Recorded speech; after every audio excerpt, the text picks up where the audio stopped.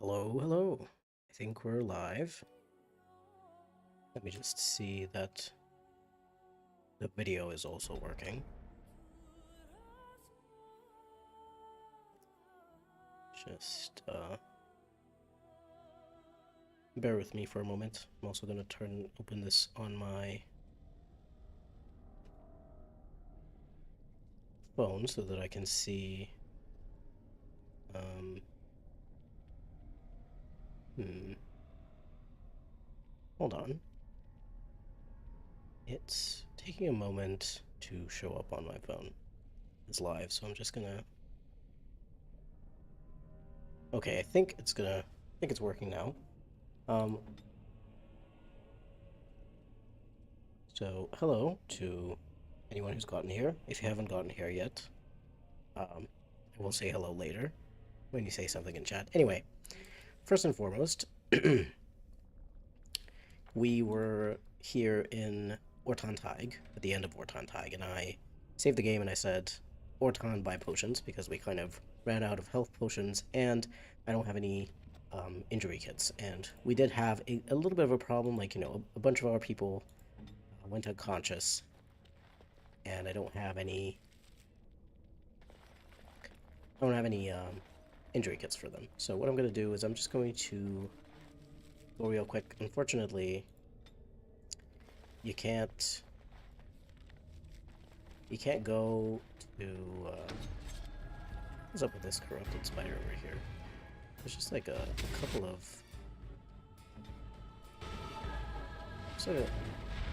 enemies here that we kind of missed, apparently. I'm just gonna try and so my character went down. Is that what happened? I'm just gonna. Sorry, I didn't mean to get into a fight right as. Hey, Ang, nice to see you here. I hope I'm streaming at a better time this time around, since it is Saturday instead of Sunday. I didn't mean to get into a fight right away, just as this started. I was just meaning to go back to.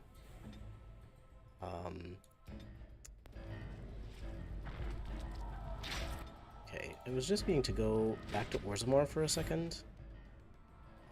Unfortunately, it seems like I came into a fight and I died immediately because instead of attacking the emissary, just as I was asking my characters to do, they all ended up attacking different characters, different enemies. We're not going to go that way. I've learned my lesson. There is a nasty Darkspawn emissary over there. This is 100% a better time. You're able to watch the entire stream. That's very nice. That's what I was thinking as well. I realized, when you said, oh, I have school in like 5 hours on Sunday night, obviously that would probably be the case for other people as well, either school or work or something else that they have to do earlier in the day on Monday. So I was like, okay, let's move the stream to Saturdays. Whenever I can stream on Saturdays, I'll do that. So that's just a better idea. Anyway, let's just avoid those enemies. I'm gonna just go back. Yeah, this is a bit of. I'm assuming this is kind of what people find annoying about the deep roads, because if you aren't well supplied when you go into the deep roads, you're going to have to do this. You're going to have to go manually, and just backtrack all the way through to be able to reach one of those points where you can fast travel back to Orzammar. That is indeed not very fun. I will admit I don't really know why they disabled fast travel backwards to Orzammar, because like if you've cleared out the way, at least some part of the way, you should be able to go back, Ang says I won't be as interactive as I usually am because I am currently playing with friends, and I'm going to keep the stream open to take glances. That's very nice. That's absolutely fine. No problem. Honestly, I'm a little bit tired myself, so I'm probably not going to be as super interactive as I usually am as well. I'll try my best, but, you know, I ended up spending a lot of yesterday just working on the video for Sunday. So today I experienced a crash of energy and I was like, oh, probably because I spent like, I don't know, maybe 10 hours yesterday, maybe more, working on the video. 'Cause, you know, it takes time to record the footage and everything. Is this the right way? Nope. So this is just my adventure going back to Orzammar. It's nothing interesting anyway. Oh, but I'm curious, Ang, what are you playing with your friends? What game are you playing? Is it fun?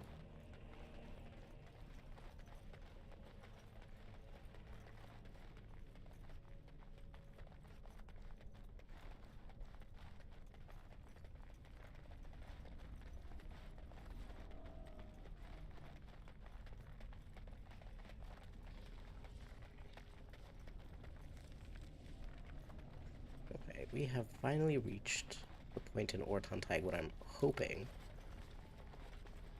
I will be able to get back to Orzammar. Yes, thankfully.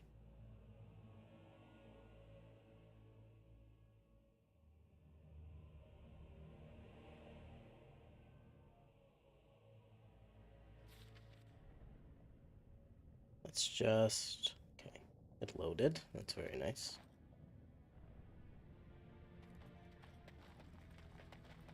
Loaded, let's... The problem in Orzammar is that I didn't save that guy who has that store where he has like potions and things. And I don't actually think that there's a lot of people in Orzammar who have stuff. So I think we're just gonna go to Denrim for a moment. We're gonna sell some stuff to Gorm because we have a better profit that way.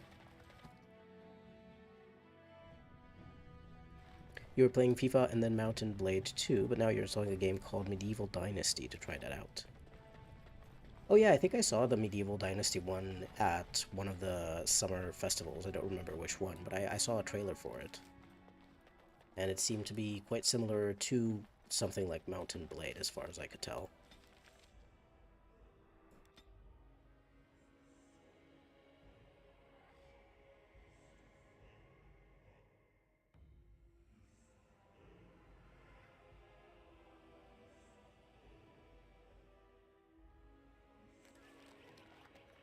Already.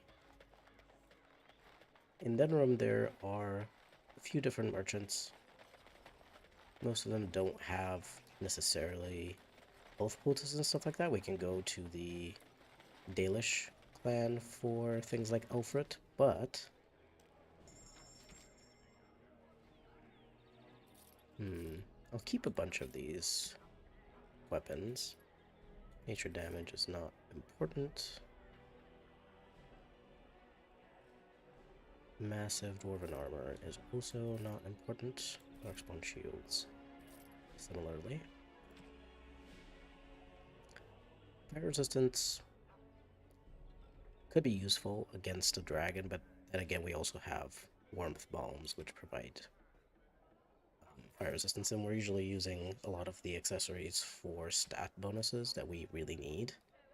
So maybe not that. Ice salves are not interesting. Alright, let me check. Yeah, Qwinn doesn't have anything particularly useful. But there is one person in Denrim who has a couple of things we can buy, which is the bartender here in the tavern. Hi, Marinary and Derek. Oh yeah, well, everything has been going kind of well. As I was walking through Ortan Thaig the first time, I ended up finding a fight against a Darkspawn emissary, and I got my ass kicked, and then I had to reload. But then I just skipped that fight because that wasn't necessary. to get out of Orzammar so we can buy a couple of health poultices and stuff like that. I can make lesser health poultices, though, yeah, because I already have elf fruit. I'm just going to buy some flasks here. Let's buy 50, that should be enough. But I will buy the slightly more expensive health poultices. And I will also buy... I think this is the first time in my life that I buy injury kits. I've never had to buy injury kits before. This is a first for me. Usually I sell those because I'm like, very rarely will my party members drop unconscious in combat. So injury kits are kind of useless, and in a lot of playthroughs, even challenge playthroughs, I usually have one of the mages, like my mage, be a spirit healer, and I have cleansing aura, and I can just get rid of any injuries with cleansing aura after a fight.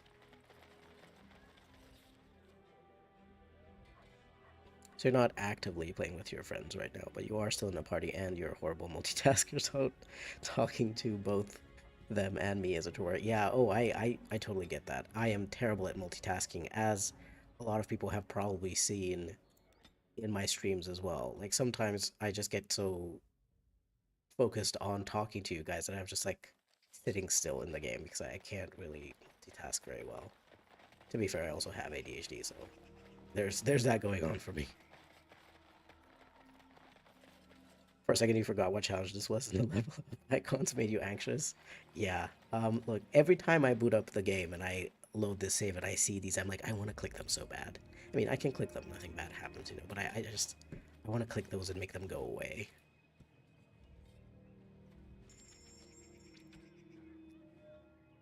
Let's see what he's got going on. Potent health poultices, I think, are way too much healing.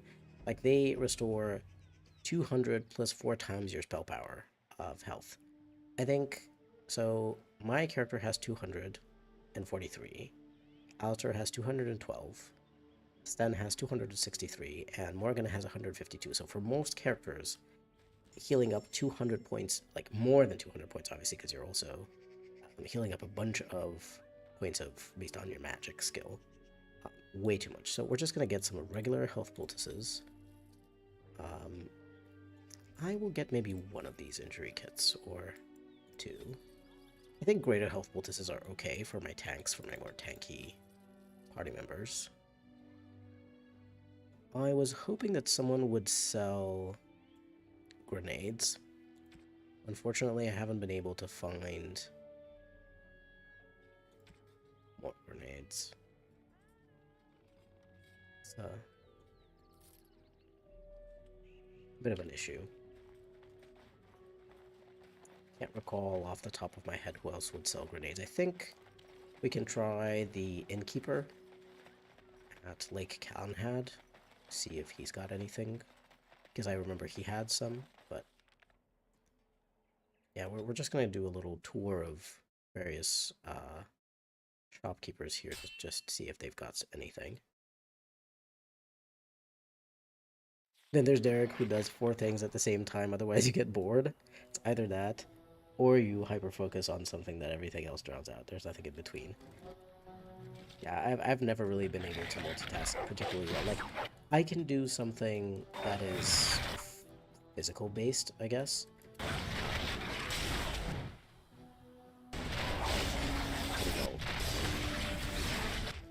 I can draw something, and I can also to someone at the same time. That's not a problem, because I don't need to focus on something super complicated.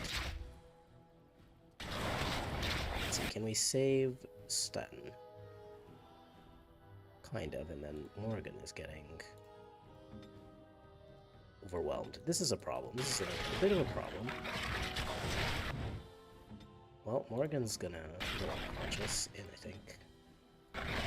Wow. Everyone is going unconscious here. I do think I probably need to go in everyone's tactics.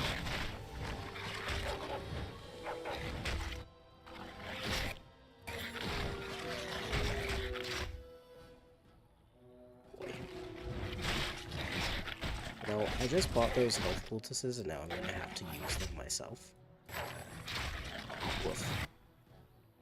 Hello there, Sergio. Nice to see you. I'm having a little bit of a time here. This is the point at which the run gets really difficult, because obviously we've managed to kind of level lock areas beforehand for the main quests. But the problem that I have here with... well, I missed entirely.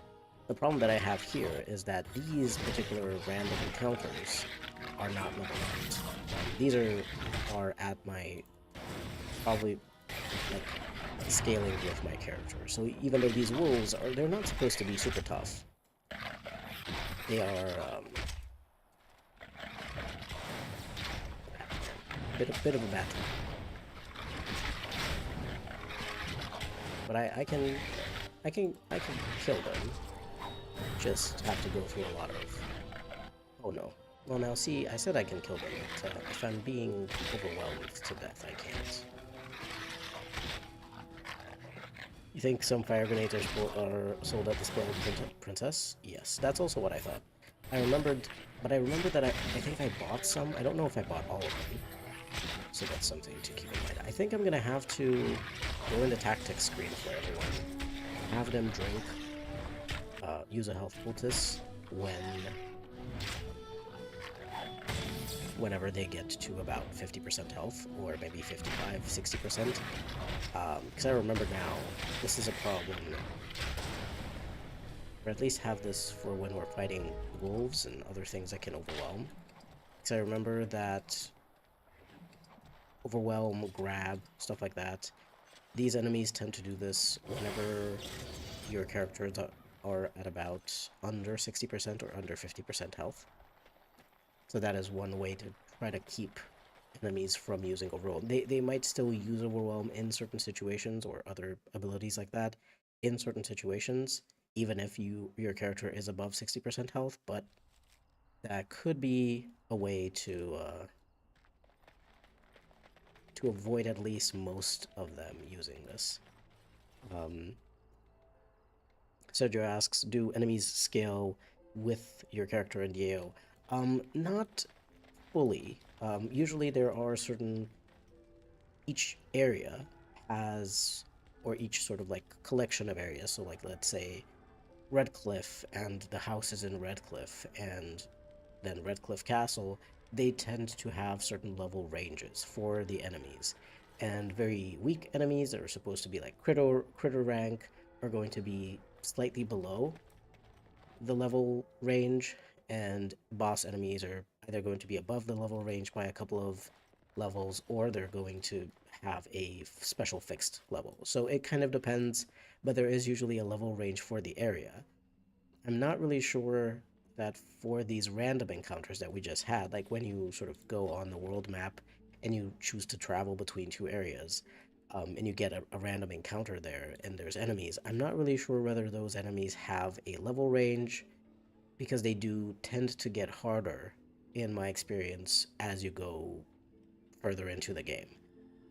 Even if you have luck and you, let's say you don't get one of those early random encounters and you get it later on, it's still going to be challenging later on. So I'm imagining that those particular encounters, they do scale with the player level.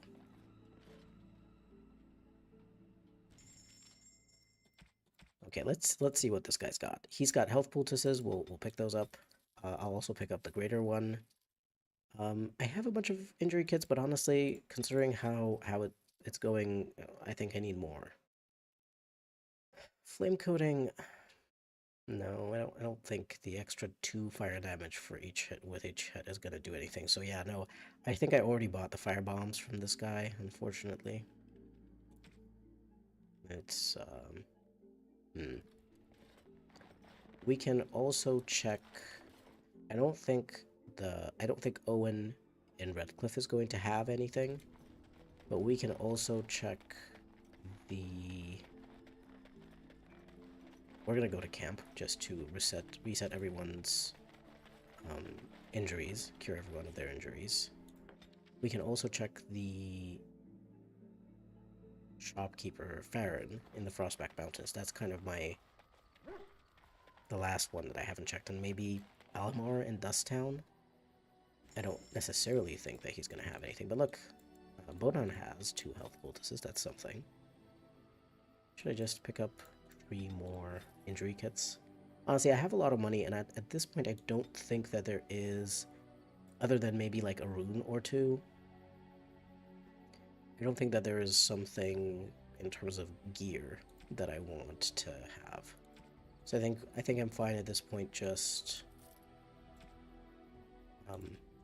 buying, you know, health poultices and stuff like that.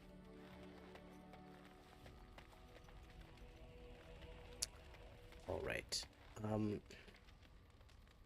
I do want to check these things a little bit. See, this has damage versus Darkspawn, so this might actually be quite good. The only problem is that Alistair, who is the only character who's using one-handed weapons, he doesn't have 25 strength, so he can't equip this. This also this just has +2 damage. It weakens Darkspawn nearby. I'm just wondering, should I put this up in as his first weapon and put the edge as a second weapon? Because at the same time, you know, these daggers are going to have a lot more armor penetration. They're going to be able to do a lot more damage to enemies. No, I don't think it's worth using Esturian's Might. You think Zerlinda has some? I don't, Farron, yeah, I think Farron. Hello, AudiHDR, yes. Oh, Sergio liked my Flemth video. Thank you. I'm glad you liked it. There were some people who didn't seem to like it very much. I mean, I don't know if they didn't like it or they were just... they seemed a bit upset. The fact that Mythal was Andraste and stuff like that, I don't know. I tried talking to some of those commenters and be like, hey, you know, that's kind of what has been revealed in literally in Veilguard, even though, like, as much as I don't like Veilguard, there are some interesting lore things that I am 100% certain were meant to be like that from the previous games, because they are consistent with the previous games. There are a few bits and pieces where the writers had time to add those things in very clearly after their shift back to single player, and they make 100% sense. Those are the only parts of the game that make sense, really. So, you know, I find it a bit strange that some people refused to believe something that has been shown as, you know, as a thing in the game, but I guess... I mean, and it's not so much that they were refusing to accept it or something like that, but it was more so that they were kind of being nasty with their comments, and I'm like, you can believe whatever you want about the game, but you clicked on my video about what I think about Flemth, and then, you know, it was really weird.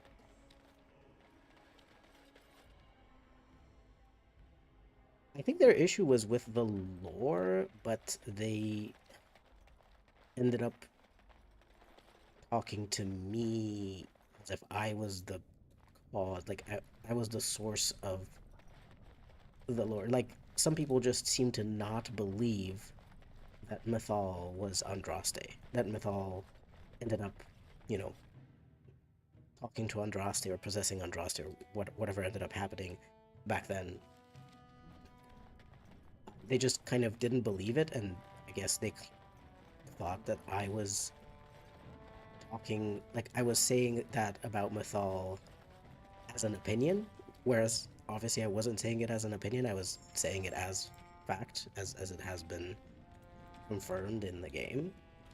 But I guess they kind of just assumed that that was my opinion, and they were attacking me for my opinion of Mythal being Andraste, which I thought was very funny. I'm like, this is a very old series, and I also find it very fascinating that, I don't know, some people got upset about that when literally the theory that Flemth was, like, even before we knew stuff about Mythal, we still kind of felt that Flemth was this person who had lived through the ages and people were still theorizing that Flemeth was Andraste, that Flemeth had been Andraste beforehand.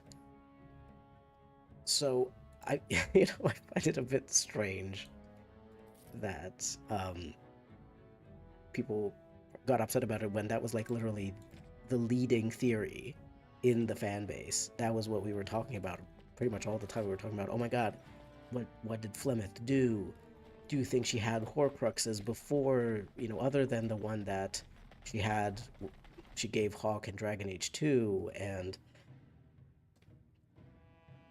did she, was she Andraste and she died and then she had a Horcrux and she came back to life, stuff like that. So that was kind of what was going on in the fandom. Like, I'm guessing these people were not there present for these kinds of conversations in the fandom back when those were happening, because otherwise I can't imagine why someone would get upset about it. But anyway, even if they didn't agree with that theory, it's just like, well, at this point it's been confirmed, so why get upset?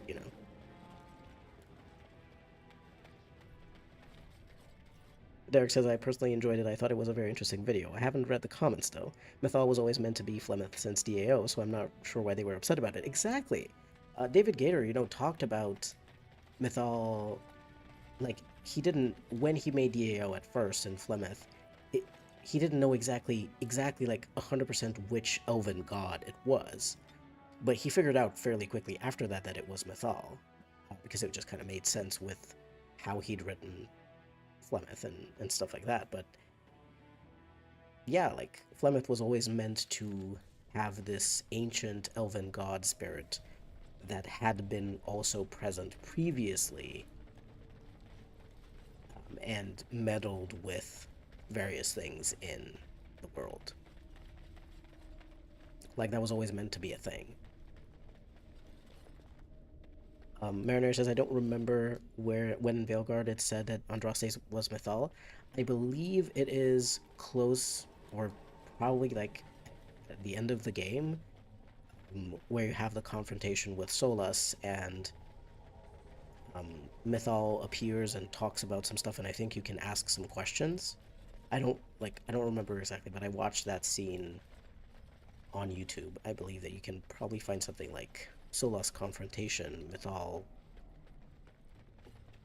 right? Write something like that, and there is a confirmation, or at least that's what me and a lot of people understood it as, confirmation that Mythal was Andraste as well, because it talked about a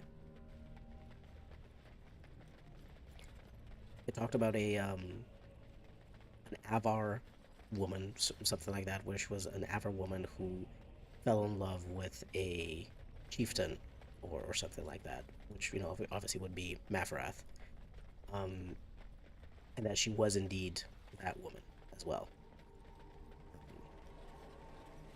Like, I don't remember exactly the words. I'm sorry. It sounds a bit weird when I say it like that, but there was something about an Avar or chastened woman, or I don't recall exactly what Andraste was, but she was a barbarian woman who fell in love with a chieftain, Mafarath, who ended up betraying her, which I think is very fun as a recurring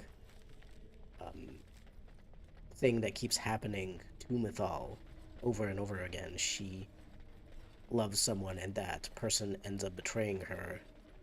And then, same thing happened to Andraste. She loved Mafarath, and then he ended up betraying her. And Flemeth possibly loved her husband, whoever, it wasn't. She ended up getting betrayed by having her lover, Osen, being killed, and stuff like that. So, it's a fun thing that keeps happening.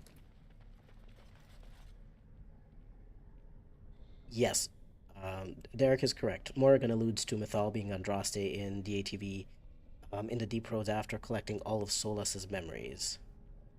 Yes, so yeah, that's what you have to do. It's related to getting all of Solas's memories to doing that particular side quest. Um, or yeah, Mythal being in contact with Andraste or one of her hosts or something along those lines. Yeah, a lot of the game you don't recall. Yeah, I mean, I understand. I understand why. But yeah, that part I think was pretty good.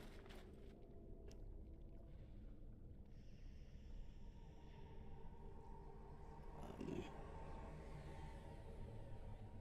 yeah, Sergio said, I don't love the way they handled the lore, but you did like the video. Yeah, I think the same way. Like I do wish obviously that David Gator had been there, that BioWare hadn't been forced to work on a live service game for so long, and then they ended up pivoting back, but they were only given a year and a half to finish the entire game, and of course then it kept getting delayed by just a few months.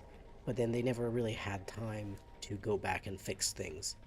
They couldn't rewrite things because there was also a voice actor strike going on, so they were kind of stuck with what they had, and they tried their best to, fix stuff. Um, okay, Ortan Ocean Spot. Let me just say that. Okay, that's the best I've got. I couldn't write anything more. But yeah, like I don't think it was the fault of any of the writers for what happened. They were forced to write things in a certain way, and I was actually correct. I was very well, happy is the wrong word, but I felt vindicated when Jason Schreier posted an article about what went wrong with Veilguard, and he talked about how Matthew Goldman was the one who imposed that particular campy tone, campy, pulpy tone to Veilguard when it was supposed to be a live service because he was the creative director at the time. And I said that based on just having seen a video of Bioware behind the scenes, then, you know, about a dragon. There was a Dragon Age video they posted to try to tease people about what they were kind of doing with the next Dragon Age on Bioware's YouTube channel. And um, Matthew Goldman shows up on screen and talks about how Dragon Age has always been a story, a frontier story, and how it has like hard-boiled detectives and mysteries, and he said some really, really weird stuff. And then there was also someone else who was saying something about how it's about the family you find along the way, and it's not necessarily, it can be, but you can also find lots of rivals along the way. Like Dragon Age 2 has shown very clearly that you don't need to have a good relationship with your companions. You don't need to get all of them. You don't need to love all of them and stuff like that. Um, but I pointed that out actually in one of my videos about Veilguard, like what went wrong with Veilguard. Um, I actually said that it was Matthew Goldman who was the cause of that. And I was right. And I feel vindicated. I obviously feel very bad that it ended up happening, but I feel vindicated that I was correct. That he was the reason why the game is the way that I mean, he wasn't the direct reason why. Obviously, EA is the direct reason why because they pushed the live service thing and they put Matthew Goldman in charge when they could have put someone else in charge, like Patrick Weeks, like Trick Weeks, or any of the other veteran writers or designers on Dragon Age.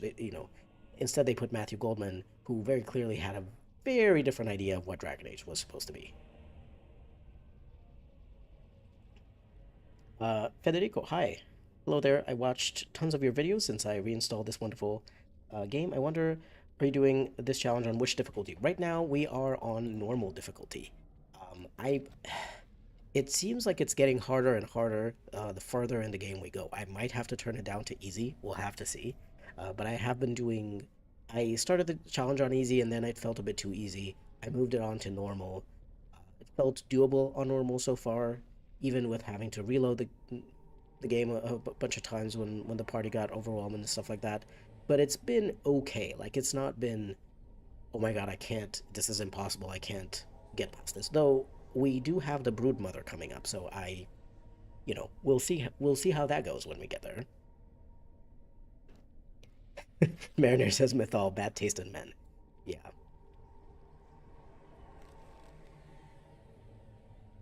Lamson said get a job, and I'm not really sure what in regards to. I might have said something earlier. No idea. what that is about. Sergio says, I used to play the MMO Tibia. My character there is named Flemeth. Nicknames there are unique. Once the character named Flemeth was deleted, I kept tracking it. I immediately paid to take the name. Wow, that's really cool, actually. Um, that is just like a one-time thing. Like, you can only have one name in the entire game, and you managed to pick up the Flemeth name. Mariner says, are some of my messages getting deleted? Huh. I don't know why they would be. Hold on. Let me take a moment to see what's going on with your messages. Let me just the game is gonna freeze for a second. What is going on with Marinary's messages? Can I check somewhere? Hold on. Marinary says I was not gonna bring up the Schreier article to the end of the stream. Um, hmm. Hold on. Let me just go on my YouTube studio to see if there's something weird going on with the chat. Let's see, because in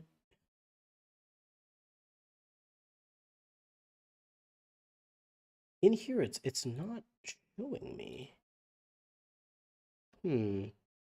Hold on. That's something weird. Let's figure it out.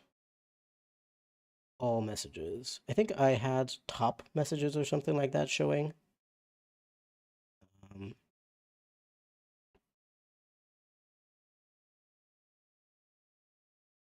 oh yeah, no, YouTube is a bit weird.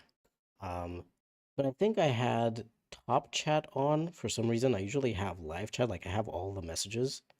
Um, for some reason it wasn't showing me maybe all of the messages. I'm not sure, like, I'm sorry if I missed something. I missed some message. I'm not seeing it though, which is kind of weird.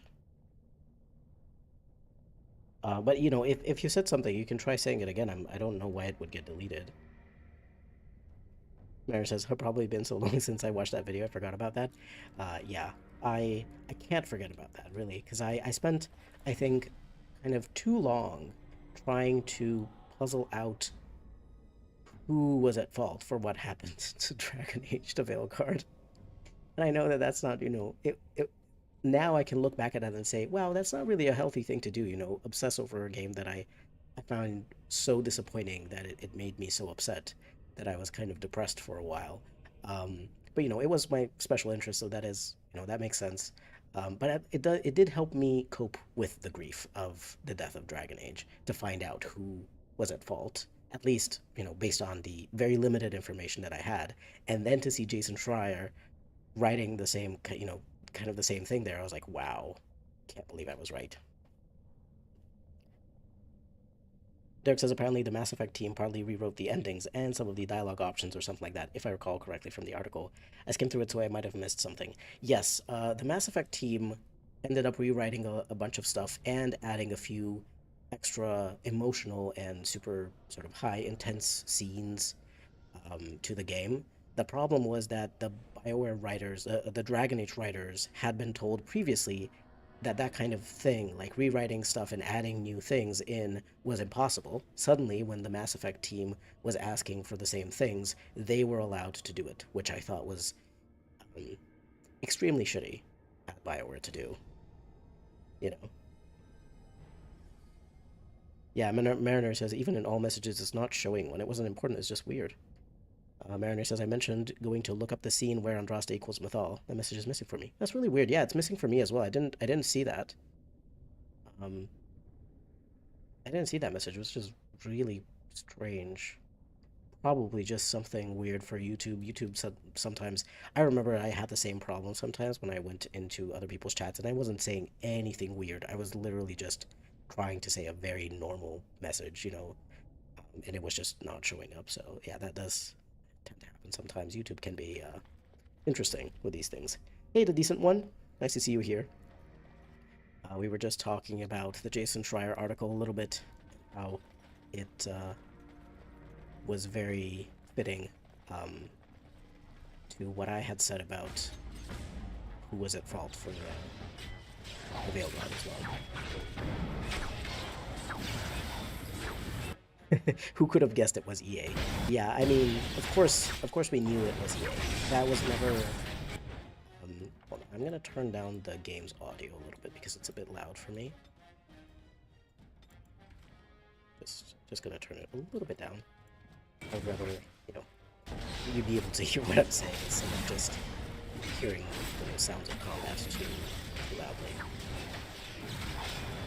Obviously, we knew it was EA, but I was also kind of like, EA has pushed BioWare previously to make all sorts of strange decisions, but their games have been quite good, you know, good quality and fairly consistent, even if they were forced to do certain things, even if they were forced to make Dragon Age 2 more action-oriented, even if they were forced to change to the Frostbite engine for... oh no, get my party back here. Even if they were forced to change to the Frostbite engine for Dragon Age Inquisition, even if they were forced to add in mounts, just because that was the hot thing back then with Skyrim and a bunch of other open-world RPGs that they were forced to make Dragon Age Inquisition open world, those were still very good quality games. BioWare ended up being able to make it work while still having their specific style of game,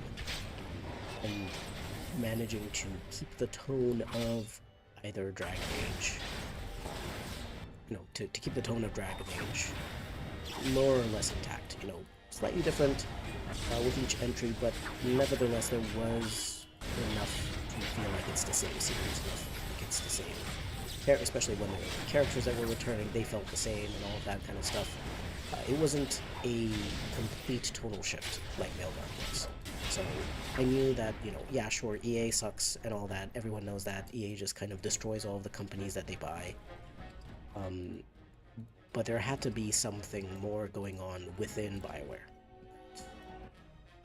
Caused such a, you know, terrible shift to happen between the games. I paid almost 70 euros for it, so I don't blame you. I mean, yeah, I was lucky at that point at which the game came out. I already kind of knew it sucked, so I still gave it a chance, but I only gave it a chance by buying the subscription, the EA Play Pro subscription for a month, because that I think is like 15 euros or something like that. You know, I'll pay 15 euros to play it on stream and, you know, show everyone, yes, indeed, it is that terrible. You know, at least to get people to see, yeah, don't waste your money. I wasted 15 euros or 20 euros, however much it was, just to be like, yeah, it's definitely not worth the money.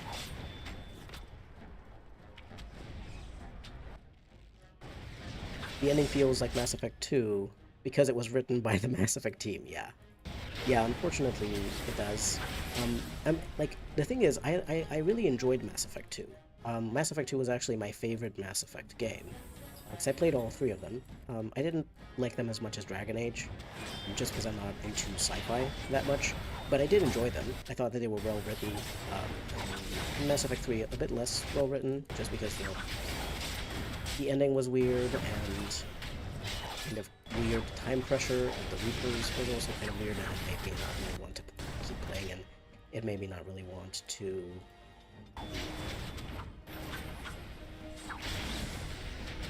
do side content, because I just felt kind of pushed forward by the game. But I enjoyed the writing, you know, of Mass Effect. Like, it's a good game series. Andromeda, no. That's a bad game. Unfortunately. I really wanted to like Andromeda, because I was like, you know, they made Dragon Age Inquisition and Frostbite, they have a good baseline system. At that time, I wasn't aware of the fact that they're not really sharing code and things like that between the Mass Effect and Dragon Age teams. I always thought, oh, they must be great friends, and they work together, and they get stuff ready, and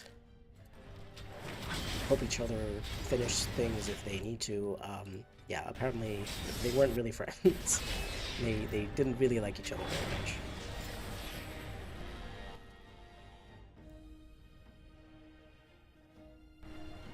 So Derek says that You saw Marinary's message, but it glitched out and disappeared.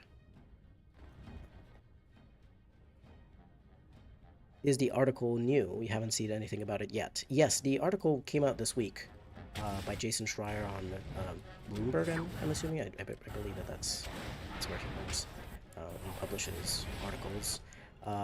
It's basically saying a lot of the same things that a lot of people have been saying already. Like, we know a lot of the information already, basically, from a bunch of sources. He just kind of put it all together and had a few extra bits of information, like, for example, Matthew Goldman being the one who enforced that kind of tone in Veilguard. Where is Sten? Okay, we got Sten back up. Alright. But, you know, like, most of the information, if you have been following people like Mark Dara, for example, he has a YouTube channel. He was an important person, usually executive producer on Dragon Age for a long time for the Dragon Age trilogy, and then he was still working on the early iteration of Dragon Age 4, Joplin, and then on Morrison, which was the live service one, and then ended up leaving at some point because it was just too bad.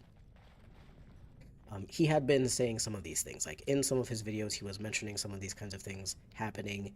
He also made quite recently a video about the year of 2017 for BioWare and how that changed a lot of things for BioWare, especially for the Dragon Age team. So, you know, a lot of that information was kind of already there, and you could just, if you knew where to look, you could piece it together. But I am very glad that Jason Schreier did put together this information and shared it with people, because I think it's important to know, right? It's important to know that the writers had every intention of making a good game, a good Dragon Age game, but ended up just... Okay, wait, we need to go for the archers first, because archers are very dangerous, and I just need to run away from this. I need to heal myself.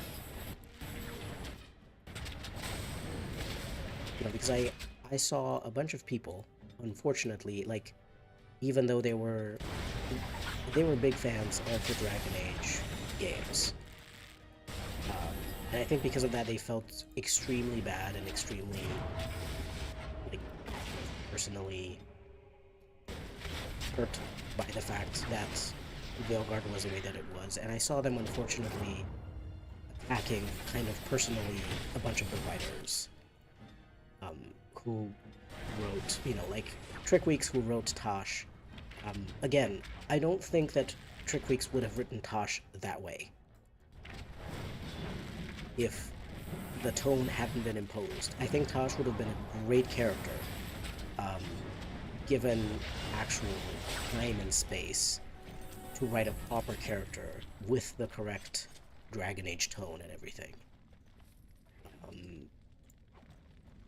You know, I don't think that any, like, I genuinely think that all of the characters in the game would have made sense if they hadn't been, and would have been fine for people. You know, obviously some people would like them, some people would dislike them. That's just how it goes for all Dragon Age companions. That's just the way that they are. They're supposed to be quite polarizing, but I don't think that Tosh was really meant to be that way and act like a child and stuff like that, you know.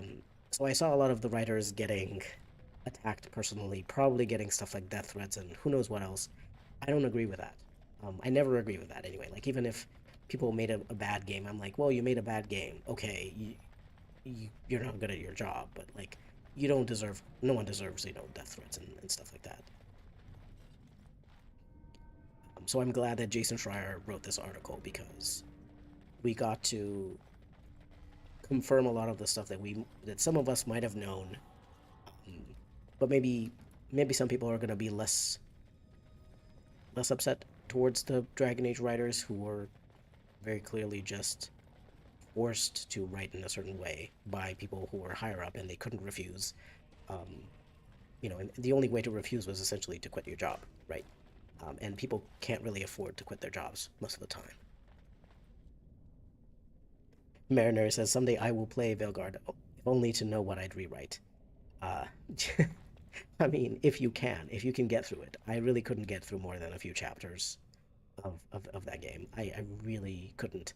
Not just because of the writing was just like making me cringe all the time, but the combat was very boring, in my opinion. Like, it just was not very interesting.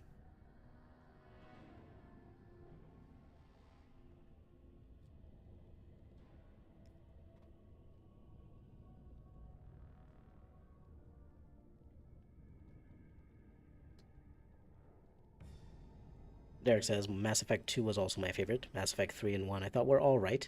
Sci-fi isn't my thing though, unless it's sci-fi fantasy, kind of like Dune, where it doesn't feel too sci-fi. I agree exactly with that, Derek. I think sci-fi is interesting, but if it's like a lot of guns and lasers and spaceships, it's not as interesting to me. If you have kind of interesting, mysterious elements that are kind of supernatural in there. There's a bit of magic, there's a bit of something else. I think it's far more interesting. Like, for example, the Locked Tomb book series is very interesting because there's necromancers, there are spaceship and stuff like that, but there's a lot of necromancy, there's like sword fighting, there's a lot of interesting things going on in that series. So while it's technically there's sci-fi in there, it's kind of sci-fi fantasy, exactly. The decent one was Andromeda was like proto Veilguard. Honestly, Andromeda was miles better than Veilguard. Like, I actually managed to play, I think, 20, 30 hours of Andromeda. I think I only played like 17 hours of Veilguard, and that was me forcing myself to go as far as possible into Veilguard on stream. Um, it was just not happening. Like, Andromeda was honestly a lot better, and I think that Andromeda was a lot better because you could tell that the writers were trying to make stuff work. It just wasn't really working. Whoever was in charge of that project just had the most bland idea for character and for just like the story of, like, oh, we're just like finding places to put colonies of people and stuff like that. It's just not very interesting. Like, in a Mass Effect trilogy, you had literally you were saving the world from these like planet destroying aliens. Like, that was their whole thing, that they just destroyed everything. Kind of really hard to go from that to suddenly shift to, oh yeah, we're just like trying to find colony, like spaces on planets for colonies, and helping people uh get get settled on these planets. Like, it doesn't work so well. Mariner says, I'm annoyed by people apologizing to Bush, Weeks, etc. only now, even though to anyone with half a brain and functioning eyes, much of what came out in the article we could already put together. Exactly. That's exactly what I'm talking about, too. I'm just like, it was very clear that these people were trying their best, but that something was keeping them from being able to do anything more. If the tone hadn't been that way, and if they knew they had multiple years to edit and rewrite, yeah, they would have absolutely changed. Like, imagine, like, they shifted towards single player in 2020, late 2021, I think, when Casey Hudson left and Gary McKay was the lead of BioWare again, and the lead of BioWare and stuff like that. And he managed to get EA to stop with the whole live service thing, because clearly it just was not something that BioWare was good at. It was not something that they knew how to do. That was very late, and EA had kind of run out of patience with them. I think EA also was used to the fact that BioWare had managed to produce some really good games in a very short amount of time previously, right? Dragon Age 2 was made in 14 to 18 months, something like that. Dragon Age Inquisition was also kind of made in like 2 years, 2 years and a half, maybe. So, them giving the Bioware team, the Dragon Age team, a year and a half, based on the fact that they thought, well, they can probably reuse a bunch of assets that they have. They can probably reuse a bunch of stuff, and they just need to, like, rewrite a few things here and there, change some stuff to be single player, and they'll be fine. Obviously, EA people not really understanding how much work would go into that kind of thing, and just how much would need to be changed. for the game to actually feel like Dragon Age again. In their mind, probably that year and a half was plenty of time for the Dragon Age team to be able to work their magic. Obviously, it wasn't. Obviously, what they had, the assets that they had, the content that they had was like mostly just trash, and they would have needed to like scrap 90% of it. Like maybe, keep the environments. The environments looked perfectly fine. You could keep the environments, although some of the level design was also like baby's first RPG, with the puzzles that were just like mind-numbing, mind-numbingly stupid puzzles. But like, a lot of the environment assets, they looked very beautiful. They were perfectly fine. They could have used those. Everything else, pretty much, yeah, they would have had to scrap. You know, maybe they could have remade the combat system into something a bit better, but it wasn't great. It really wasn't great. Um, but yeah, I think EA assumed that. I think EA assumed that the Dragon Age team would be able to somehow pull it off, even with not being really given a lot of resources and not being given nearly enough time to pull it off. Just because the Dragon Age team had previously, I think, set extremely unrealistic expectations for this kind of thing because of their early successes with games that did not really take a long time to make, even though they were working really hard and they were crunching and they were getting burnt out. But obviously, EA doesn't give a shit about that. EA was just like, oh yeah, you managed to make the game? Well, yeah, just do that again. This time, even less time. The Decent One says, I thought Tosh would have been more interesting if they were a Sarabas who acted as a warrior, and that's why their mother fled the Qwinn with them. Yeah, that would have been very interesting, wouldn't have been? I think Tosh had a lot of potential as someone who was struggling with the ideas of the Qwinn, um, in general. Um, but I also kind of thought it was a bit strange to me. Um, I think it was a bit strange to me that Tosh was the one chosen to be non-binary, just because of the fact that, just based on what we knew previously of the Qunari didn't really see gender in the same way that other people see gender. They saw people as having roles, and if you were a warrior, you were seen as a man, right? That was kind of what we were taught. It's not that you were seen as a man, it was that you were seen as a warrior who was more masculine, right? Um, but I thought that it was a bit weird that Ash would be the non-binary one in this particular situation, just because I think it would have been really interesting to see Tasha being like, actually, I really feel like a woman, even though I'm a warrior. That would have been, I think, a far more interesting thing of like someone who actually struggles with the Qwinn, who have been following it for a long time, and yeah, maybe even is a mage, but is trying to be more like a warrior, and is also kind of struggling against that kind of title. There were a lot of, and like I think even the non-binary thing could have absolutely worked, and it was just, I don't know, something was just off about it. Just the way that Tosh acted, like a child and stuff like that, it just didn't really work. There was just something wrong going on there. I can't tell you, obviously I can't.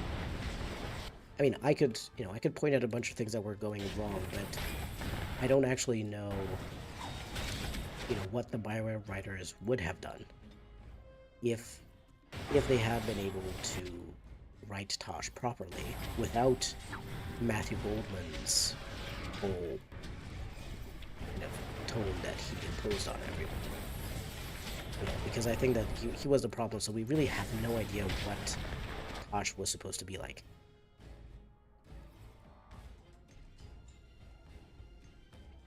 So Derek says that from what I recall from the art book, Tosh was meant to be a Qunari agent instead of Vashoth. Oh, that's interesting. I also, personally, I think Like, you know, I may be wrong about this. Oh my god, what did Morrigan, why did you do that? Sorry, we died because Morrigan, instead of focusing on the Bronto that I asked her to cast Flame Blast on, she was casting Flame Blast on no one. Um, that was a dumb thing to do. I don't really know why she was doing that though, because I targeted the Bronto. It's all right. We'll do it again.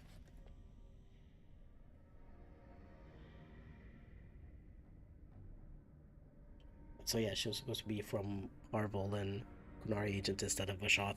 I also, what I was gonna say is, I think I might have mentioned this in one of my videos. I'm not sure if I did or if I just meant to write about this, but I think based on the way that Tosh speaks and acts, and some of the comments that Tosh's mother makes as well about Tosh being interested mostly in women previously, and Tosh's mother is like very surprised if a guy rook um, is romantically involved with Tosh.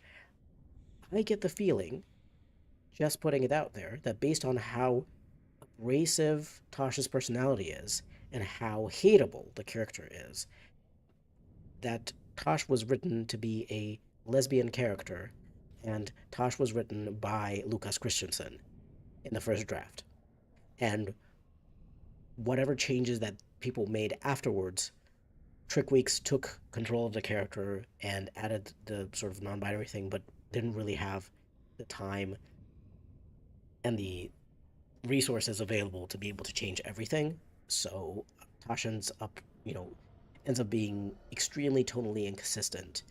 And there's also this kind of weird thing about like, I think she was supposed to be a butch lesbian essentially, and I think a lot of people would have actually really loved that because a lot of the sort of like lesbian and bi women who play Bioware games, I think, had really been looking forward to a butch lesbian character or, like a more butch woman character interested in women.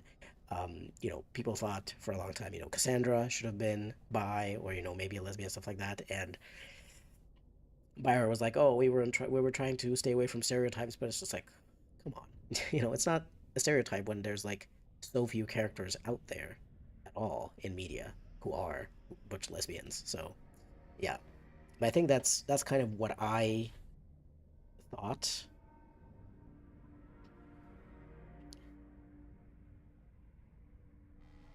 That's what I thought. Sort of Tosh was maybe supposed to be.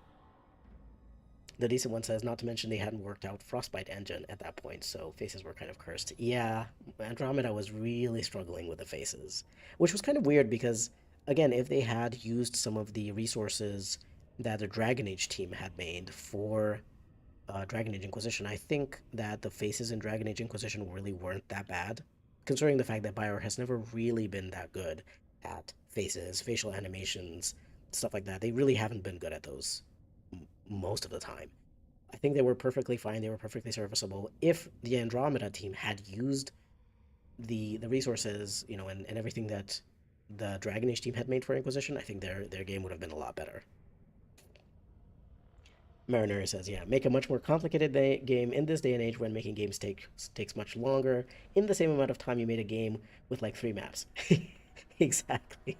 That is exactly it. It's just like, yeah, here you made a game previously in a year and a half, right? You can do it again. There you go. Also, you don't really get much extra money and resources. We're not gonna let you make a lot of new cutscenes and rewrite a lot of dialogue to be re-recorded and stuff. Have fun. Also, we pushed out a lot of your talent already. Have fun. Yeah, exactly. Oh boy. Derek says, for me, I managed 2 playthroughs of Veilguard. The writing wasn't good, but the previous game I played before Veilguard was Forspoken, which was even worse. So I think it motivated me to finish it. Oh my god, yeah, I saw some footage of Forspoken online, and it was, oh my goodness, oh my goodness. Yeah, yeah. Mariner says Tosh needed edits and polish, like basically all the companions. Yeah, basically all the companions needed that. I was also really confused, like, as much as Emmerich is one of the best written companions in this current iteration of Veilguard, I was extremely confused. Like, why does he become a lich? liches don't exist in Dragon Age, as far as we're aware. That's just like a D&D thing.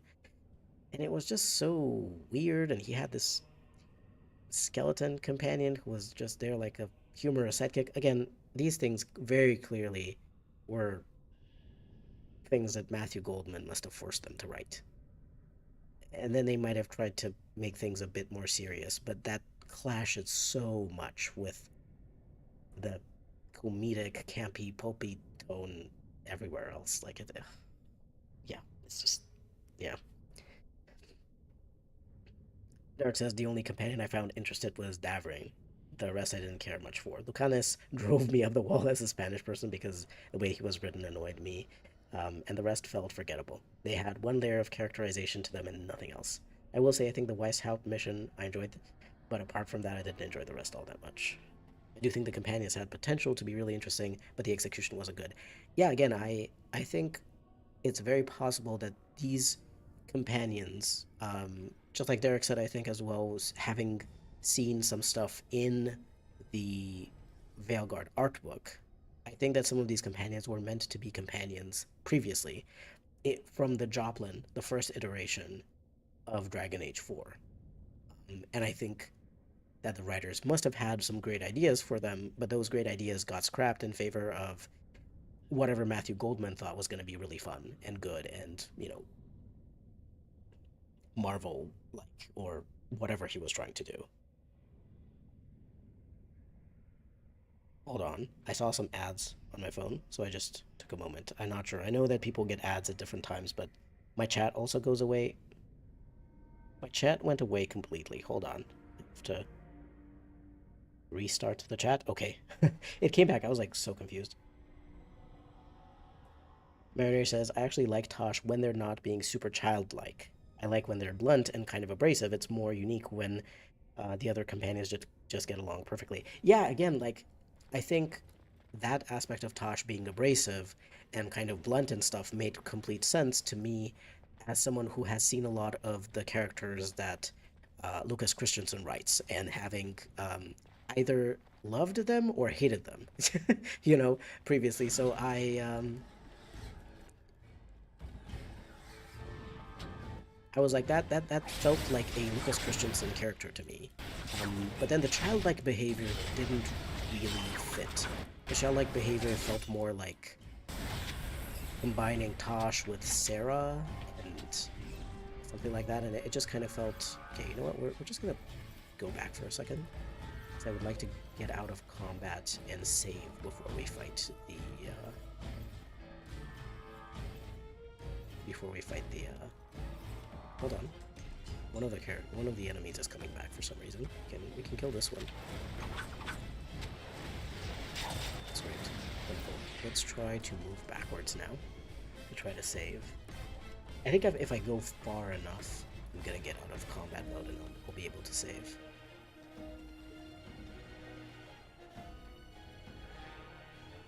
Yeah, I can still hear the combat music a little bit. Let's try to keep going.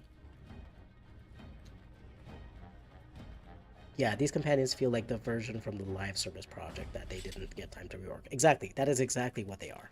Again, I think that they had ideas for the companions. They were forced to write them in this way for the live service version, and then because of the fact that they were only given a year and a half in total to complete the game and release it, and they weren't really given resources to actually rework stuff and remake things, they never got the chance to do any of that, you know? Derek says there was a potential idea for a companion of a female Tevinter warrior who had won her freedom from slavery or something like that, as well as a Somniari Crow and a Sarabas companion in the art book. Yeah, I remember that they talked about how they had a lot of ideas. I remember there was a super, super early blog post from BioWare that we got that had a few pieces of um, concept art that we saw, and one of the pieces of concept art had a bunch of different characters um, in there, and some of them did kind of seem like some of these characters instead of the companions that we ended up getting.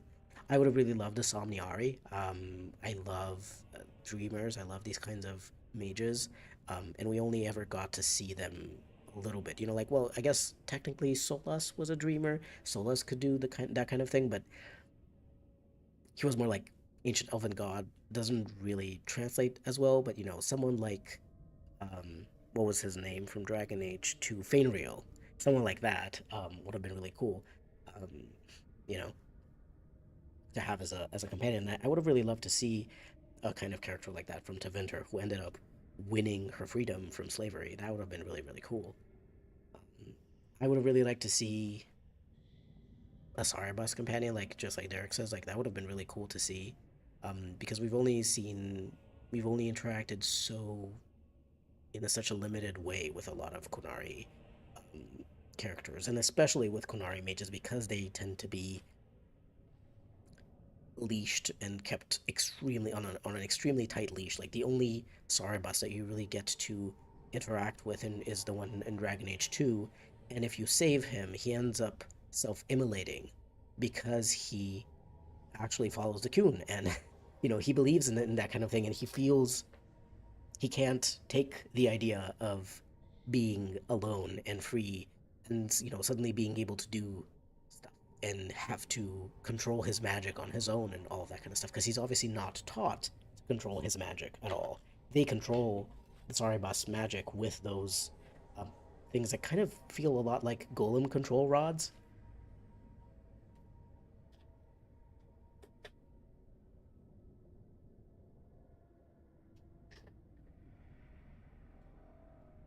Excuse me for a second. I'm still kind of struggling with congestion. I think at this point my cold went away, but it is my seasonal allergies because the air is just full of pollen right now. The Decent One says there was a Matt Rhodes artwork of rejected multiplayer characters for Inquisition, and one was an awakened Herlock in Orlesian armor. That's so cool. Like, I love these ideas. I think these ideas are like so good. Then we have, you know, whatever Matthew Goldman was like, oh yeah, this is good. Can we move back, please? We need to move back. We need to let these melee characters come up to us and just attack these guys. There we go. This is a much better spot. This is way better. We can just kill a lot of these extra enemies, and then we can deal with the emissary opponents. Alistair, do not. I don't want to see you going anywhere farther than this. You want us attacking Bronto and this other Genlock? Let's hit. You have to focus a bit on this fight because the Deep Roads is getting particularly difficult right now. Again, as I said, I might have to turn the difficulty back to easy to try and get through this, but for now it's just about being a bit more tactical. So hold on a second. Let's take a look at this. I can't see. Unfortunately, I can't move my camera very far. But I believe there is a Genlock. There's another Genlock over there, and then there's the Genlock Emissary. So we should be able to have a much better time this time around. Okay. Let me just heal my character. Now we're just going to... Okay, there were actually 2 more Genlocks over there, but I think we should be fine. We're just gonna go and attack this one. Hopefully, one of these is gonna shatter. No, it didn't. Okay. It did not shatter, but we were able to kill the emissary a lot faster this time, so see. You know, if you have, like, this is also just like advice. If you've ever struggled in like nightmare difficulty, or like if you're doing a kind of a challenge playthrough or something like that, sometimes even fights that seem impossible, you might be able to get through them if you just take the time to think a little bit. Try to isolate a smaller group of enemies if you're fighting a really large group. Try to pull them through a doorway or just like into a little corner or something away from the kind of visual, you know, sort of like line of sight of something like a mage or particularly difficult like archer or something like that.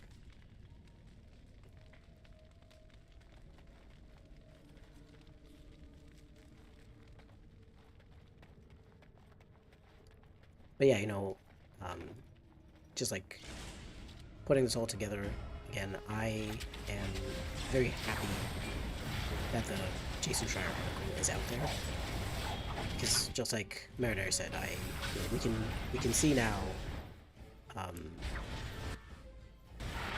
a lot of the things that we kind of already knew, if we put the pieces together, are correct. And at least some people are going to apologize now for the way that they acted and the way that they harassed some developers. Obviously, they shouldn't have harassed them to begin with, but, I am happy if people say sorry. I will say, if people can admit that they were wrong, they can admit that they did something bad that they need to apologize for, that is still a good sign.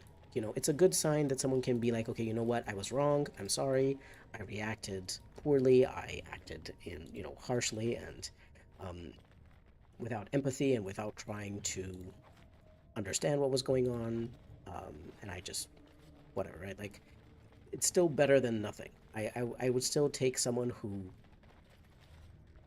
realizes that they were wrong, even if they acted really, really poorly, but at least they learn somewhat from their mistake and they apologize. That's still better than the people who are never going to apologize for that, and they're going to keep just with their own, with their harassing ways.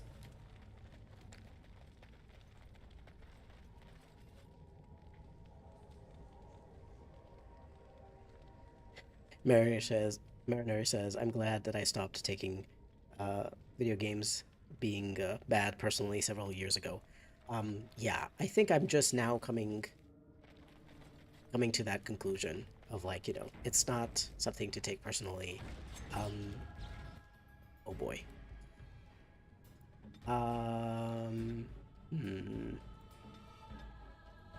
Let's try this. Let's try it real quick. Okay, my character got down. Let's go.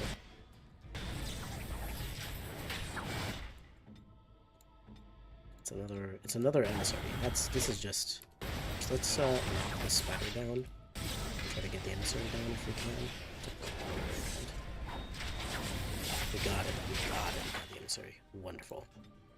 Heal stun, please. Stun can also get a poultice. I'm just coming around now to that sort of like trying not to take it personally. That video games are bad or that something else is bad. I'm just like, well, stuff happened. Shit happens. A lot of the time, a lot of creators are not ill. They don't have ill intent. It's a lot of times many people who have the kind of ill intent in the way that they just want to make money and they don't actually care about the quality of stuff.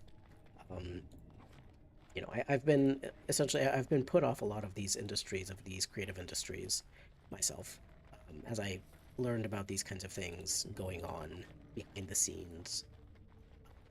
I learned about stuff going on poorly of like these like shows, TV shows, and just TV in general. My dad was kind of an actor, a musician, a creative person, and I saw a lot of the nasty stuff that was happening in TV, with people not really caring again about the actual quality of stuff. They just wanted to get it done. They wanted to talk about political stuff that was hot, and so just so that they could get more views and stuff like that. This kind of thing has always been this way. It's just that, I don't know, in the past, I think corporations weren't as much dystopian overlords as they are now. Now everyone is, trying to get stuff to please the shareholders in the company. And I think that that's kind of why it's worse. Creative people have always existed and will always exist, and they will always want to make something good. Everyone's definition of good is of course different. Everyone's has different preferences for what they enjoy and whatnot, but people, most of the people who actually create stuff, they don't want to create something bad. That's never going to be the case, really. Like, unless you are forced to make something, like propaganda, for example, and you are trying to make the propaganda bad on purpose, that, you know, that, like, as a form of protest, as a form of resistance, that, you know, that makes sense. But, like, if you're genuinely just trying to make a piece of art, a game, a show, a movie, a book, whatever it is, you're not going to want to make a bad thing. Everyone wants to make a good thing. Everyone wants to share something nice with people. Yeah. Marinari says, some people never get mature enough to accept when a thing other people made isn't what they personally wanted or expected. Yeah. I think sometimes it's a bit more than that. It's a bit more than just, you know, what you personally wanted or expected. It's also something like, this is really weird because this is not what this thing is. This is not the way that it has been so far. You know, and it's just very unexpected. And, you know, especially when you have a lot of things like established IPs that have been established for years or decades, it is a bit weird for people to suddenly see a really huge... Uh-oh. There's another emissary here. Let's just kind of pull back a bit. See if we can kill these other ones. And then get the emissary afterwards.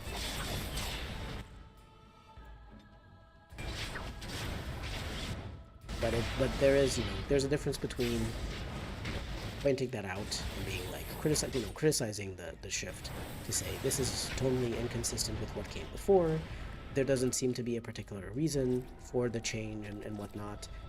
And there's a, you know, yeah, being able to analyze things and criticize them in a way that makes sense is different than personally attacking people, and taking things personally, as if you are, you know, entitled to get, you know, whatever it is that you think you wanted, you know. Like, I absolutely agree with that part of, like, you know, taking stuff personally is far different. Oh my god, this emissary is just... Okay, and we have to... Morrigan just fell, which is a really, really bad thing. Let's move backwards as far as possible. As far as possible. Come on, come on, come on. I need a potion. This is a bit of a problem. This is a big, big problem. So I don't actually remember when I saved. Go backwards, Alistair. Who told you to come here? Stick to where I fucking told you to be. Sorry. This is difficult. Okay. Okay. Now we attack the spiders. Thank you. Now... No, I think I have to get the spiders first. Because if I don't get the spiders, they're going to overwhelm my characters. So I was thinking, you know, I have to kill the emissary, but yeah, see, the spiders are just going to do this. Like, you have to get rid of them, because otherwise you're just going to die to overwhelms instead of magic. Thankfully, okay, maybe it's going to attack me. Thankfully, the emissary is not too healthy, no, not too tanky, so it's fine. We managed to do it. Some people take an established IP changing, for good or bad, as a personal attack to destroy their childhood, as opposed to a change motivated by a corporation, corporate incentives, or new creative directions, or whatever else. Yeah, exactly. Like there's a very big difference. There's a very big difference in the way that you react and speak about stuff and, you know, talk about stuff, and yeah. Derek says, what are some of your favorite DA subclasses? In Dragon Age Origins, I would say I really like the Arcane Warrior um, for the mage. I really like the Arcane Warrior just because it's an interesting subclass, right? You have things like spell swords and stuff in various things like D&D. You have like warlocks in D&D.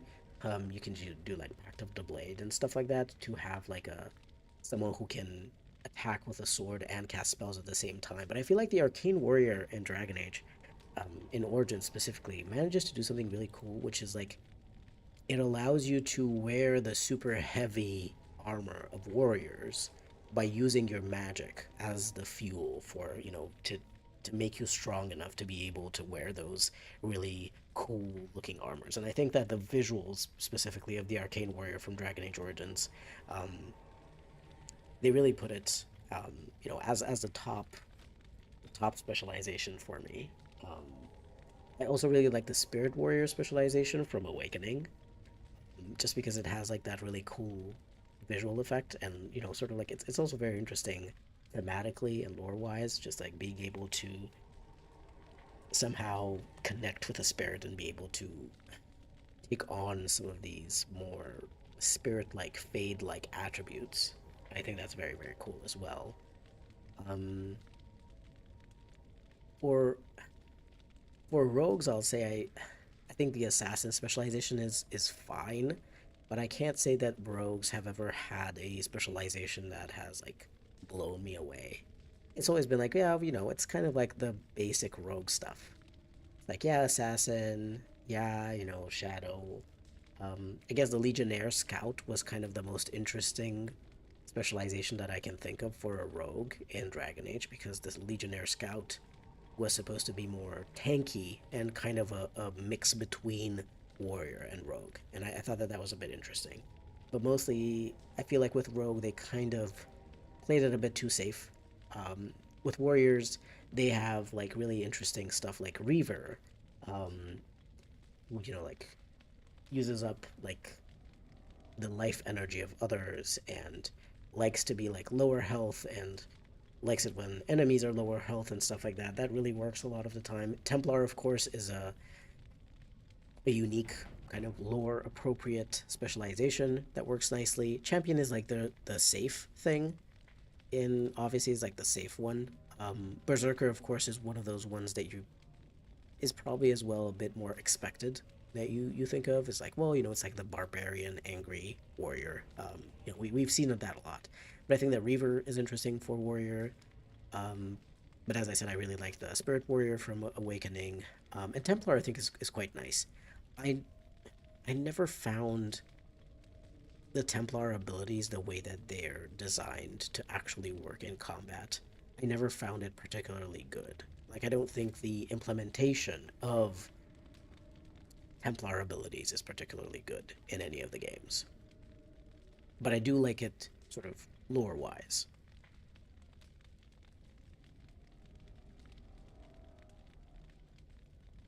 Marinary says, I'd like Arcane Warrior more if I install the mods that make it functional, i.e., let you cast spells while wielding a sword. Yeah, I think that absolutely the Arcane Warrior feels way better if you have that mod installed that lets you cast all of the spells while wielding a sword, because it kind of doesn't make sense, right? Like, they should have coded something if you have the Arcane Warrior specialization and if you have battle magic active, combat magic active, that's what it's called, that you should be able to cast spells while wielding a sword. Doesn't really make much sense, because obviously, if you're able to wield a sword, you're able to use these heavy armors and weapons and whatever, you should be able to channel your magic through these as well, because it's not like all of the staves, like all of the staves and magic staves and whatever in Dragon Age are made of wood. There are plenty of staves that are made out of metal.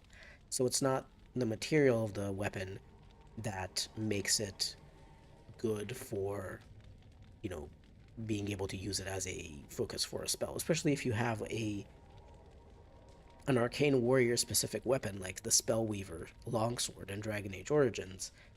That sounds like it would be able to be used as a spell focus, as something to cast spells with. So yeah, they kind of missed the mark a little bit there.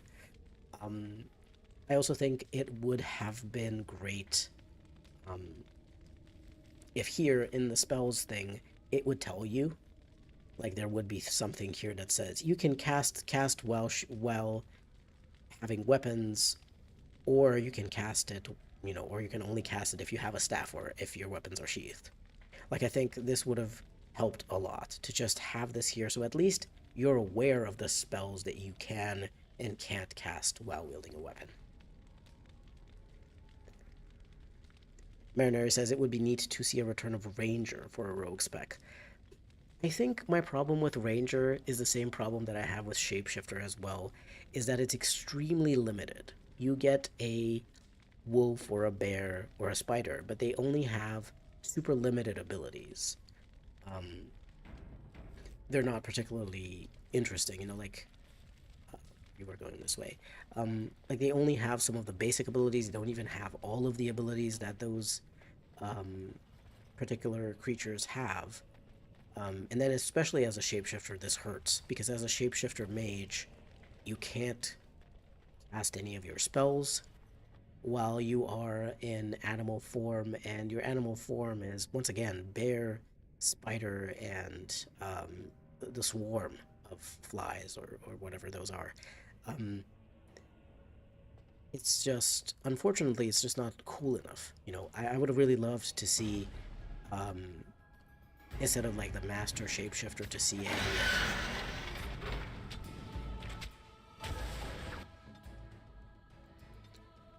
a dragon form that you could take, not necessarily like a full dragon, but like a drake form or a wyvern form or something like that. I think that would have been very cool.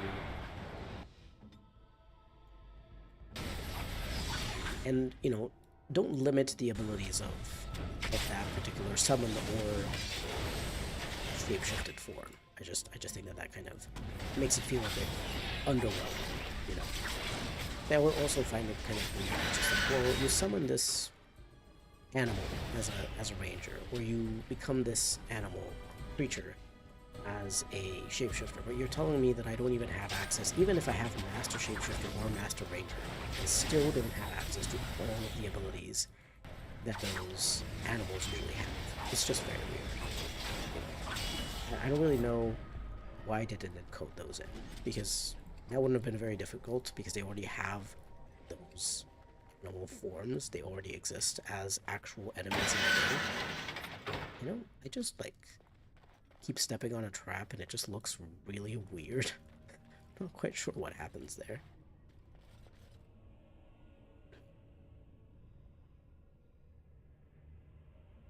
The decent one says, I wish I could say I liked Shapeshifter. Yeah, I also really wish I could say I liked Shapeshifter. Because as an idea, of course it's really cool to be able to shapeshift into different forms. But you only have you only have 3 forms. And they're not particularly interesting. Bear, spider is the more interesting one. I mean, not for me because I have arachnophobia, but it's at least it's an interesting shape. Swarm is kind of interesting, but you're not really doing anything. And bear is just so boring. If you'd be able to shapeshift um, into a dragon, if you were to be able to shapeshift maybe into a deep stalker or a Bronto, that would be a Bronto would be far more interesting than a bear. Even though it's mainly kind of the same thing. It's like a tanky animal, but it's more interesting visually and sort of flavor wise. Derek says I installed Dain's fixes. I think it fixes some of the issues in Arcane Warrior and a mod that lets me use spells with swords drawn. Because sheathing and unsheathing weapons spells annoyed me. Oh yeah, that annoys everyone.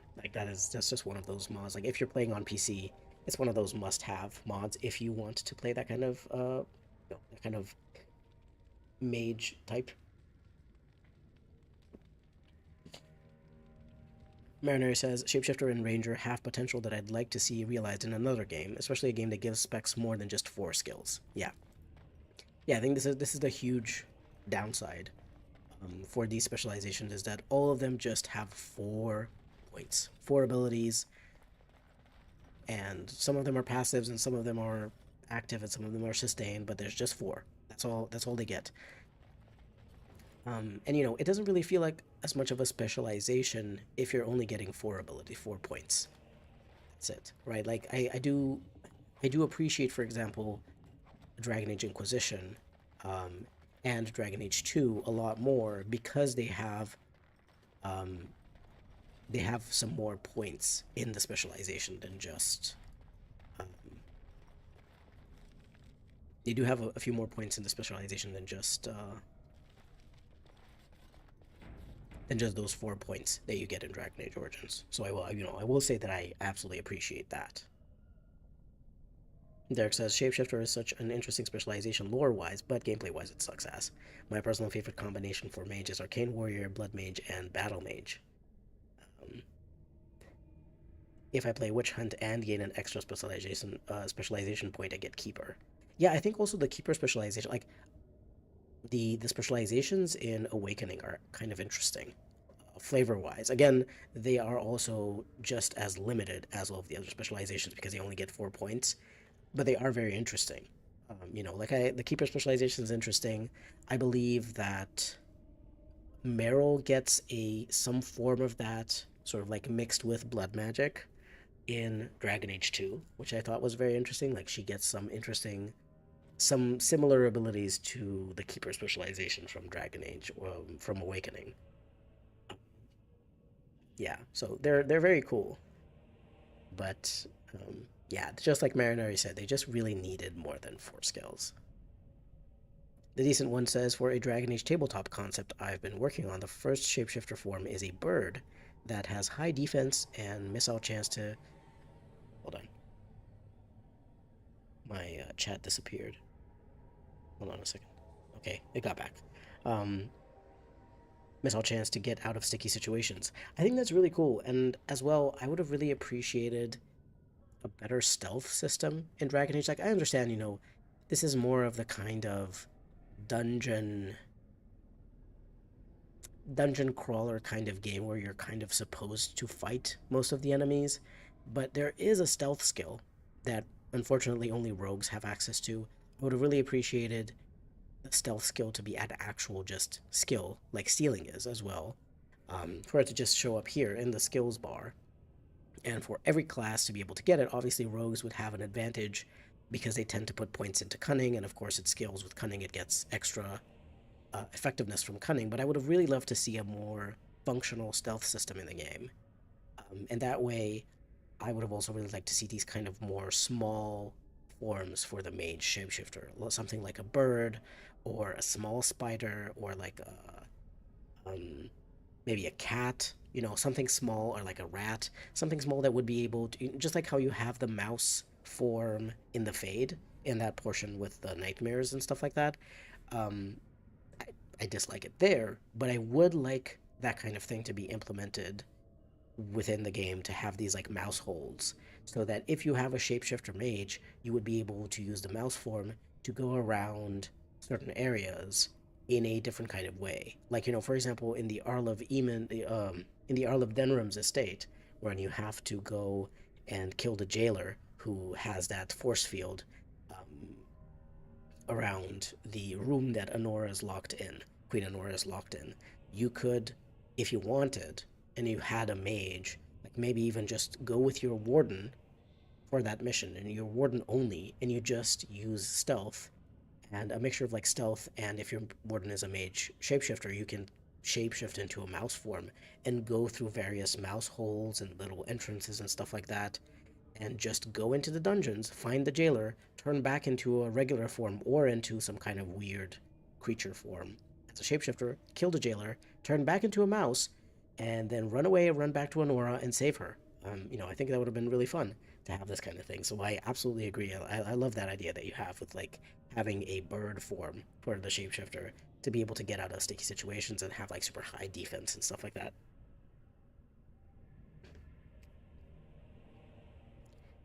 Mariner says, yeah, these classes need to give unique utility. The Decent One says, the genuinely fun versions of the forms are stuck behind Master Shapeshifter. Yeah, because I know you have like these upgraded forms, but even the upgraded forms just have like 3 abilities or something like that, and it's just like, I know that right now I only have 3 abilities because of this challenge, but usually this entire bar is filled with dozens of spells, like 20, 20 to 30 spells, something like that, they just end up filling this entire bar, especially towards the end of the game. And you have so many things to choose from, and then you click to turn into one of those forms, shapeshifter forms, and then you just have 3 abilities, and you're an extremely, kind of basic animal. You can't really do very much.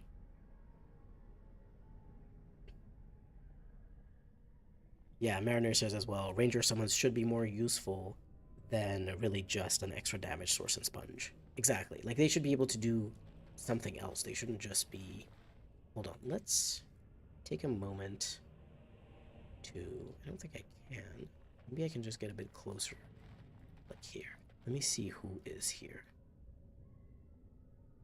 I'm trying to see if that over there... That just seems to be a regular... Like, that is a... I think that is a Genlock Alpha with a bow. I'm trying to see if there is a mage. I'm trying to scout out the area.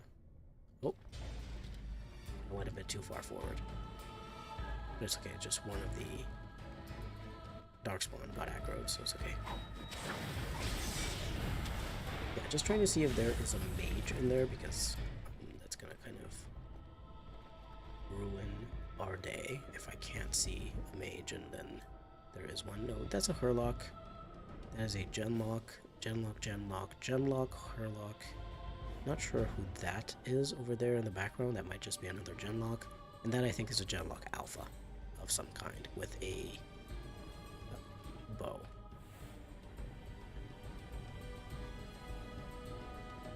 The decent one says, now see, that would have been a good scenario for the rat form.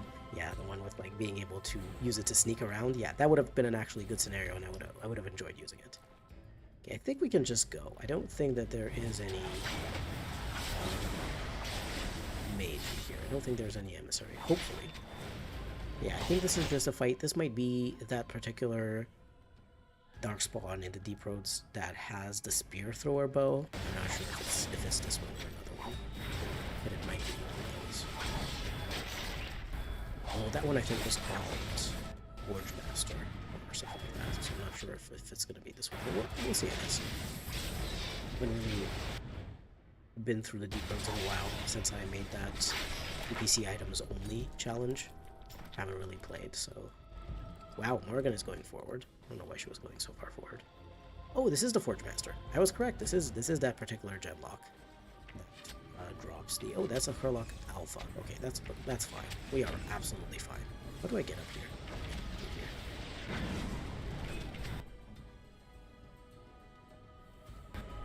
Let's try our luck. We did manage to freeze this. Of course, I don't think that these boss enemies can be frozen. Not frozen. I don't think that they can be... I don't think that they can be shattered if frozen. Like, they can be frozen. They do have a chance to be frozen, but I don't think that they can be shattered.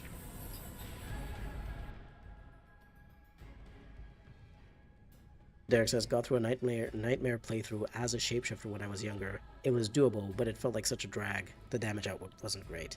Yeah, like, I think that as a shapeshifter, kind of the only thing that is kind of a good thing about the shapeshifter thing is that you can be a bit tanky for a bit as a mage. Although, you know, you can just go Arcane Warrior and be tanky that way by having really good armor. So there is that. I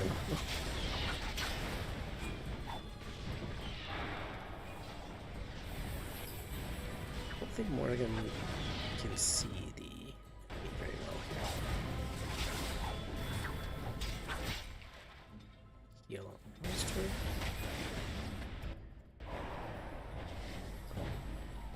It was too late, I guess, to heal Alistair.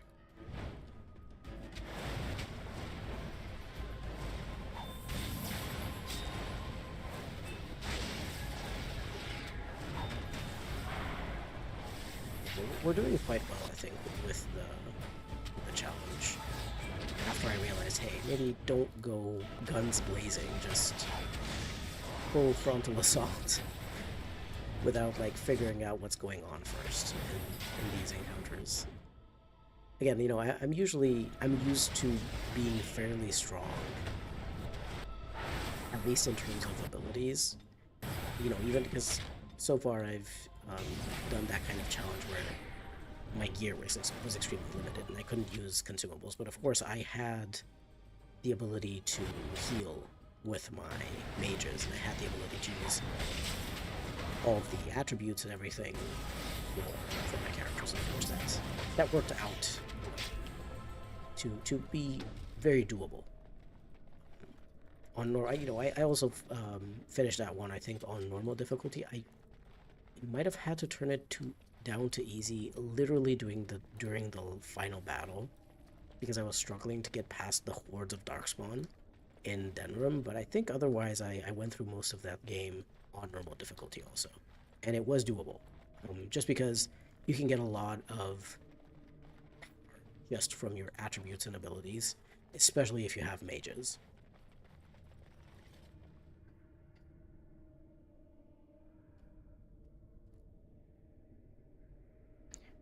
Marinari says, and these forms and summons should level up alongside your regular character level ups. Exactly, they should be a higher level creature, not just shitty, very basic and low level creature. Sometimes the mages in this game simply wish to charge into close range because they think they're in two and think that they can hit them with their staves. Yeah, that was something that I really liked in Dragon Age 2. I don't understand why they took that away in Inquisition. In Dragon Age 2, you had these special animations um, or actually when there was an enemy that you were attacking and they were close, they were in melee range, you would actually attack them, like hit them with your staff, which I thought was really, really like a really cute little detail. And then that kind of went away in Dragon Age Inquisition. In Dragon Age Inquisition, if there's an enemy that you're attacking as a mage in melee, you're still just shooting them with a staff projectile, which is very boring. Yeah, Derek says the same thing. That's one of the things I enjoyed from DA2 combat, the getting up close animations to range classes that both the archer and mage had in the game. Oh, you know, I didn't add those animations in Inquisition. Time equals money. Yeah, I guess so. Morrigan leaving Alistair to die in character. Yep. Morrigan burning Alistair to a crisp earlier in the previous um, in the previous episode of this live stream. Now she's letting him die. It's great. These shrieks, by the way, they can be rough to deal with because they can stun you with this terrorize thing, and they attack very quickly.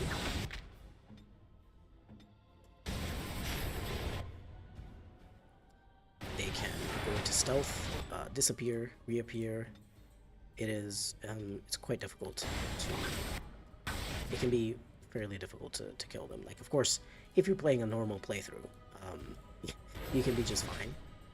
But as you can see, they're taking quite a bit of everyone's health away very easily.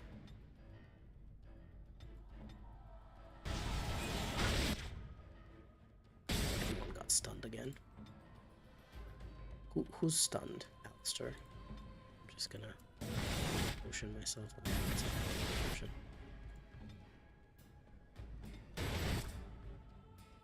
This one over here attacking Morgan. Then can you like not die? I don't want you to use a potion right now. Here, Morgan healed you. Okay, surprisingly we managed to get through this without anyone going unconscious. I did have to use a bunch of potions, but I mostly managed to get by with mostly just healing. So that's pretty great. And some of them gave us acid flask, and we also have a soul rot bomb that we found. I also should have all of these. So, you know, if we ever... I am presuming that I'm going to use most of these fire bombs on the broodmother. I am just kind of... I assume that that's what's going to happen. I'm going to have to use the fire bombs on the broodmother. I can't really use the acid flasks because they do nature damage, and the broodmother is like super resistant. I don't know if she's immune to nature damage, but like she's super resistant to nature damage for sure. if not immune outright.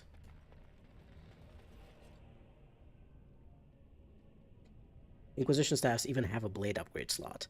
Yeah, and like you can tell basically that I think they were planning on adding that animation in.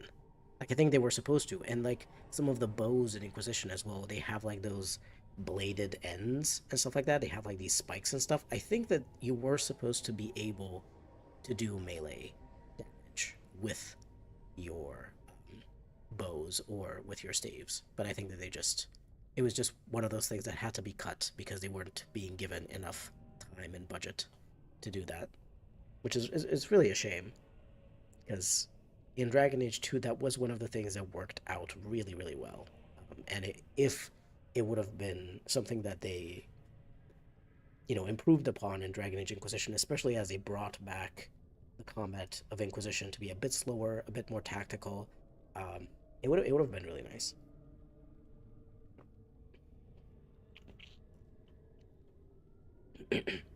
As an archer, you could hit them with your bow and a knife you had hidden. That's really cool. To be fair, I didn't really play as an archer in Dragon Age 2, mostly because I used Varric fairly a lot, and he just had Bianca. We don't talk about Sebastian.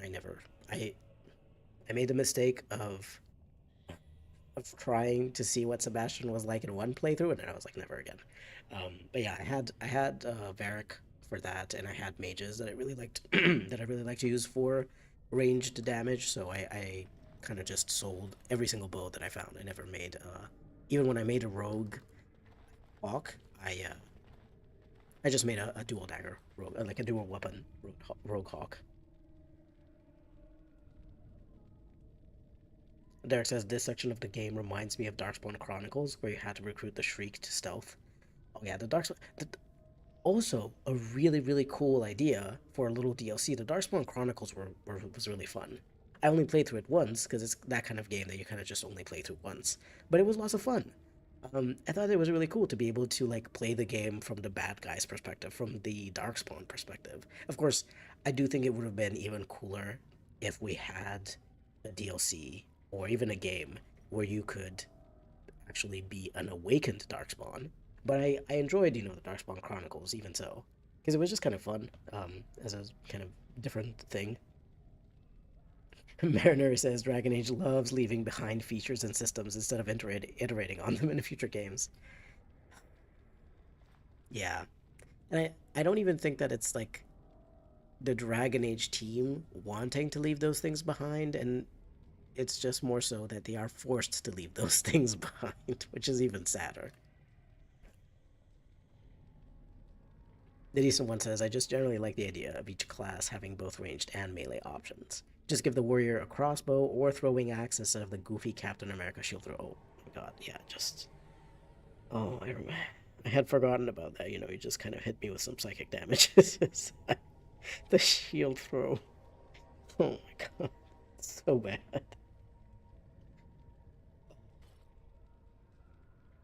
Yeah, Marinari says, make the warriors the huntress from Dead by Daylight if you want to give them a basic ranged attack. Yeah, like, there's a lot of options to give an enemy, a warrior kind of character a ranged attack. You can have them throw axes, you can have them throw stuff like javelins, um, you can have them use a bow of some kind. I mean, in my opinion, rogues should be the ones using crossbows, because crossbows are easier to use, and I don't think they require as much strength to pull off, um, to be able to like pull back the thing, for the crossbow, the string or whatever it's called. I'm not sure what it's called. But for regular bows, I know that they require a lot of strength, so it's kind of really weird. In Dragon Age, at least, you don't really put points into strength, or you put very few points into strength for a rogue. It has always been extremely weird to me that rogues, with their full-on dexterity focus, are like, oh yeah, totally, I can totally use this bow. Short bows, I understand, because short bows are easier to use, but those long bows, they look like they're those kind of war bows, that people would use, and you would need a lot of strength to be able to pull those back and like shoot arrows with them. So I'm like I am all for everyone having, you know, ranged options, but like, give rogues something that's like easier to use and doesn't require as much strength, and give the thing that requires a lot of strength to the warriors. Because obviously, like, throwing spears, throwing javelins, throwing axes, throwing like balls, you know, like metal balls. I don't quite know what those are called. You know, throwing those kind of weights around that they throw around in the Olympics. That kind of stuff is really hard. It requires a lot of strength.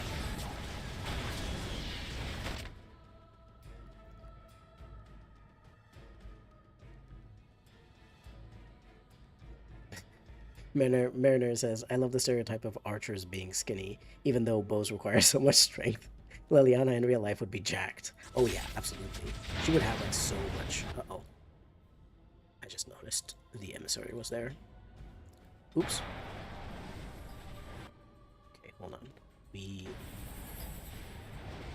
have to get the emissary down. I'm gonna go forward with Morrigan just to try and burn some of these skeletons. Let's see if we can put ourselves in a position to do that here. Wonderful. We got the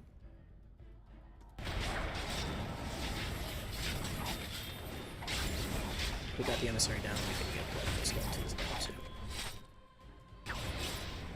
Still a little bit, but she'll be okay.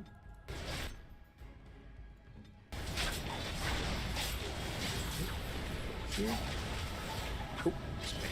I forgot to turn around first. Morgan's gonna heal herself. Perfect. Okay, honestly, this was not a disaster. I ended up seeing that emissary quickly enough to be able to do something about it. You know, usually in most of my playthroughs, I am quite upset that a lot of these enemies drop health poultices. But I will say, in this challenge, where I'm going through so many health poultices, I am really, really appreciative of all of these poultices that are dropping from various enemies like Darkspawn, who never use a health poultice to heal themselves.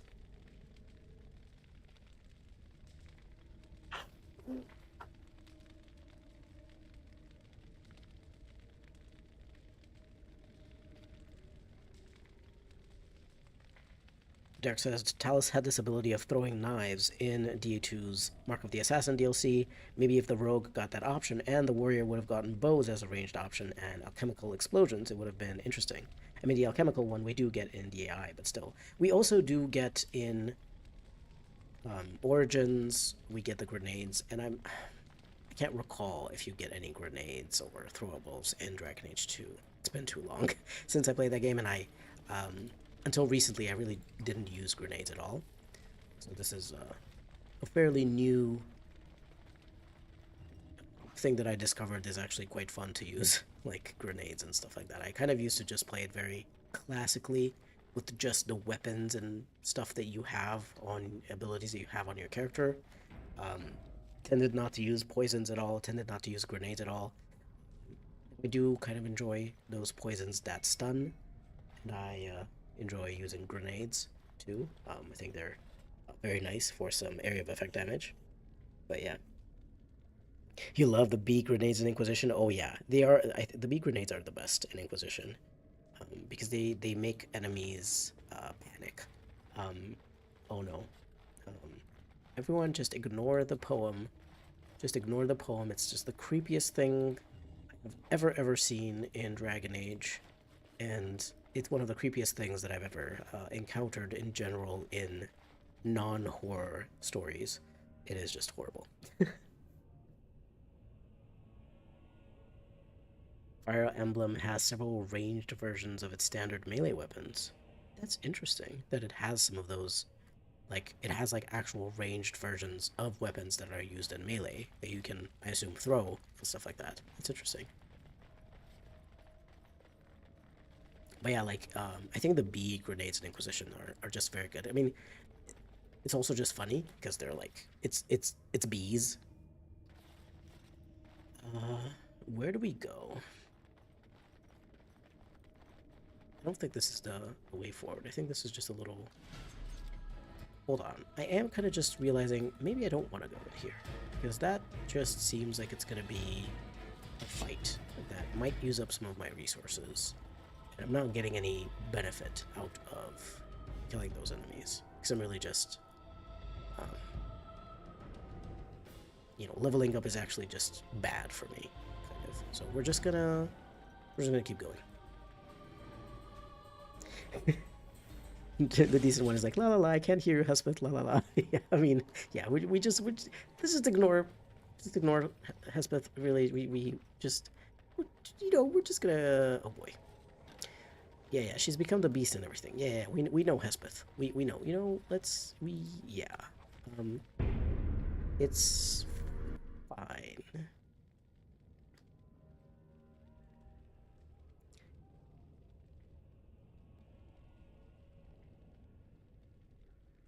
Okay, thank you. She left. That is great. Oh, that's very interesting. I'll admit, I don't think I've ever taken Sten with me to the deep roads. So it was very interesting to just see what popped up there. Said something like, that woman, she's seen things that a mortal mind can't grasp, and I was like, wow. Sten actually had something interesting to say that wasn't like dismissive or terrible towards literally everyone else who was in Qwinn. That was kind of neat. He was kind of empathetic towards Hespeth. It's like, there's something terrible that's coming.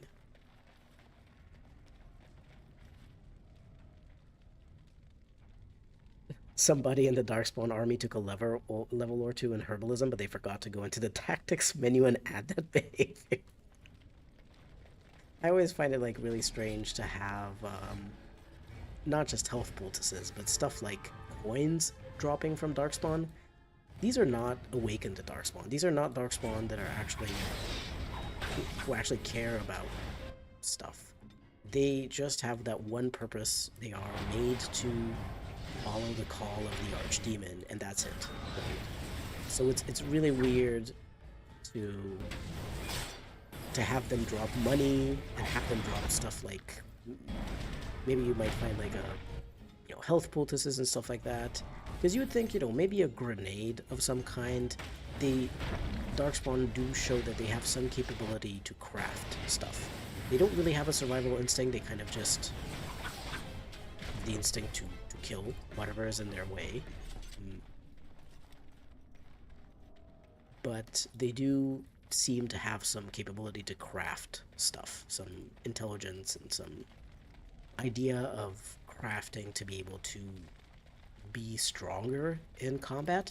So it makes sense, that they drop certain types of weapons and armor, and that they might have scavenged from the deep roads and other various creatures that they killed.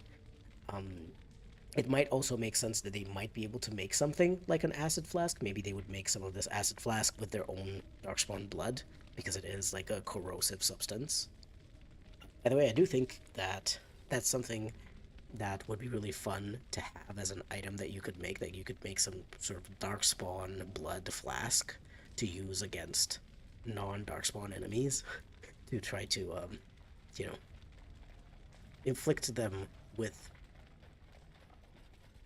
the corrosive kind of blood that burns and stuff. That'd be kind of an interesting kind of thing. Of course, it wouldn't be very nice to do that as a Grey Warden who is ostensibly trying to end the Blight and destroy the Darkspawn, but it's an option.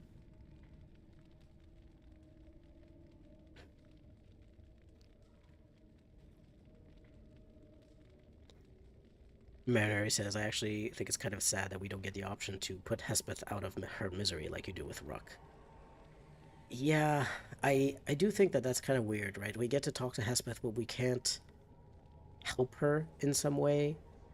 Like I would really love the option to be like, hey, we could maybe try to turn you into a Grey Warden. Maybe that would undo some of the stuff that's been going on that has made her into a ghoul and sort of transitioning towards broodmother, or just put her out of her misery, because obviously she doesn't want to live like that. She doesn't want to become that either.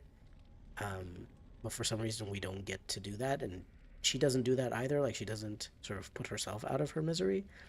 She kind of just runs away, and I don't know what becomes of her later, because we don't really get to hear anything about her. I don't think I've missed any particular cutscene or something where she does something and dies, but I think she just kind of disappears into the deep roads, and we never hear of her again.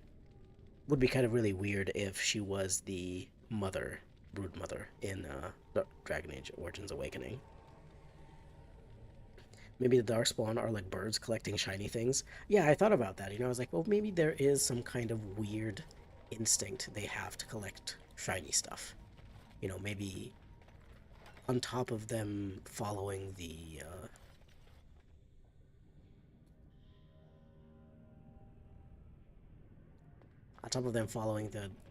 Archdemon's orders, maybe they do have a little bit of freedom. Maybe they do have a little bit of. Now, see, I don't actually think we need to be here. So I was gonna say, you can interact with the Legion of the Dead stuff and fight some creatures. I mean, do you have to? So I think you might have to do it for the key to the door here. I think you do have to. So I certainly can't equip the armor of the Legion because we do not have 42 strength. We have 34. That is the maximum that you can have in this challenge. I'm gonna save. Maybe if I don't pick up the helm and I just pick up the key, I'm not gonna get attacked. Like maybe if I don't steal from them, nope. I guess I might as well go pick up the helmet just to sell it maybe for something later.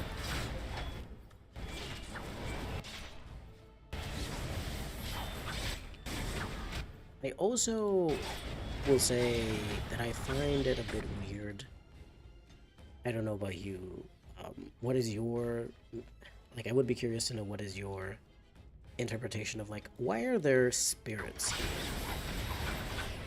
Why... Who was designing, when they were designing the deep roads, knowing the lore bit that the dwarves don't dream and they are separated, they are actually just split from the Fade.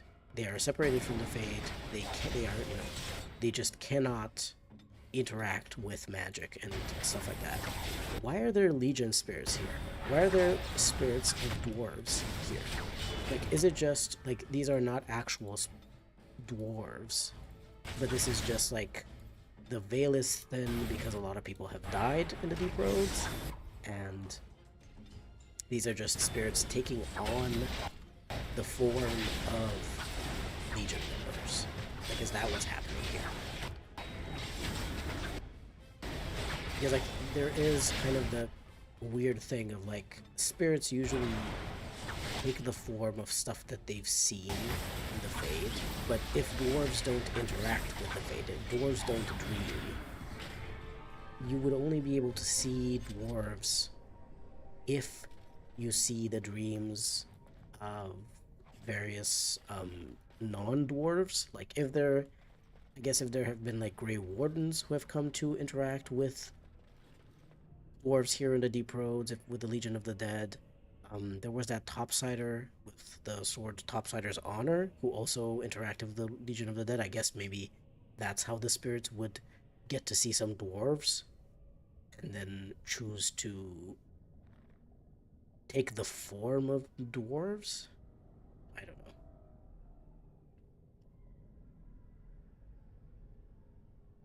Derek says about the Hespeth that, yeah, I felt bad for Hespeth just leaving her there. Marinary said, now I want to write a Dragon Age villain who makes use of Darkspawn blood like that. I mean, it would be extremely effective to get rid of your enemies, because that would kill them because of the corrosiveness. That would kill them pretty much outright because of the corrosive properties of the Darkspawn blood, or it would give them the blight and they would die very quickly, or at most become ghouls if they don't get killed by having the blight. So it's kind of a win-win situation. You, like, you could get rid of enemies very effectively by using Darkspawn Blood, and there is, no way you would run out of that because there are so many Darkspawn in the Deep Roads. So you could just keep getting, unlimited supply of Darkspawn, especially if there was a Dragon Age villain who, let's say, had access to some kind of broodmother, like maybe a mage who would be able to somehow hold the broodmother and those Darkspawn kind of caged somewhere and just keep killing the Darkspawn that she produces and then just using, draining them of blood. Yeah, which is like maybe like a blood mage. It would work. It would be very effective. It would be a terrible thing, but I do think it would kind of fit the Dragon Age universe to have someone like that. And it'll be very interesting. Derek says, I always thought since a warden's blood was tainted, wouldn't their blood, if they use their own blood, have that effect? Since they're blighted in a sense. Would have been a fun game mechanic for a blood mage as well. Yeah, that would have been actually really interesting.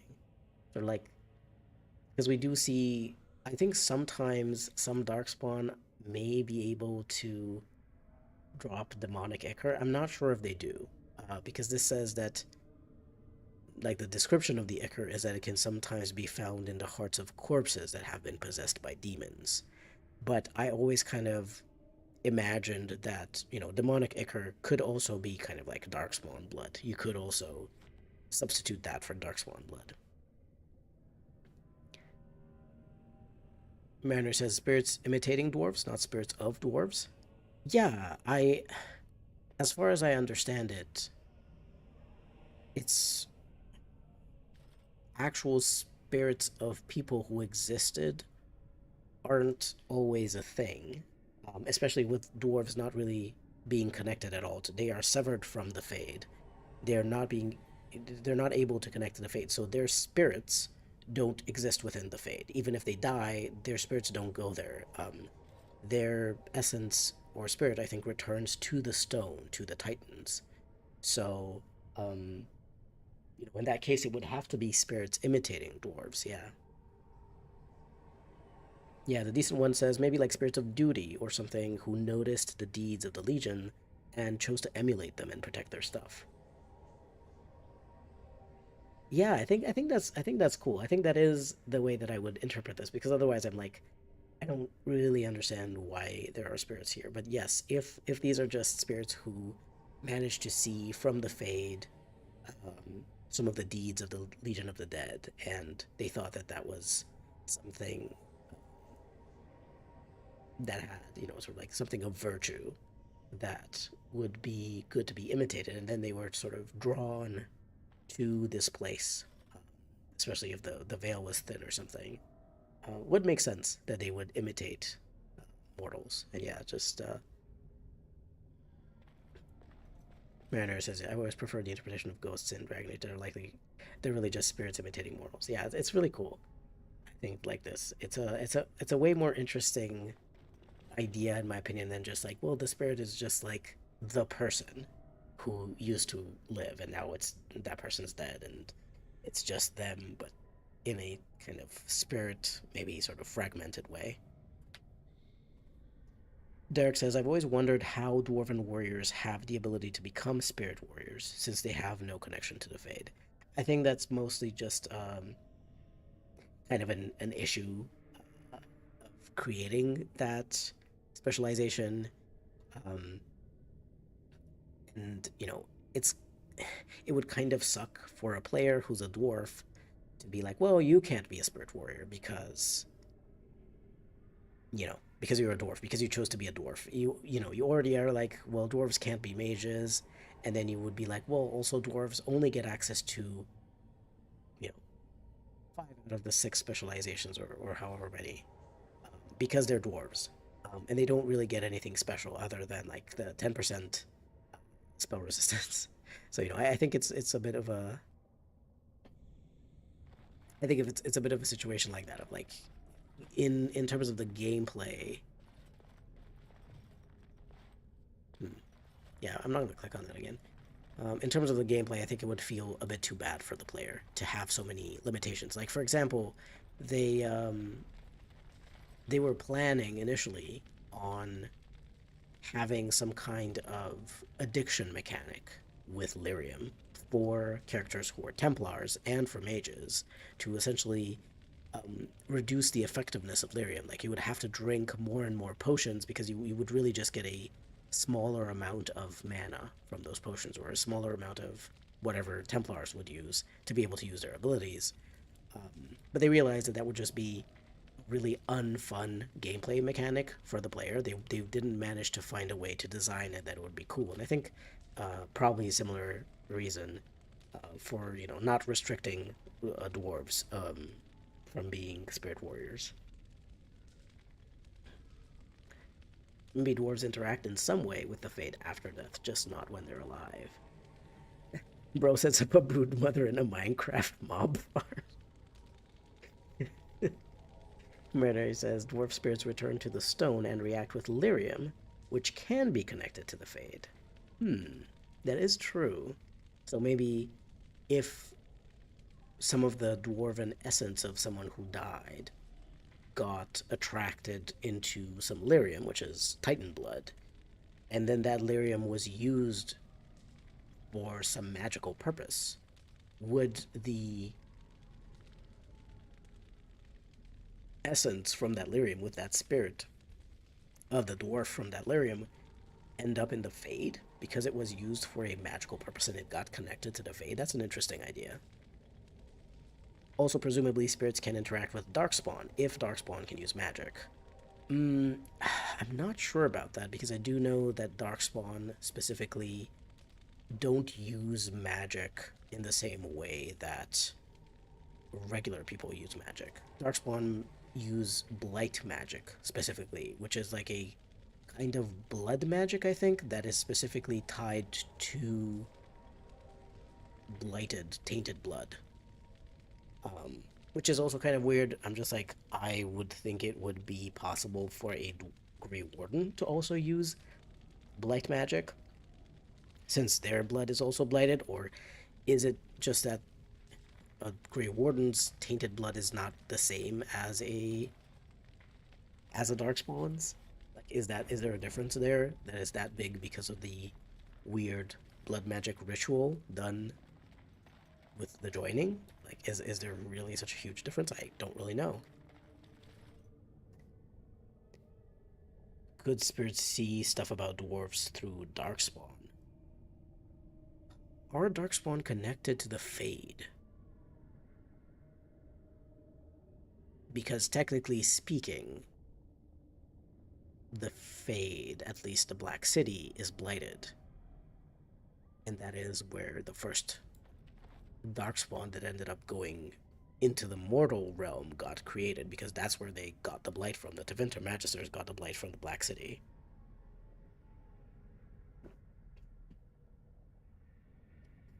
Funny how blight magic turns out the same fireballs as regular magic.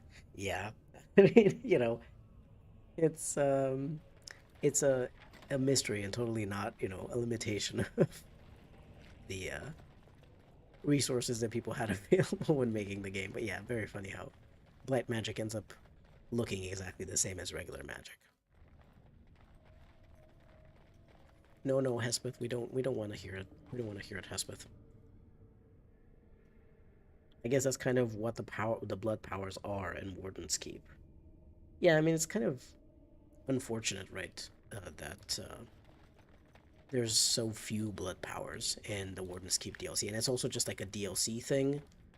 Um, oh god, I am not prepared. I am not prepared emotionally for this fight. This is gonna be really hard. I'm saying this because as someone who, the first time I played Dragon Age Origins, um, I got stuck on the broodmother fight so badly because I think I went either first or second to the dwarves. I think I went to the mages, I got stuck in the Fade for a while, managed to find a guide eventually, and get out. And then I went to the dwarves, and I got stuck on the broodmother, and I tried, I think, about 20 times or so to kill her, and I kept dying. And I was stuck in a way that I couldn't walk backwards, Like I think I had walked a little bit forward. The game had saved. I also um, wasn't the kind of person to do this kind of thing, to have multiple saves.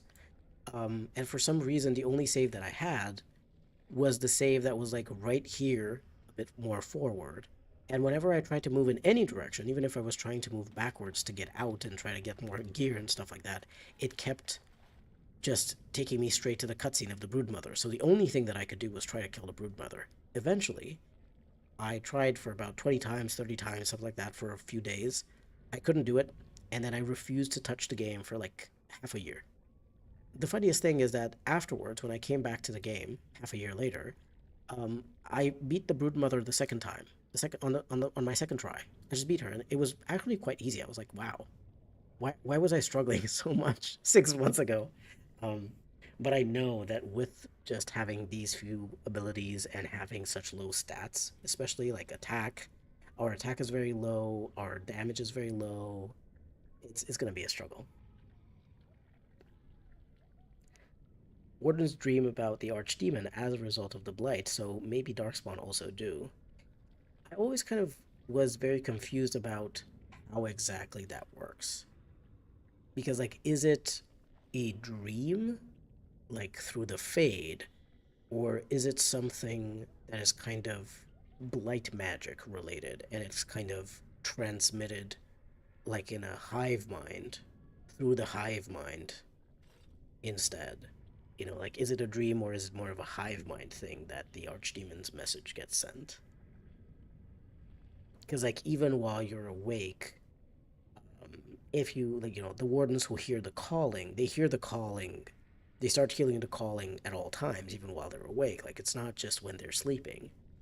So I'm assuming it's kind of a hive mind thing, but I have no idea how it works because they never explain how it actually works in the games, which I do think is better because it would be very difficult to try to explain all of these things in a logical, rational, scientific way. Obviously, this is a fantasy thing. Um, and then it would kind of also take away some of the mystery and mystique of the thing. I think it is more interesting to leave it up to interpretation like this of like, I wonder how it works. It could be this, it could be that, you know. Derek says this reminded me of that Griffin book I forgot the name with Isaiah. Last Flight. Yeah. I actually didn't read Last Flight. I only read up to Asunder. Mariner says my cat got his claw stuck in the pin slash hinge of a door. Oh, what? In the hinge of a door? God. Did you manage to get it unstuck? That's so dumb. Oh my god, I'm so sorry. That is so. Oh boy. I hope you managed to get his claw unstuck and that it's okay. That he didn't get like his finger hurt or something. Derek says, I think the taint in her blood accelerated after using so much blood magic. It's been a while since I read it.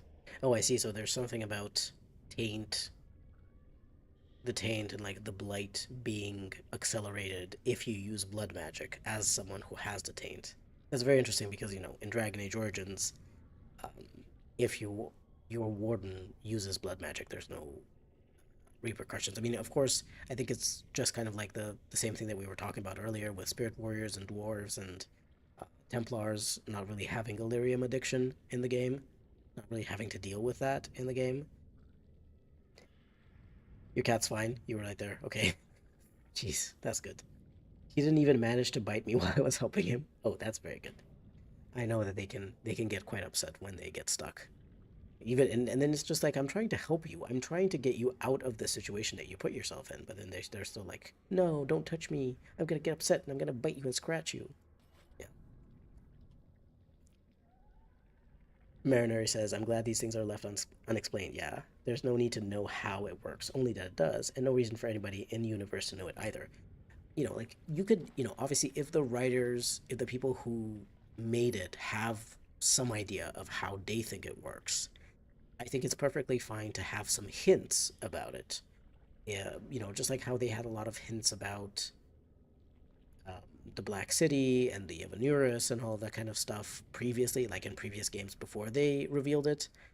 And I did feel a little bit like some things felt a bit cheaper and not as interesting once they revealed that everything was the Evanurus, everything was the Ancient Elves. It felt a bit like, well, why is everything the Ancient Elves? Can't something be something else, you know? It's all the Ancient Elves and the Titans, and it just kind of felt a bit like there wasn't anything else going on, and clearly, you know, humans were something else. Humans were not something from, you know, from the Fade. They weren't the Titans or the Elves. Humans were something else that came from a different continent, as far as we know, but we don't know that. You know, that got left unexplained. Well, literally everything got explained away. Um, it was a bit confusing what they chose to explain and what they chose to keep a mystery. I'm guessing that they were planning on Dragon Age 4 and then perhaps a potential Dragon Age 5 to answer some of these questions and potentially pose new ones as the Dragon Age would come to an end, and they would probably then, you know, try to write something else, maybe in the universe, but within a different age. But they never got to do that, unfortunately. They should have added more mysteries in when they started answering the old mysteries. Yeah, exactly. Like, I think they should have started teasing other stuff and adding other mysteries in, because it kind of felt. I think the fantasy aspect of a fantasy world feels um, feels that way because there are mysteries, and then if there's no mysteries, I think it kind of starts feeling far more boring. Let's just try to get these tentacles a little bit. I also think, low-key, Dragon Age Origins has fairly nice. It has a fairly nice. I'm gonna like stay as far away with Morrigan as possible, because I remember that there's a particular area of effect thing that the broodmother does in that. I can't remember exactly right now. I'm also gonna use this poison just to stun stuff in case it works. I'm not really sure if it works or not. But I remember that there's something area of effect like. Yeah, what I was saying about fantasy stuff is just like those kinds of mysteries and supernatural elements that are left unexplained are kind of the thing that makes the world more appealing to me. You know, those kinds of super hard.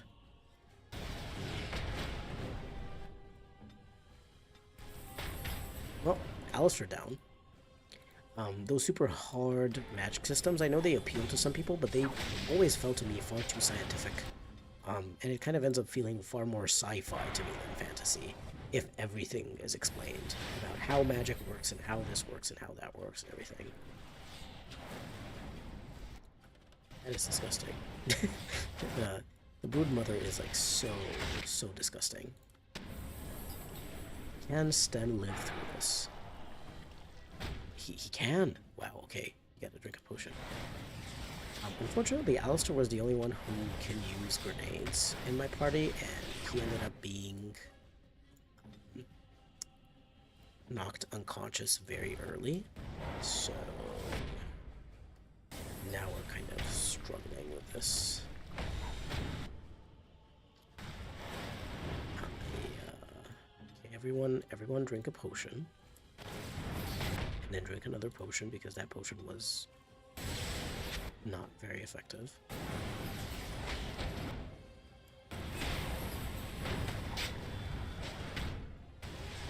Then we're gonna gotta stay away.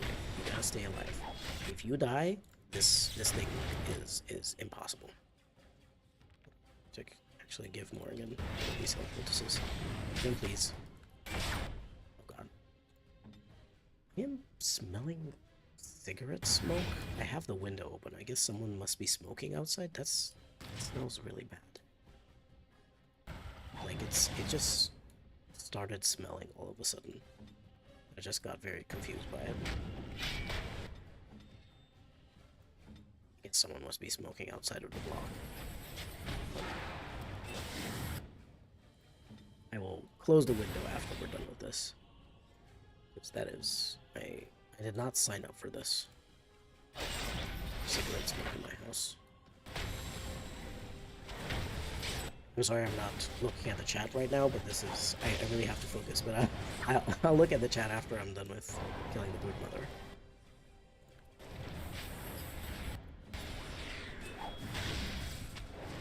I think she's resistant or immune to stuns. I don't think we're knockdowns. I don't think there's any reason for me to use those.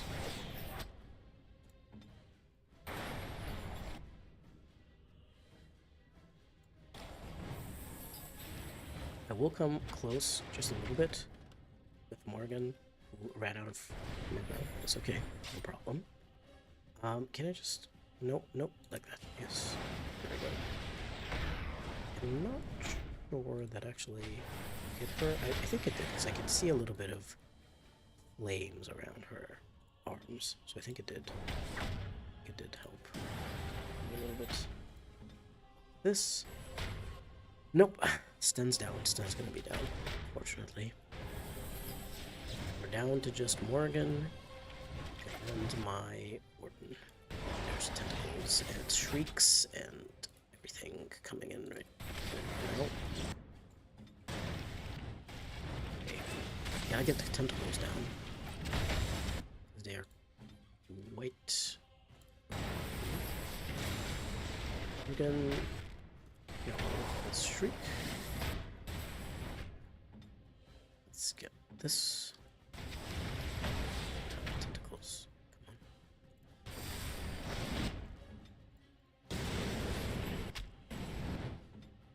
Come on, we're close. We can do this. It's possible. Morgan, can you please drink the Delirium potion so that you can heal my Ortan?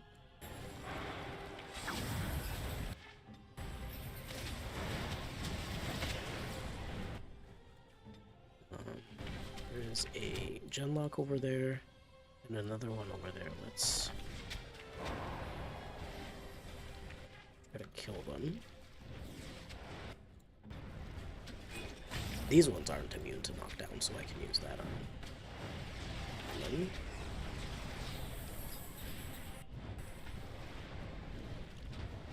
Wonderful. Great. Okay.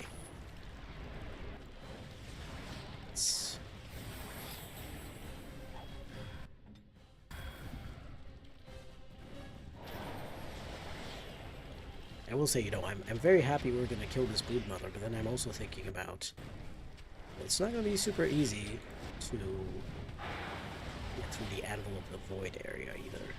But... Oh, okay, we did it.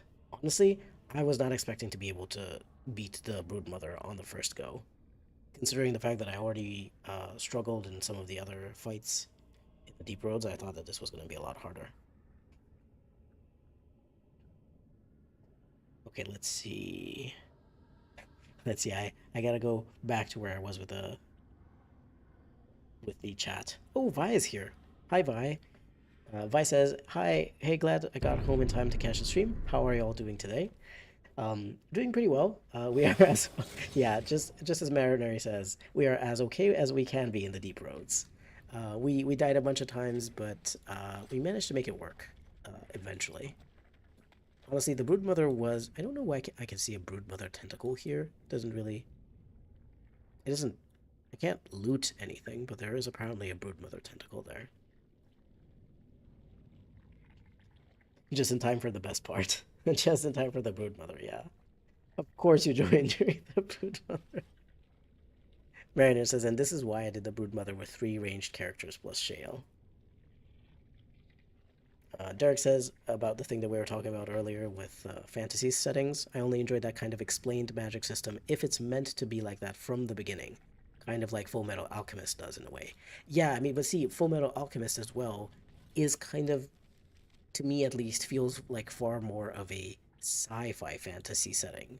You know, because it is kind of like the alchemy aspect of it is kind of like science. It's, well, you know, it's not like full science, but it is kind of like a science, you know.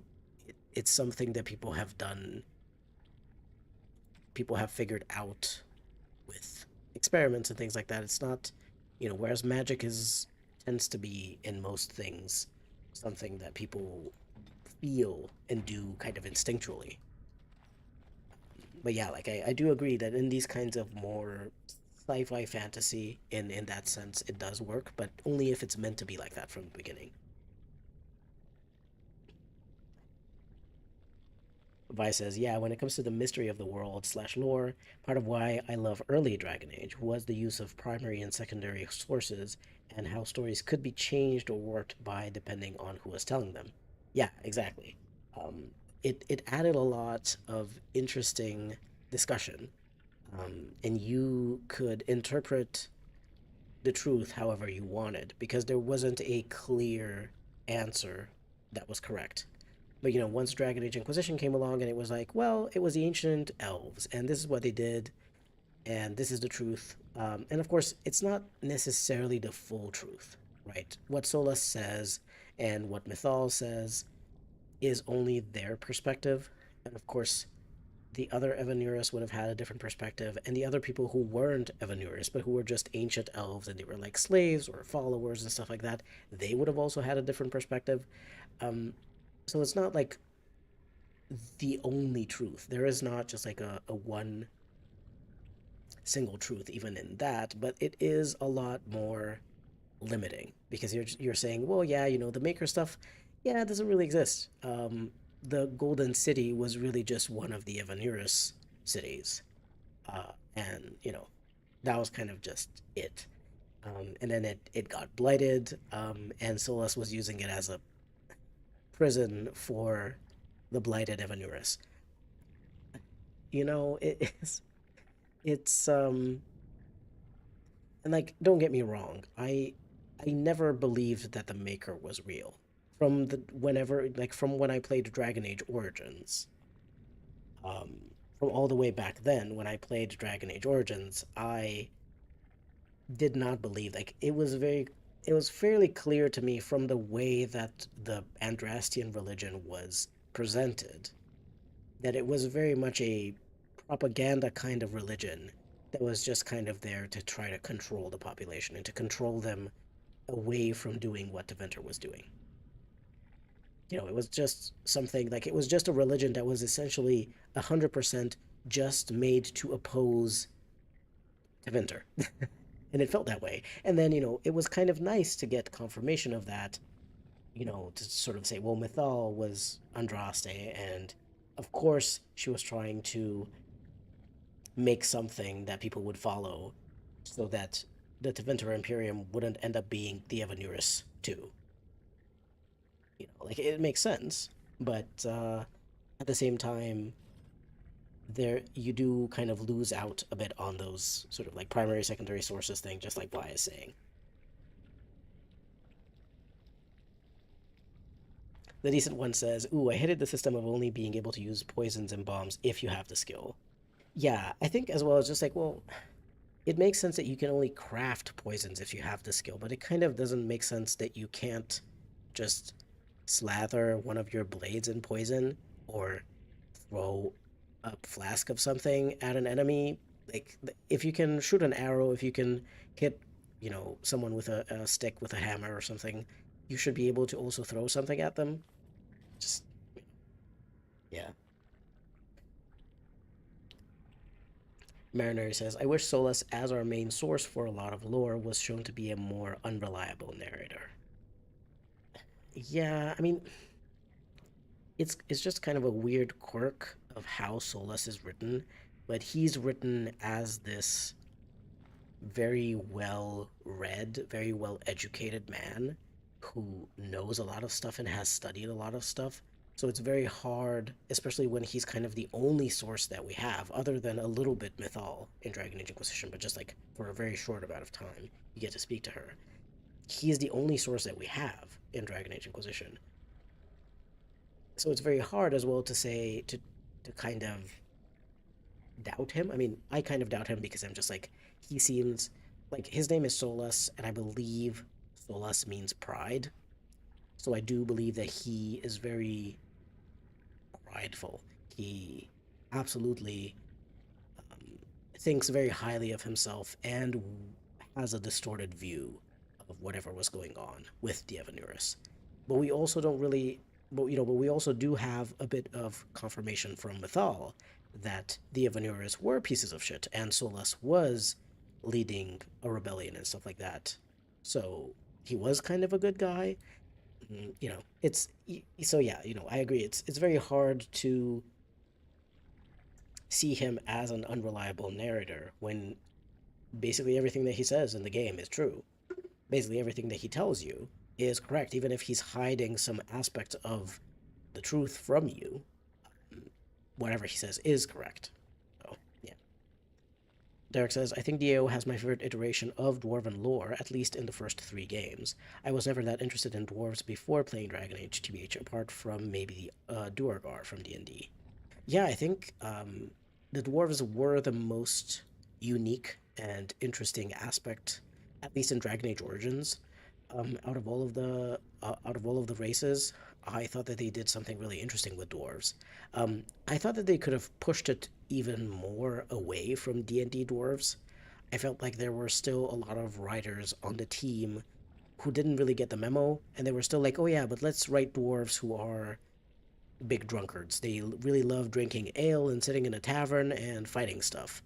Um, Whereas other people, they got the memo of like what dwarves were actually supposed to be, and they're supposed to be these super highly political and caste-based system society.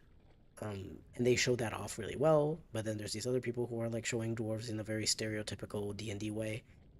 It's just a weird combination.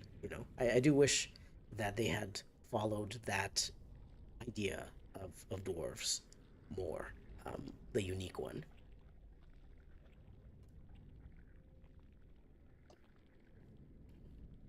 But also, but also agrees with Marinari about Solus. There would be so much to play with and unpack there with Solus. Yeah, if he was more of an unreliable narrator. And Marinara says, yeah, Dio is really the only game that goes into Dwarven stuff besides the Descent DLC. Yeah, and I think that that's really a shame. Because... Hold on. I'm just going to save here, just in case. Before anvil. Hold on a second.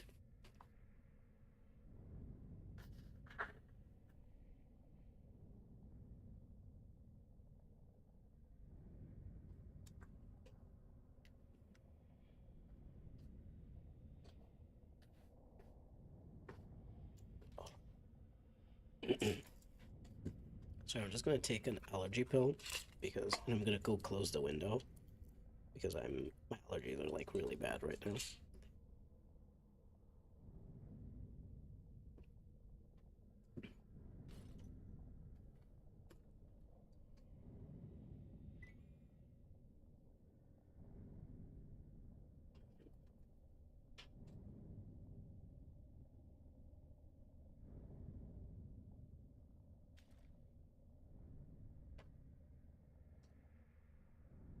I just okay. I got some allergy nose spray and a pill. I closed the window. I turned on the AC, which hopefully should also um, clean the air a little bit in the room. Right, where were we? We were talking about dwarves. Yeah, I think it's a real shame that the Descent DLC and Dragon Age Origins is really um very the only real things that get to explore dwarven lore, because dwarven lore is super interesting. We do get, I guess, a tiny bit of something in Dragon Age 2 with the primeval Thaig having the red lyrium stuff. That was also kind of interesting as a kind of source to see that there's something really weird going on with lyrium and red lyrium and um, the blight and stuff like that. That was a really cool thing that they did in Dragon Age 2, and then they expanded upon that in Inquisition. So I guess it is kind of related to the dwarves, but not so much current dwarf society.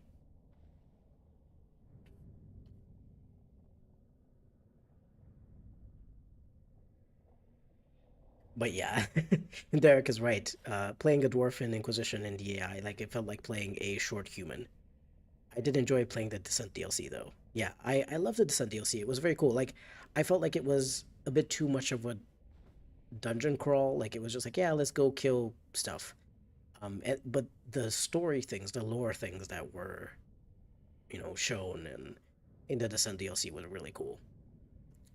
Kind of just wish that there was a bit more story focus and less killing, less focus on killing stuff.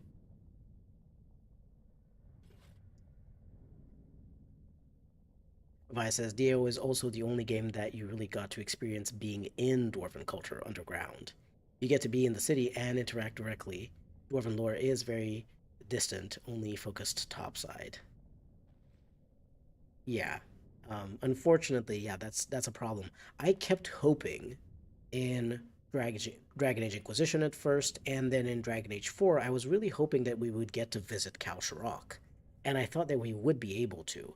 Like, I thought that we would be able to in Inquisition, because I believe that there is an entrance towards Kal Sharok somewhere in Orlais.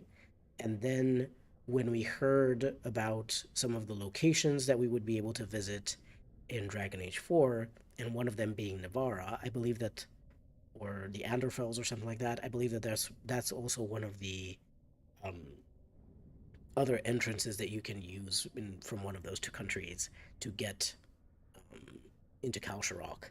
And I was just really hoping at some point that we would get to see, because we had seen Orzammar dwarves, but I was very, very curious to see what the society in Kal Sharok was like. That would have been, I think, very, very interesting. Yeah, Marinari says it's so disappointing in Veilguard where you only get to see Kal Sharok once and don't interact with it at all. You actually get to see Cal. I don't think I saw that. I didn't even know that you get to see Kal Sharok, but you don't interact with it, so it doesn't really make it like it doesn't really mean anything anyway. The decent one says nice. I think this was when I managed to kill the broodmother. Sorry, I'm so behind on the chat. That's why I'm trying to just catch up here a bit before we go into the Anvil of the Void. Uh, that one opportunity to see non-Orzammar, non-surface dwarves. Derek says, I agree, it's a pity since I really enjoyed Dwarven lore in Dio and seeing how Dwarven society functioned. I would have loved to explore Kal Sharok more in Veilguard and its culture, or if it was a faction. New genre, pseudo science fiction. Yeah, science fantasy. Science fantasy is a genre, I believe, that people use. But science fantasy, I do think, tends to be a genre that actually blends science fiction with fantasy and not just this idea of something that is kind of functioning like a science, but also kind of like fantasy or supernatural or magic. The writers were happy to disprove every religion slash god but the maker. I more so meant in, and Mariner says, I more so meant in Veilguard, the Evanuris are one note villains, just as Solus portrayed them, as if not even more so. Yeah, I mean, in Veilguard, we have to keep in mind that this was just meant to be a live service game where we were supposed to be repeating some of the same missions and I'm assuming killing bosses for materials and who knows what else. Um, so I'm gonna assume that's how they were meant to be in Matthew Goldman's beautiful direction.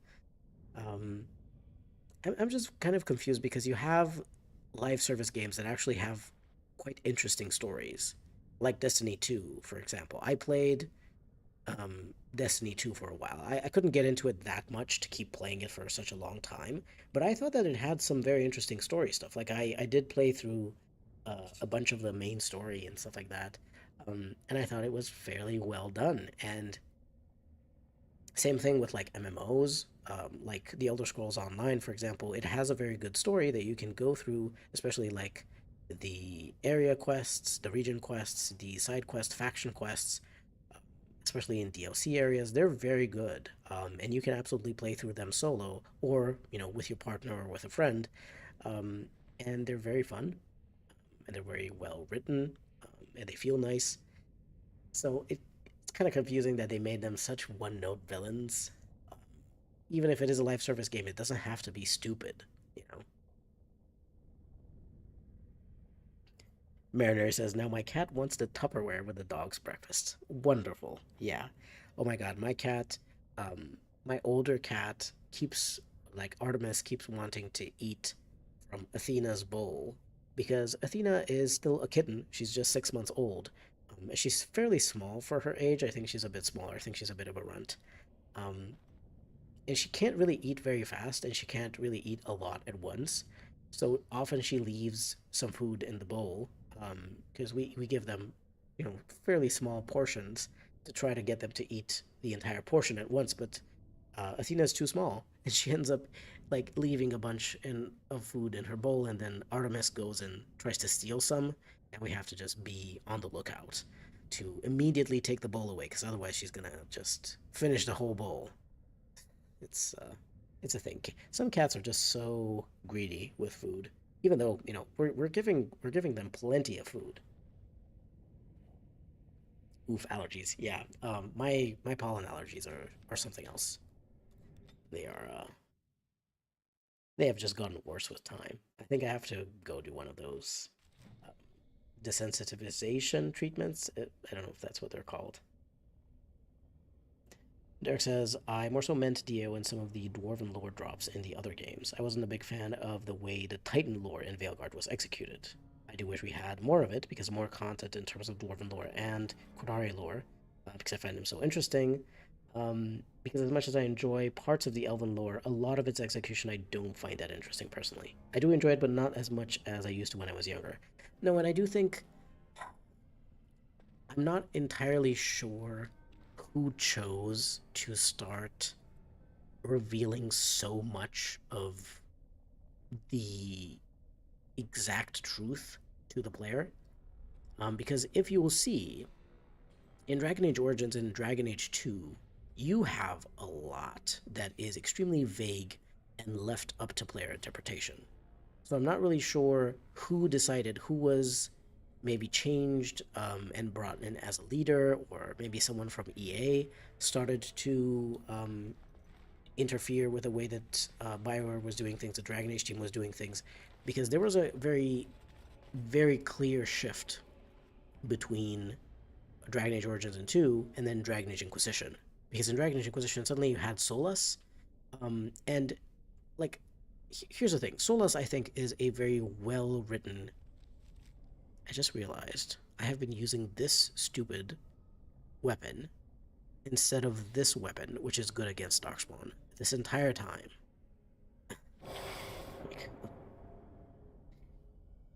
Oh.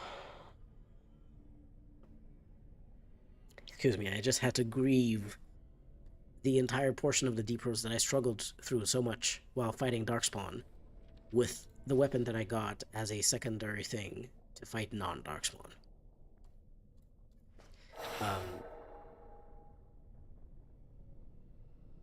Mariner says, my cat believes every scrap of food could be his last. And also says, I think it's not that one person decided to reveal more so much as it's kind of necessary to eventually pay off some mysteries. Yeah, you're right. I do think so. Like, absolutely pay off some mysteries, but I do think that the way they did that in Dragon Age Inquisition didn't work very well. It was a bit too much at once revealed. And in a way that was kind of strange, because as much as I think Solas is a well-written character, he feels a bit out of place in Dragon Age. It's not necessarily the way that his dialogue is written. It's not necessarily the fact that he is an ancient elf, and of course he would, of course, feel different from a, current day person. Because Flemeth also is ancient, right? Mythal is even more ancient than Flemeth, but Flemeth has also been around for centuries.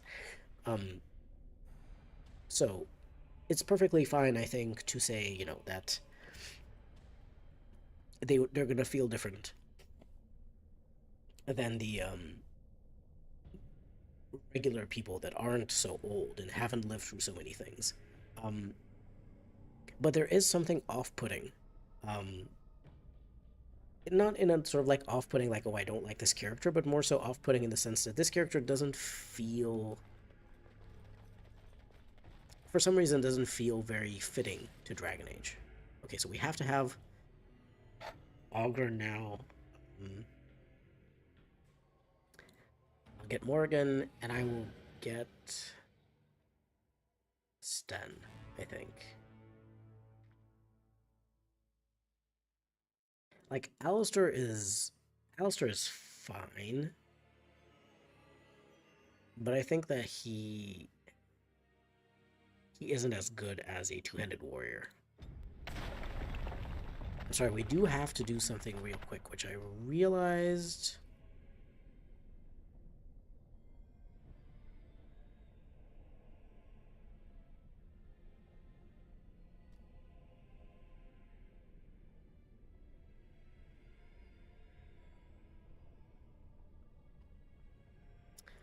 Hold on.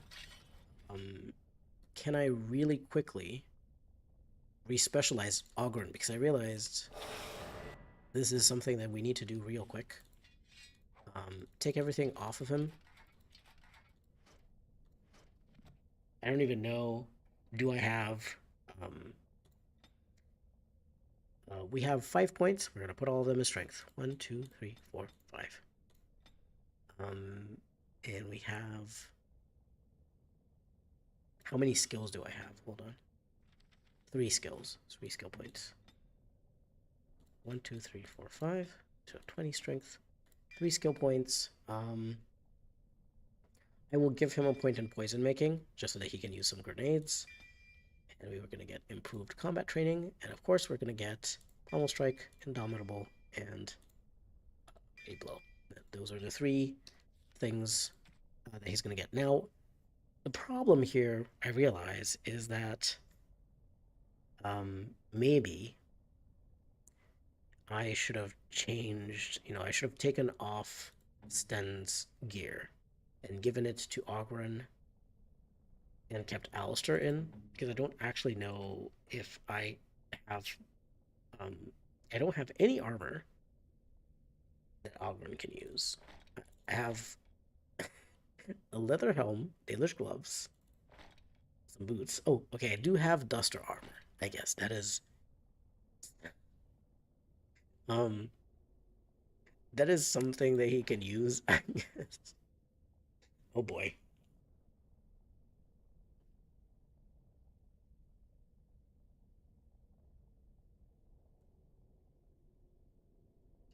Okay, rip, but also impressive you beat the broodmother first round with a terrible weapon. Yeah, this is what ADHD does to you. I just completely forgot that I had 2 weapons. And then, like, I just saw, by the way, I just saw this being, like, on the second weapon slot. I was like, why do I have a second weapon slot? And then I remembered that I had a Darkspawn weapon and a non-Darkspawn weapon, and I was like, wow. Wonderful. That is just great, great news. We only have this weapon.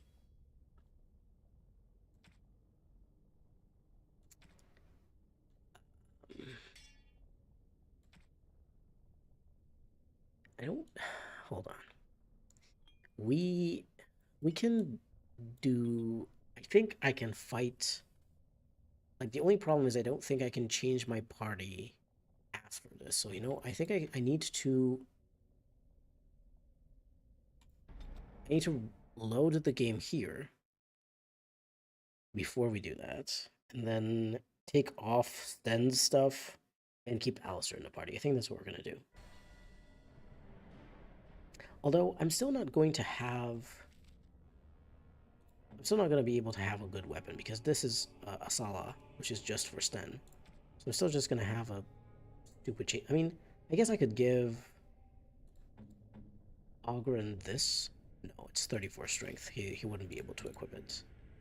But this is still pretty good stuff.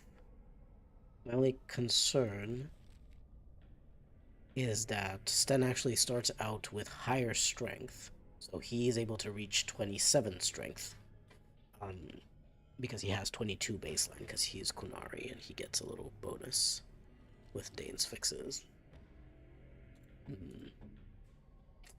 Let's see. Marinari says, that's why I hoped in Veilguard that Solus would be revealed to be more unreliable than he portrayed himself as. Yeah, that would have been the way to go in Veilguard. Like, yes, in Inquisition, you have him as a companion, and he presents his version of events, but then in a different game, or even in a DLC or something, it could have been revealed that he is not as reliable as he has shown himself to be. Derek says, I love how you have all these pretty names for your cats, and then there's me giving my cousin's name suggestions for his kittens, which some I've given are Garfield, Lady Huntress, and Abomination. Lady Huntress is iconic, Via says. I gotta use that as a stage name someday. He said no to all of them, unfortunately. I really like Abomination. That one would have been very good. I would never name my cat that, though. I love my cats too much to name them something like that. So this requires 26 strength. We have 1 strength from... Where does Sten even get +5 strength from? I'm a bit confused. It says he has 27 strength. He has 22 plus 5. Where is the +5 coming from? Because he has +1 strength from the belt. This doesn't give strength. The Wicked Oath doesn't give strength. Life Giver doesn't give strength. The armor doesn't give strength. Where is he getting it from? Where is he getting the bonus from? Like, he doesn't have... These don't give strength. These also don't give strength. They give bonus to attack, stamina regen. Oh, he gets strength because of this. Right, he gets the bonus because he likes me. Yeah, approval. You're right, the decent one. I was just, like, very confused. Marinari said, the one cat I named myself, I just named him Goldie. It was like 8.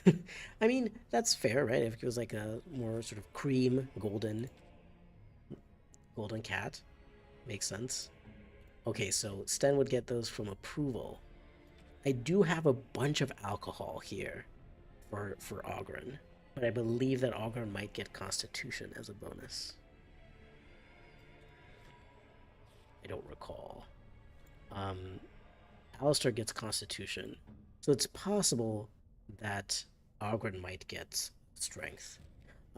I'll try it. I will try unequipping Sten. I'll just leave Asala for him, because I still think that Alistair is pretty good the way that we have him. So let's try like this.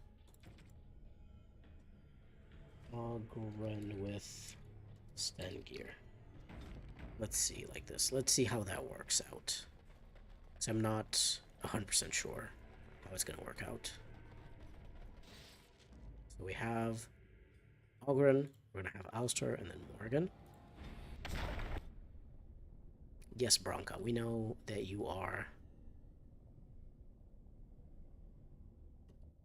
obsessed and crazy. We do not have time for that right now. We're trying to figure out if we can get Oghren to like us enough. It's very important. For Oghren to like me, has said no one ever. So sorry. No one said that ever. But there's a first time for everything. Case and Flatblade is the best thing I've got. It has an extra armor penetration and melee crit chance. That is the only thing he's going to be able to equip. I'm going to give him the ornate leather belt. Sorry for your special item, Oghren, but it doesn't really matter. And now I'm going to just give you a bunch of alcohol. Feeding his alcoholism. Oh, it's Constitution. Yeah, so he gets Constitution bonuses, unfortunately. We did get him to like us a bunch, but he will not be able to actually use the Warden commander set. But at least I can get him to have some some armor on. It is what it is. I guess I could try and do the other way around with Alistair's gear, but we'll see how terrible this is. We'll see how much I handicap myself if I do this. Yeah, let's give him the bombs. Let's just put it like this over here. Let's give him health poultices. An injury kit over here.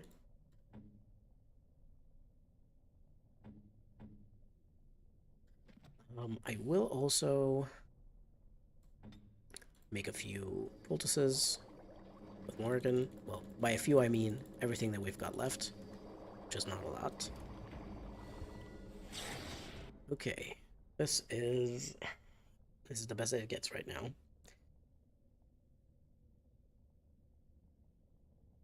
Shame we can't give Fade points to companions. He might have been able to get Sten to use Starfang or another high tier weapon.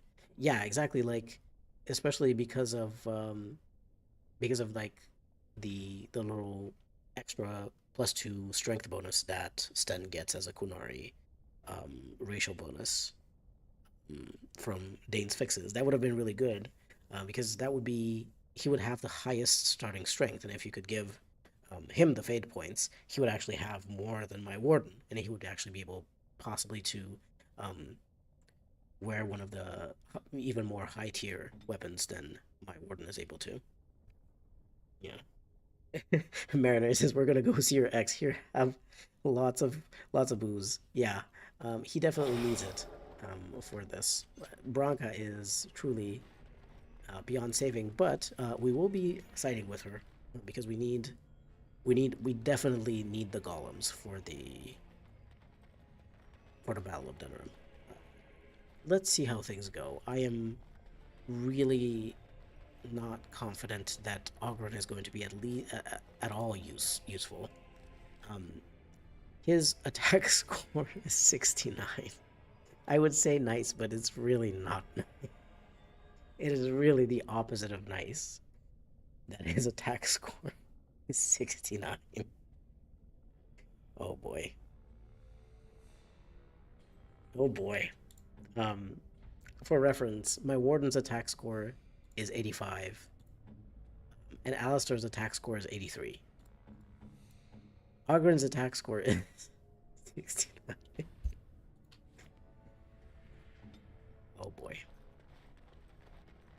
To be fair, I do think that the broodmother is the more difficult fight, but there are a few things in here that aren't great. In particular, there is the fight against Keradin, when we're going to side with Branka.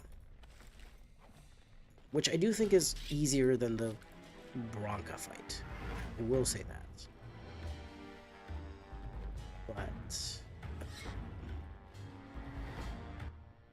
But there's also that fight against that weird moving statue, which is... I don't like that.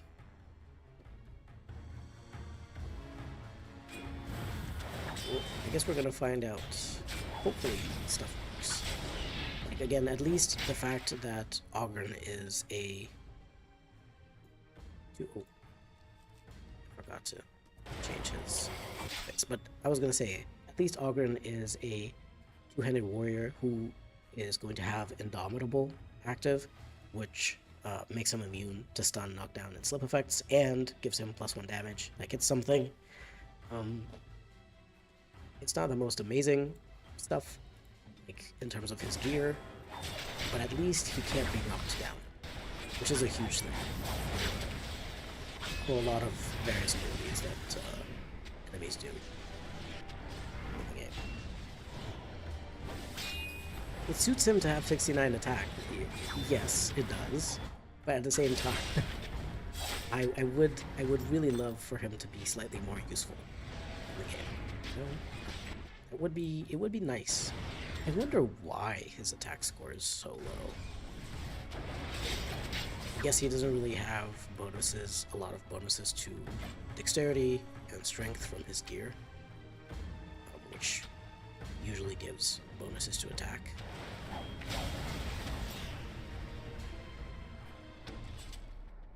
And there's also some weapons that have bonuses to attack, like Sten has Sala, which I think has some like plus 12 attack or something. Alistair has the Edge dagger that has plus 4 attack, so yeah. Sorry, Ogren, we don't really have a lot of weapons that you could have. So, or gear in general.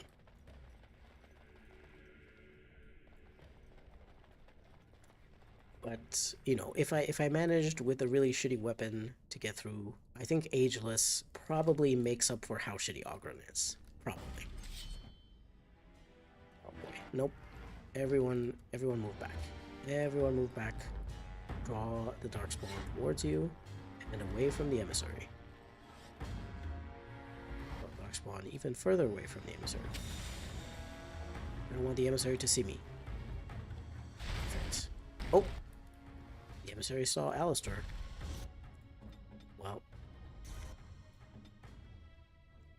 Well, it's just damage over time, so I can heal him.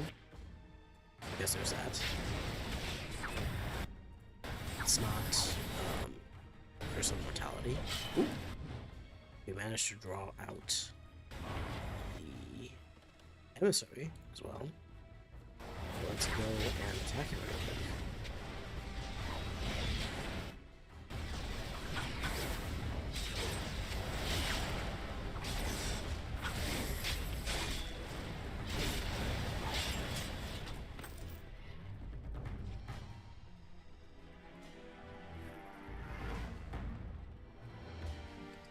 Honestly, it's going pretty well. No famous last words, but it is going okay. Even though there was an emissary, we did okay. I believe that there is a second emissary a bit further in, if I remember correctly. There's an ogre, and then there's like another emissary. So I would like to hopefully not draw out all of the enemies, because that is a lot of Darkspawn to deal with.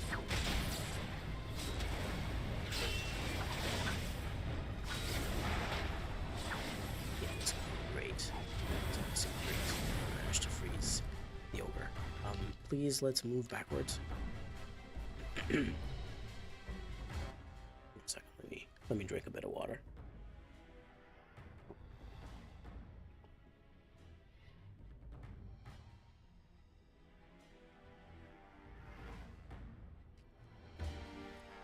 Okay. Are more Darkspawn coming, or are they archers and they don't really care? I think they might be archers and they don't really care.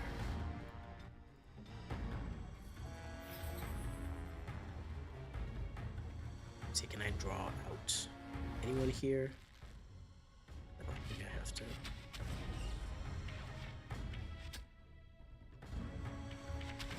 Yeah, I think we have to go. I think we have to.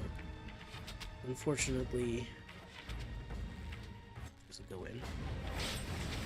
So far, I'm not seeing that. Sorry. I'm happy with that.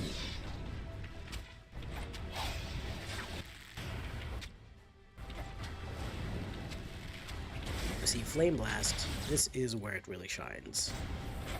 In these like corridors where there's a lot of enemies coming through in one area, these cone spells are perfect in these little spots. Especially if you have a spell that's really powerful that has a damage type that's really good against a particular enemy, like we have these against Darkspawn. Yeah, that's really good.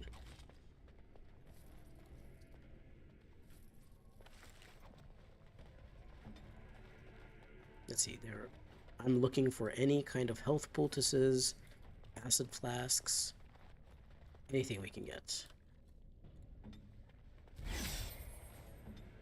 I never used one of these lyrium things.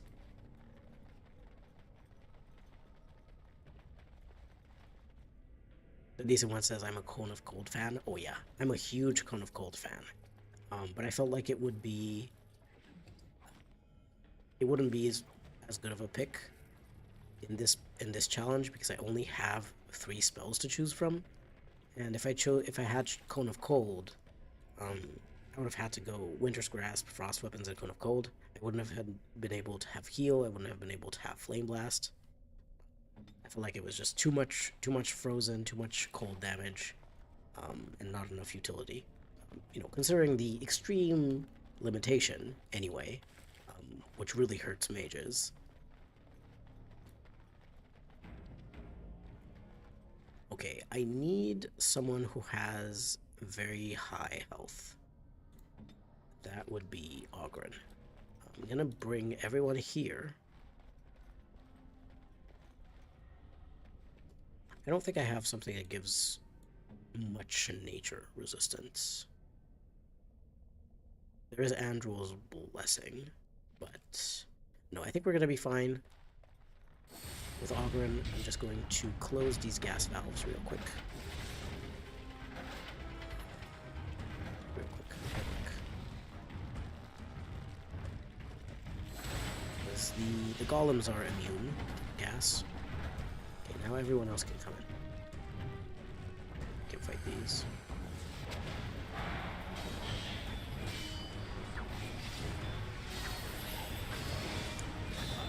Alistair's paralyzation runes finally started working properly. Finally started proccing, and they have a very low chance. It's pretty cool, actually, to see the stone golem realized.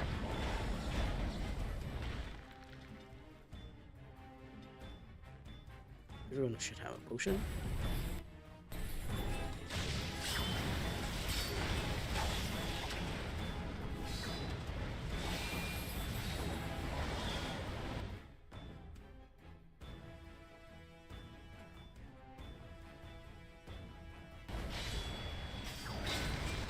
You forgot that there's all this stuff between the broodmother and Bronca.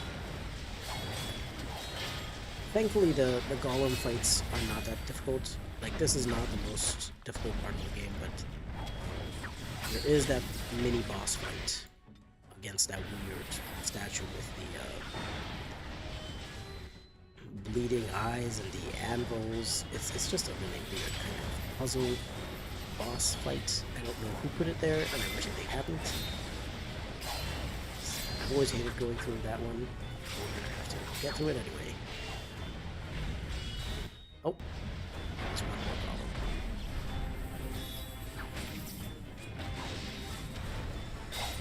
Oh, I managed to knock the stone golem down. I wasn't sure that was possible. I thought maybe stone golems were immune to knockdown, but maybe they're just immune to other stuff like stun. Knockdown is possible if you're strong enough.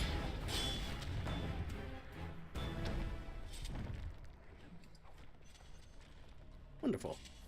We went through the stone golems. I didn't have to use too many poultices. I'm happy with that.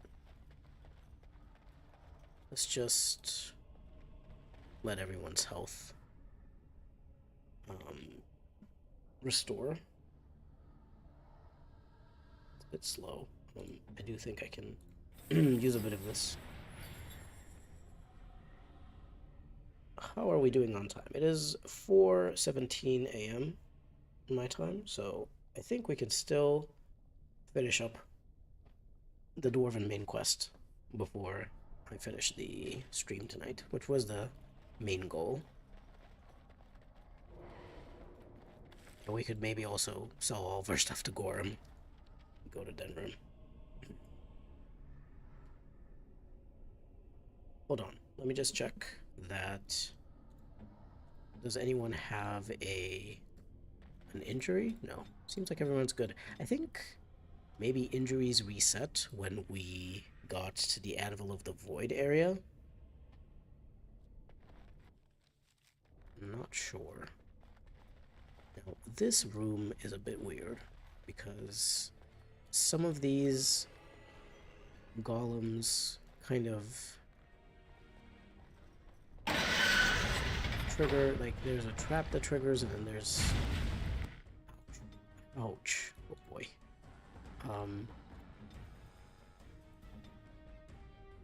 Everyone drink a potion right now.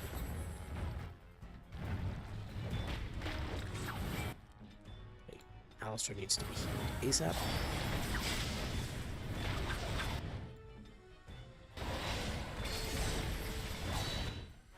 Bit of fire damage. Oh, my warden went down. That is not good. I'm not sure what kind of damage I should do. I'll try spirit damage with this.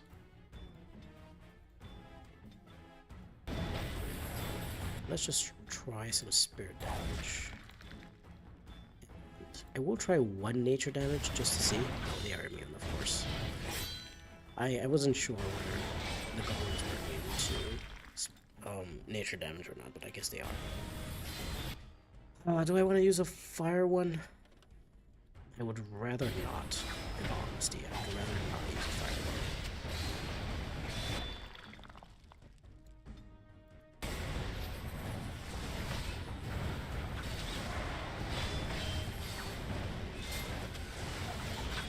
Okay, you know what? It's fine. It's fine.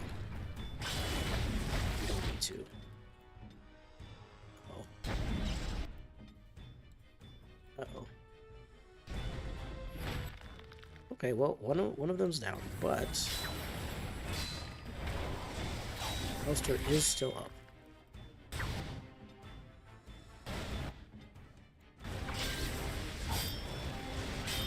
Alistair, I said use a potion, thank you.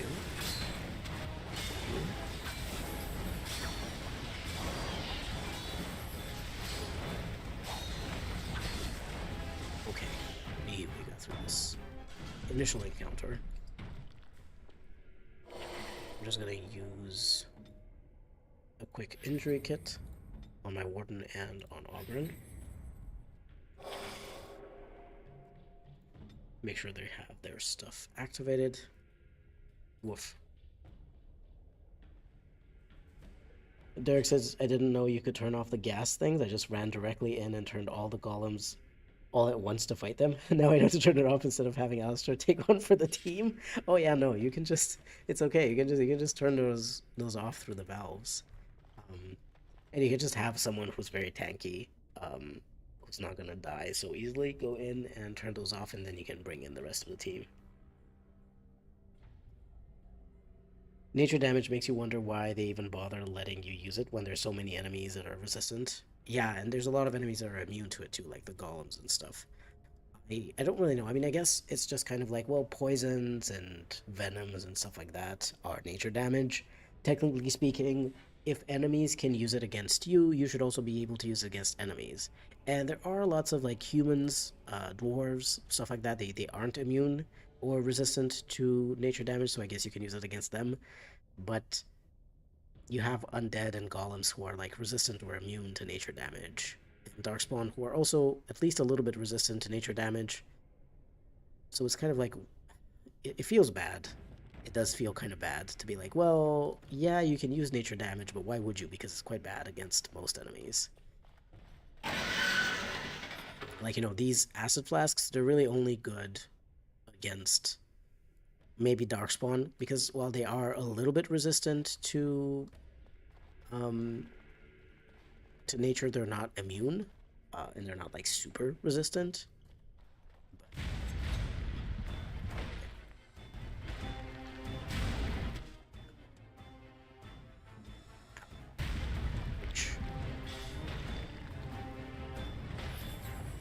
Okay, I do think we're doing a little bit better this time around than last time.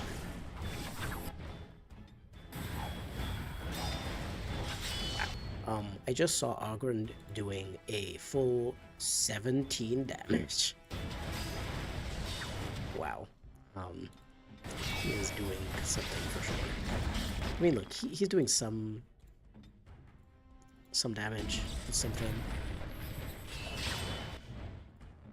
My warden. No. Let down again. I didn't realize more than had plenty of it. It's just was on cooldown. I'm trying to let him push it for a reason. Oh, Alistair's also down once again.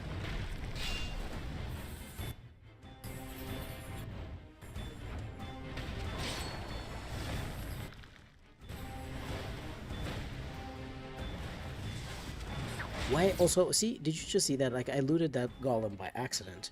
It dropped money. Where does the golem keep the money? I would like to know. I would like to know where the golem keeps the money. Thank you. They don't have any pockets. Where does the money go?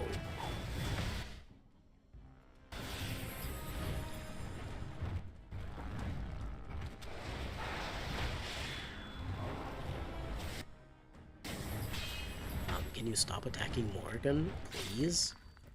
Thank you. Oh, no, it's still attacking Morgan anyway.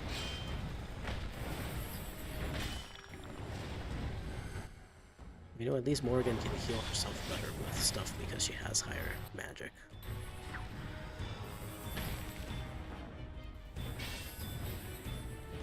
Now it's suddenly attacking Morgan again. Managed to release it.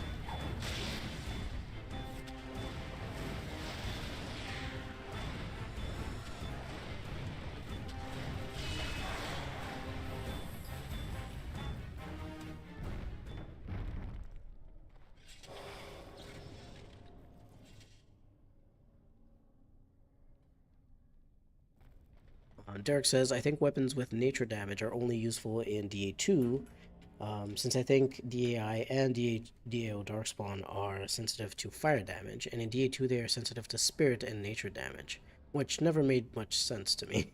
Not Sprite the Fizzy Drink magic, I meant to type spirit magic. I mean, I would kind of understand why Darkspawn are weak to spirit damage.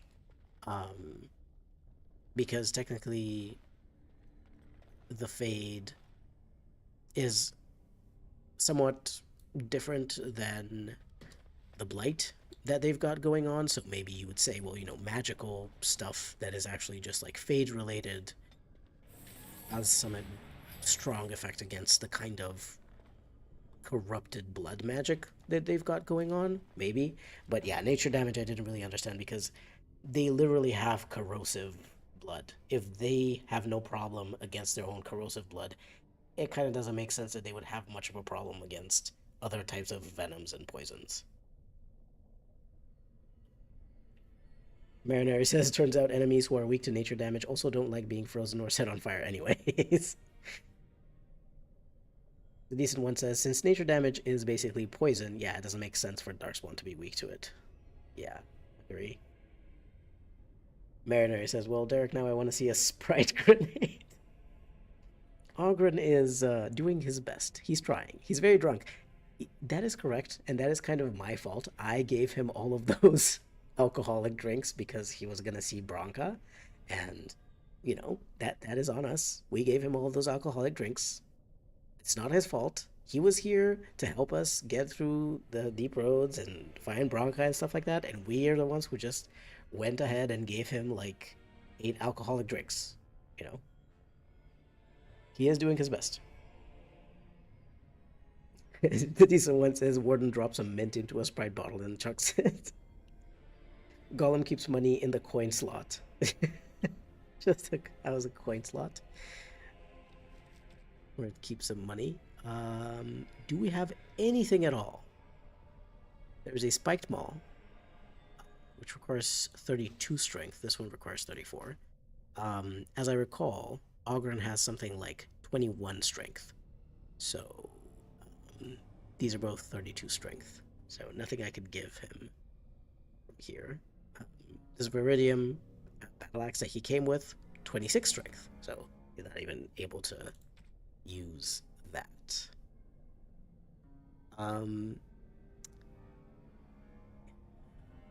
No, because I need the 2 strength from Shadow of the Empire. Because I was going to say, oh, I could just have the Warden Commander set on me and then give him this, but no, actually, I need the strength to be able to equip Ageless and stuff. Ogren, my guy, I'm really sorry. This is kind of the best that we've got.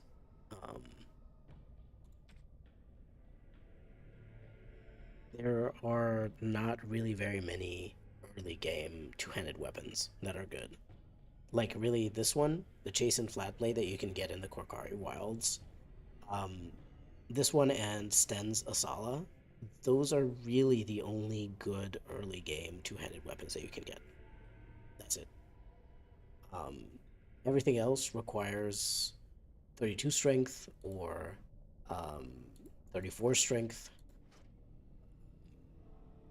Like, obviously, in a normal playthrough, you can get up to 32, 34 strength fairly easily if you are doing a two-handed warrior. Um, but yeah, it's in this playthrough, it's a problem. Derek says the Sprite grenade would certainly be an interesting grenade. Well, I mean, the Sprite grenade, because it has so much sugar, it would be kind of sticky. So it would be kind of like a sticky grenade, which would like root characters in on the spot, kind of like the pinning shot of the archer.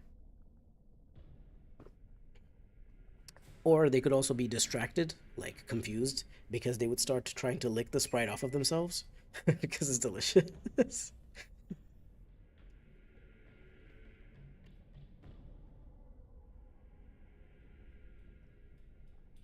Via says, well, rocks and minerals have cleavage, so they might have a few coins hidden there. Oh, yeah.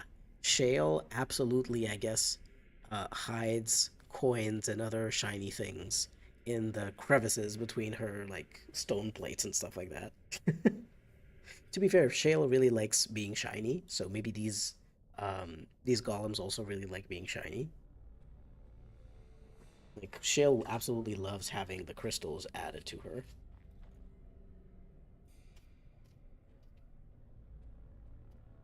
Marinary Sprite Grenade does no damage but makes you 200% more vulnerable to Bee Grenade. Yes, absolutely, because it's sugary and the bees would be attracted to it.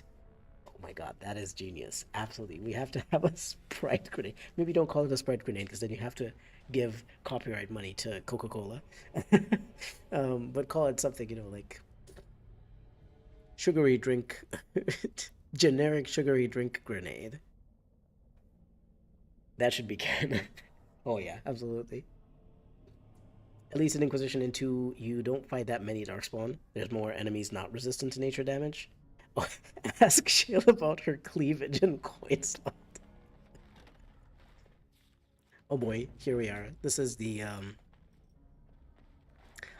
I will be 100% honest with you. Until I did my NPCs only item challenge, just like, I think I did it like, I don't remember when I did it, at the end of last year or sometime at the start of this year. Until I did that challenge, I never realized that essentially you have to um, click all of these anvils twice. Once to make the eyes bleed, and then one more time to destroy that particular face. I never realized that. I was just always kind of randomly trying to click on those things and kill the spirits quickly enough to be able to do it. And usually the fight took me like 15-20 minutes because I had no idea what I was doing. So yeah, if you didn't know, you're supposed to click each of these anvils twice.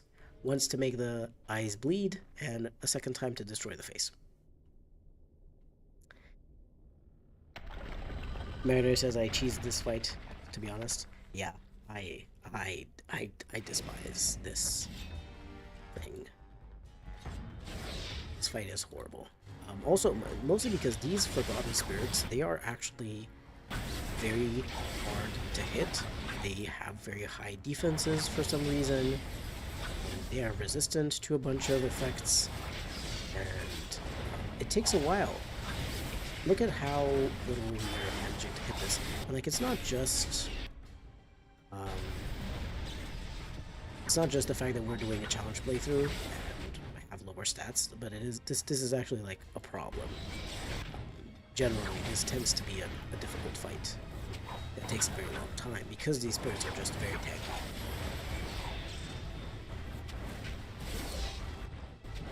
Well, so we managed to get one of these out of the way. One spirit. Okay. Let's attack this one, I guess. Where's Morgan?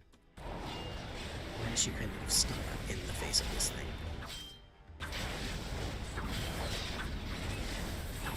Now, thankfully, one aspect of this fight is that the spirits themselves don't necessarily do a super high amount of damage.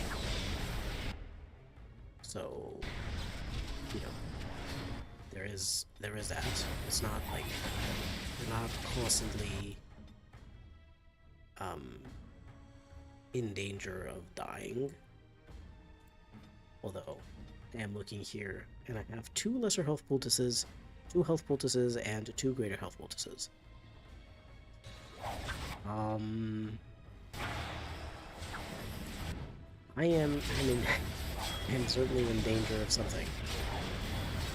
I have to keep some of these for all that. So we managed to beat that. I believe Morgan should be able to get somewhat refreshed from this. Let us here.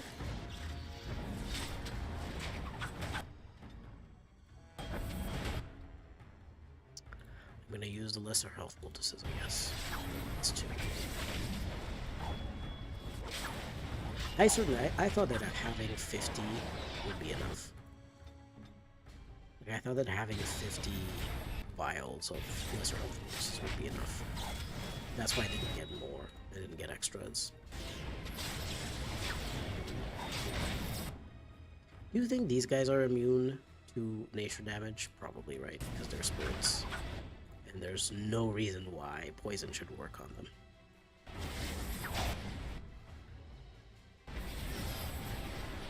Okay, someone touch the spirit anvil, please. Okay. Now, faces are bleeding. Not all of them. There is this one. Isn't bleeding. Come here. Come here, everyone. Attack this spirit.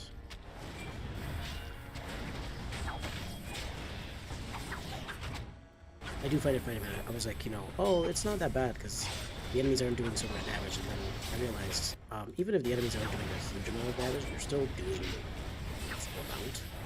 And I am very low on health poultices, so it's not great.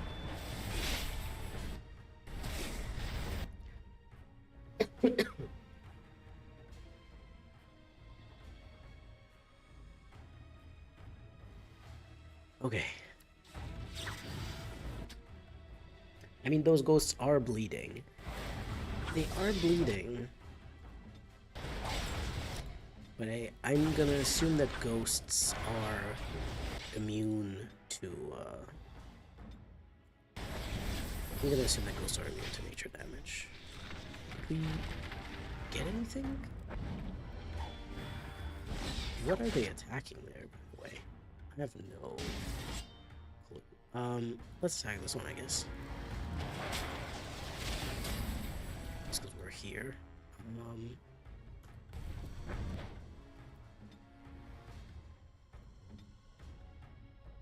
Okay, Morgan.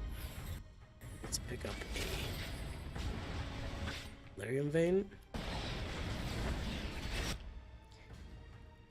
Qwinn, stop attacking the fate symbols. I don't even know why that's an actual target that Qwinn can attack.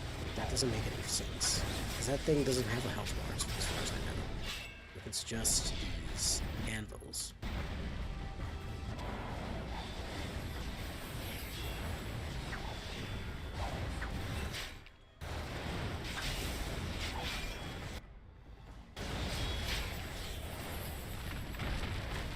What are we attacking here? I'm very confused.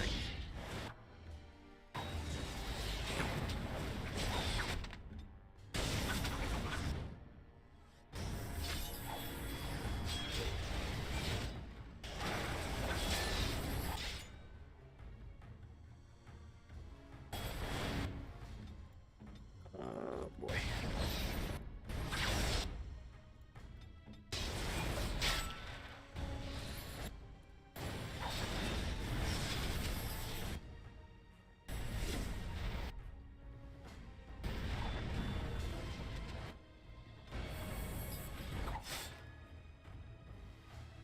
I guess they might not be immune to fire bombs, that is something that I could try, but I'm not gonna try it now because I'm not sure when they're gonna go away. Like if they're gonna disappear.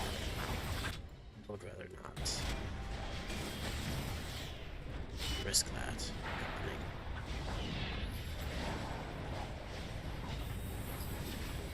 Yeah, see, they disappeared. Let's see, where are they gonna appear? I think maybe here? Yes.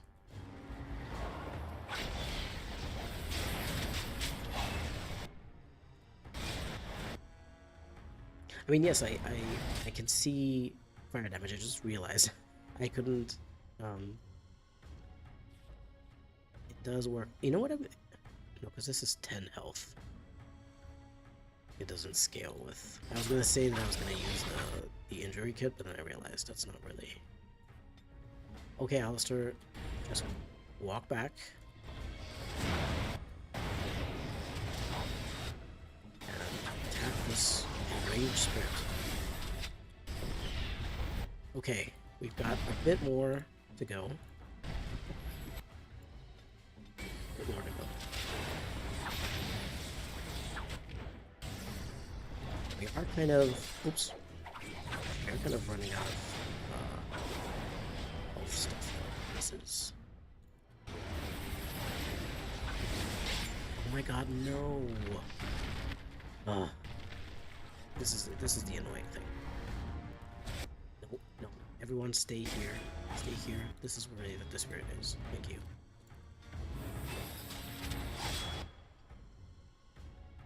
You know what? I'm gonna let Alistair. I'm gonna let Alistair fall unconscious. At this point, I have to hold on to some of these notices. Okay, I have to. So it's okay if. Well, you know, suddenly it's not okay if everyone else dies. I was. You know, I'll try one of these nature things. Oh, nature damage did do something. Okay. Nature damage, fire damage. I'm sorry, now I'm just gonna like using all my shit. I use all of my potions. I didn't want to use all of my potions. I ended up using all of my potions anyway. I even used an injury kit. Come on, Ogren. God damn it, Ogren, you're gonna.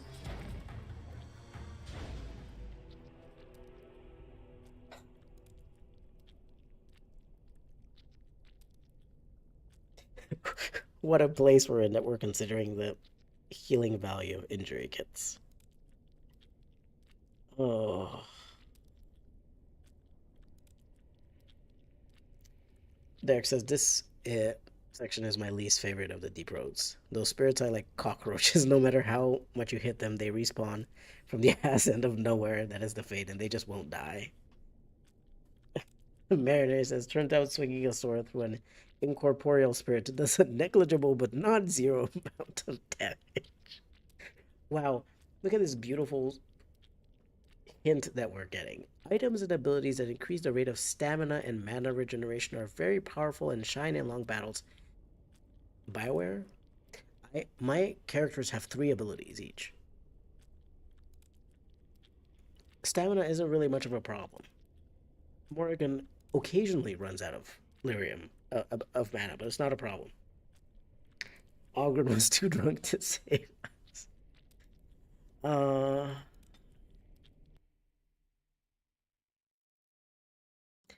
Yeah, this fight, kill one spirit, then don't start attacking another till the statue turns. Yeah, you're right. Not Ogren fumbling that harder than he fumbled his marriage. Oh boy, roasted. Ogren, hey, do you like want this random totem as a gift? Maybe you're gonna get a bit of extra approval, some extra constitution. You know, there is also one more thing. Injury kits also restore 10 health. Elf restores 10 health. So, I'm at the point of the game, of this part of the deep roads, where I am I'm gonna make people eat elf fruit. Choose some elf fruit. Um, that is what we're doing. Derek says I think there's a mod that makes them a less of a pain in the ass to fight. I haven't used it because my computer already sounds like it's about to launch into space, but I've seen it on Nexus mods. Oh boy. It's okay. Oh, look, my warden had an injury. That's totally why we failed. Alistair also had an injury. That's why we failed. The full injury kit is 20 health, and the lesser one is 10 health. I can't believe that I'm doing what I'm doing. Like I can't believe that I'm putting all of these here. This is something that I'm doing. Um, for sure. But hey, I found out actually that they're fairly weak to those to elemental damage. So I think I'm just gonna do that. Honestly, I wish that they would like actually come hit you. Um, like the big problem with these guys is that they don't really come attack you.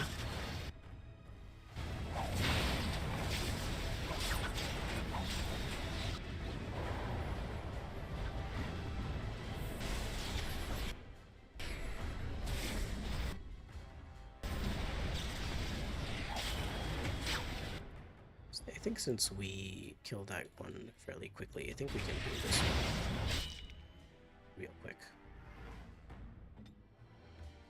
With the Alistair and Ogren just kind of attack with elemental damage.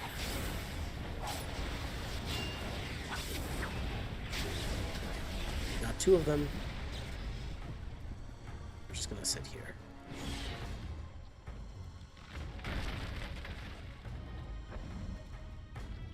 I'm gonna try and maybe get this face that's bleeding to stop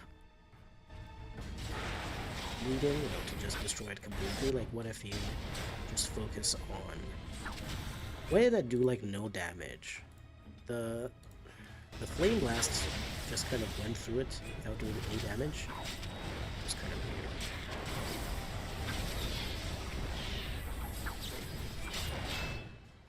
Eat an elf fruit.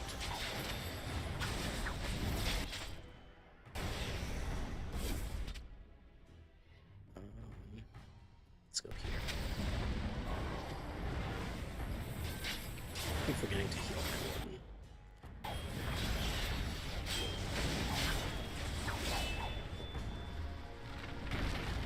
Yeah, like I think I can only kill two of these if... Yeah, I think maybe the play with this is to try and kill the spirits that are, like, fully kill a face as quickly as you can, so that it spawns less guys. I think this may be the way to go.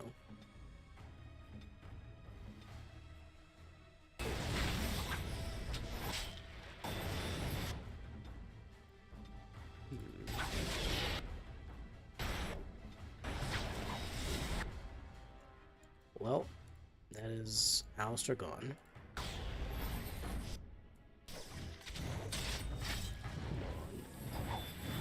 Hit the goddamn thing. Okay, now everyone just walk a bit. We don't actually need to attack these other ones. Okay, this one. Yeah, we're just trying to hit this one. Okay, maybe it needs to be a bit more on fire. Wow, it did 11 points of damage. It is truly an amount of damage that it did.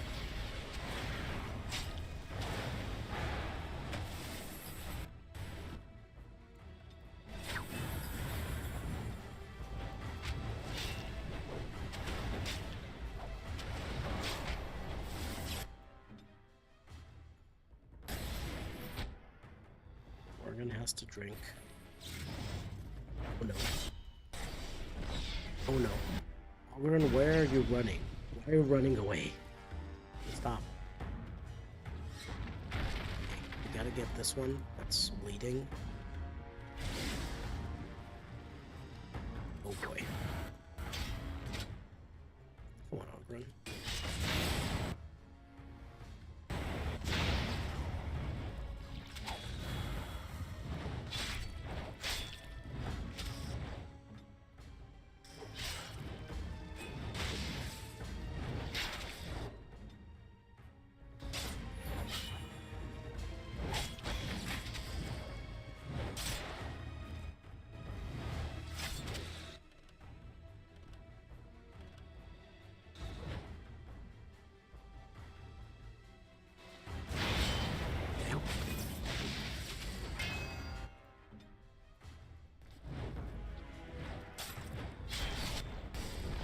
Okay, we only have one more face, but we don't actually need to attack this one now. We don't need to. Okay. Just wait for it to get back. I'm just gonna eat some elf food in the meantime. Just chew it a little bit. We're gonna attack this.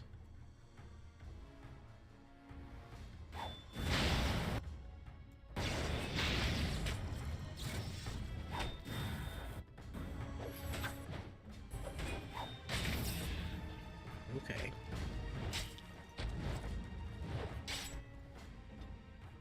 Ogren, you also choose some elf food. Ogren, I think he needs a potion. I can choose some more elf food.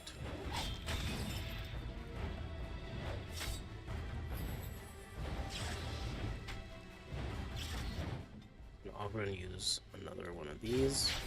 Yes. Okay, now we made it bleed.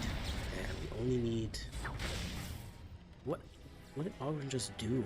Like, why is he trying to attack this thing? It doesn't...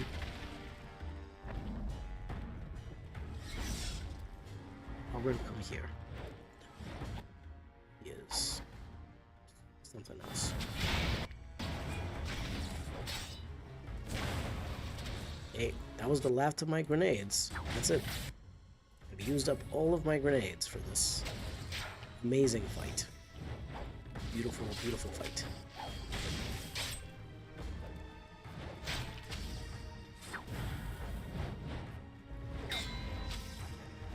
You know, I'm wondering, maybe I should switch to my non-Darkspawn weapon.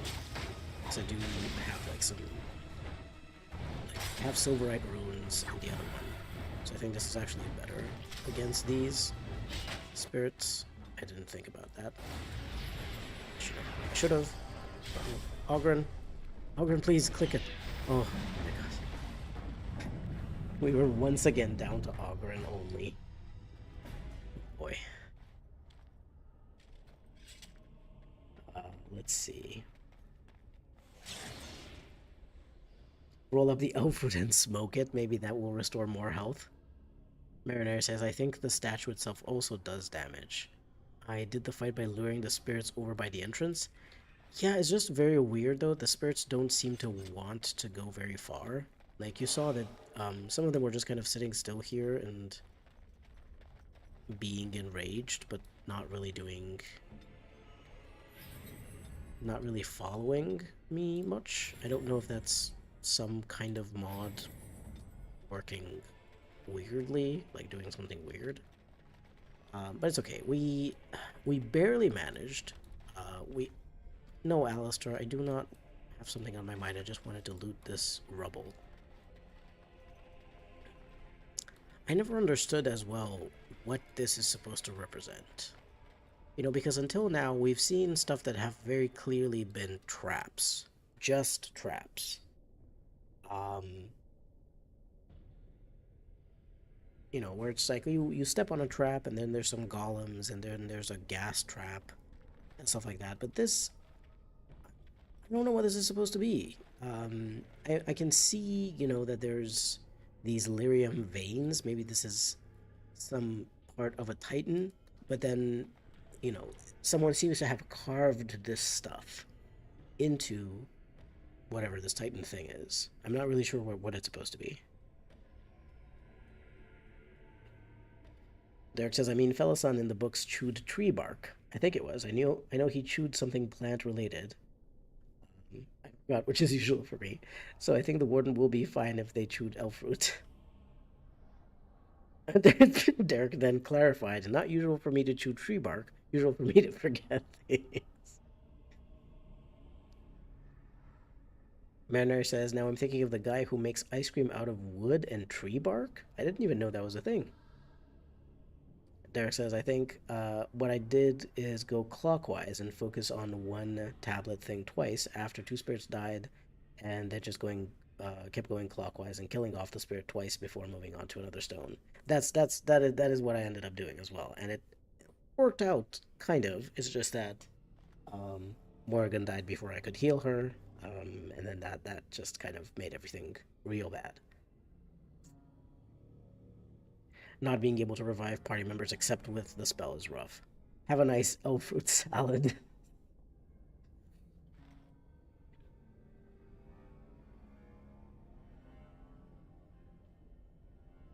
So he infuses the ice cream base with chunks of wood or bark or flowers one time, then strains it out. And does that add actual flavor? Because I know that, you can add some of the resin of various trees. Like, you can make like pine tree syrup and stuff like that, but it's made with like the resin of the tree. It's not really made just with the tree bark itself. And now I'm very curious to see like what would tree bark ice cream taste like if it's actually made with bark.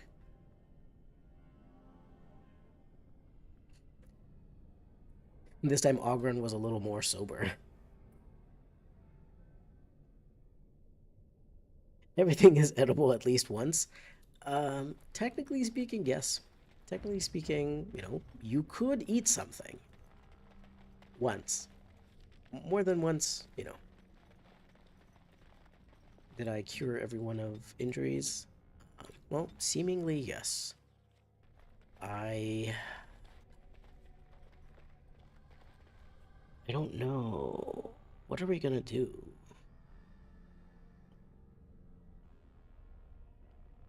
So the ice cream guy just mostly does lots of woodworking stuff on his channel. But he also does this kind of ice cream experimentation. Yeah, Mariner says it adds flavor depending on the tree. Some of the wood he roasted before infusing. That's interesting. Oh boy.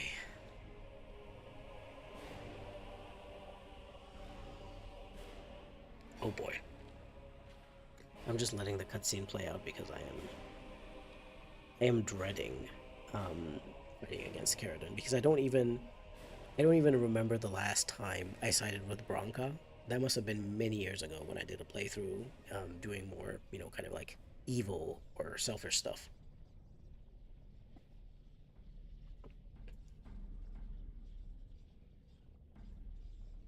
Spare me, I need the anvil to bargain with Bronca.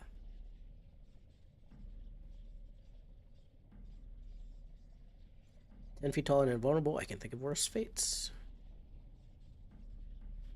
Sounds like you earned this. Orzammar could use it, though.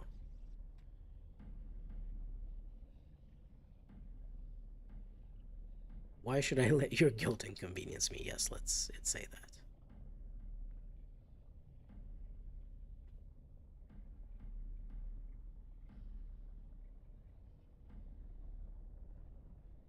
Alistair, shut up. You don't understand.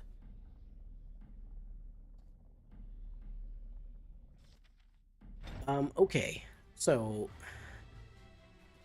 Well, Ogren and Morrigan approved. Alistair disapproves because he is the way that he is.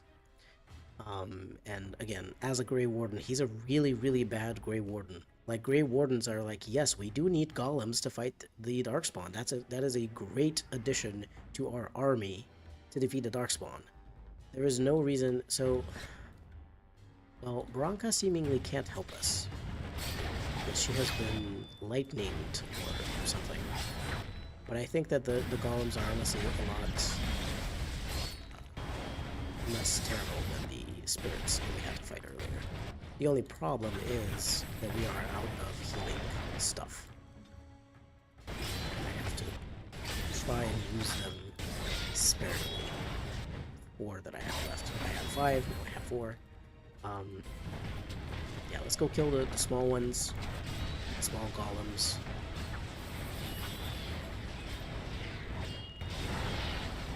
Because maybe these stone golems can help us against Keradin afterwards. Actually heal that one if I can. It's just a little bit of healing, but it is something.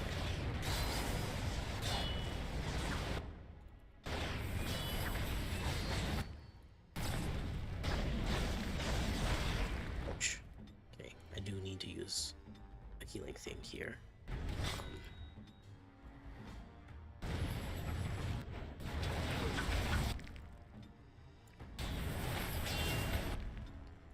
He needs to heal.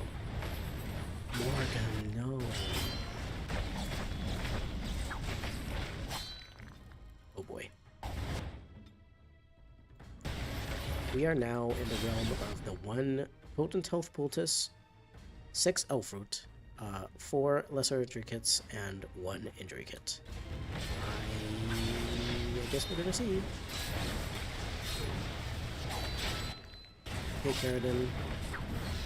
It's just you and my team now.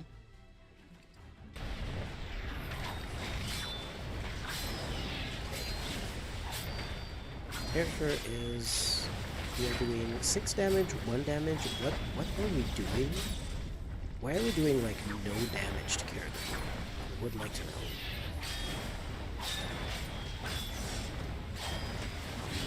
It's like we're. Do I have okay? Qwinn and Alistair. Look. Alistair is going to get this soul rot coating, and Qwinn is going to get this nature damage. I think he, no, because I think he's probably immune to it. Get this because maybe he can slow Keradin to some extent.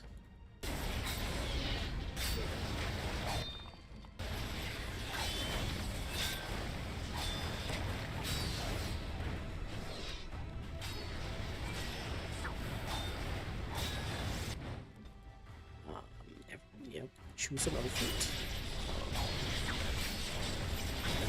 Injury, oh no. Oh no.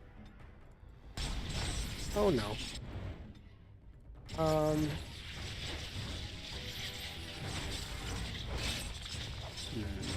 Okay. Well, we have to keep Morgan alive, for sure.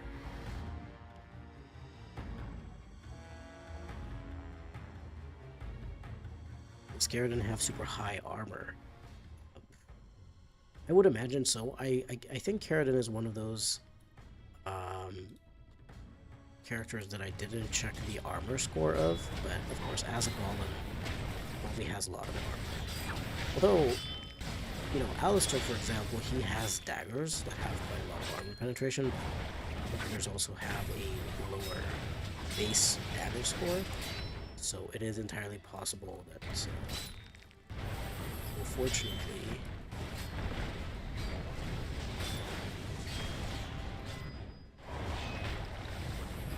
he just doesn't do enough damage. And like you're always gonna do, if you hit, you're always gonna do at least 1 damage, like physical damage.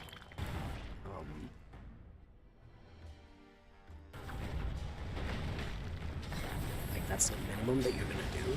I believe. Like I don't think that you're gonna do 0 damage. I'm gonna try to keep this stone golem alive.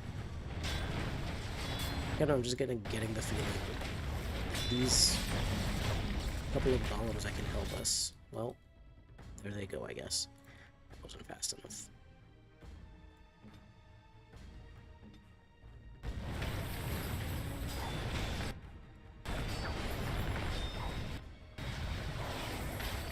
Everyone please attack this golem, because Morgan is getting deleted by it.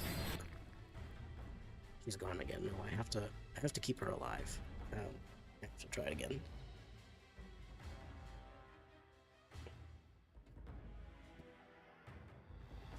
Use the lyrium veins before he does. Oh, you're right. You're right, the lyrium. Okay. Look, everyone attack that stone golem, and Morrigan is gonna go and use these Lyrium things. You are correct. I completely forgot about that part of the fight. This part of the fight just kind of... Okay.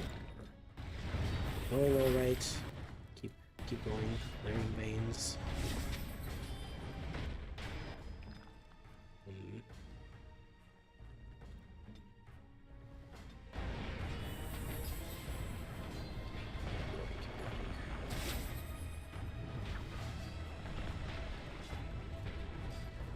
Well, Ogren is down, but honestly, he is the least important character in this fight.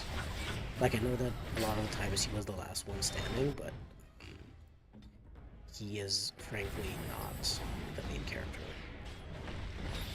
Morrigan is the main character because she's using the Lyrium veins. We've got a few more. Gotta heal up my characters. No, stop.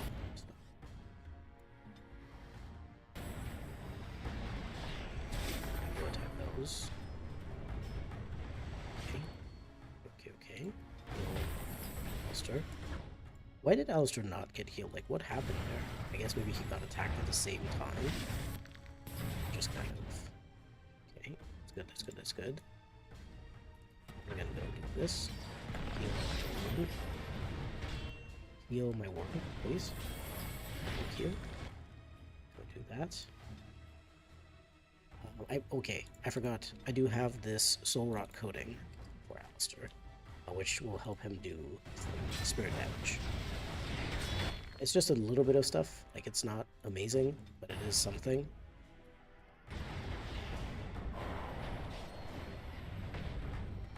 Okay, one more Lyrium. I think we got all of them. So now we can focus fully on the fight. Please stop targeting Keradin. We need to attack these. Poultice. Healing.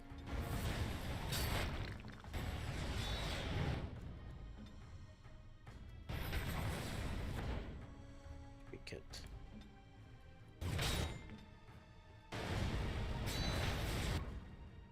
I think I might be able to get both Keradin.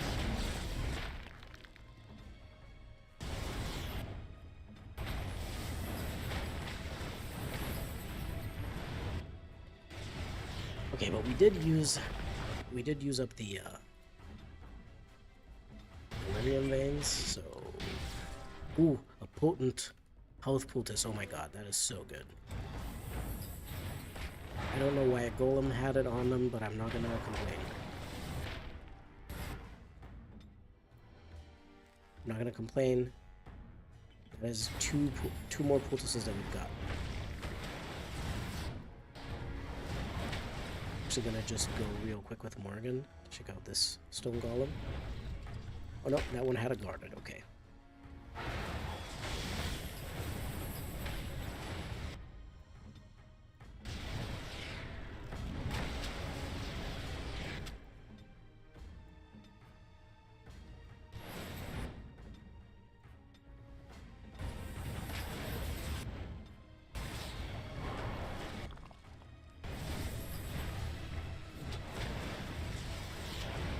I mean, you see, my character is doing 30 damage, so I think, to be fair though, Mauls have a very high armor penetration score, so I'm doing, you know, I have like 13.5 damage baseline, 12.25 armor penetration, and then I also have electricity and fire damage that I'm doing.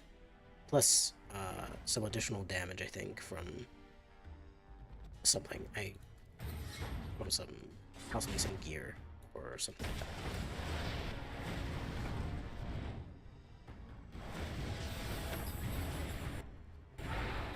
I think with my character and with Morrigan,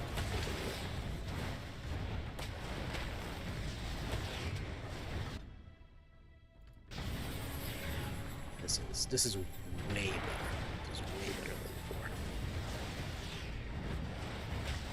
But yeah, like I think what Keradin was doing, that he was using the Lyrium veins to do the weird lightning stuff. So thank you very much for reminding me that.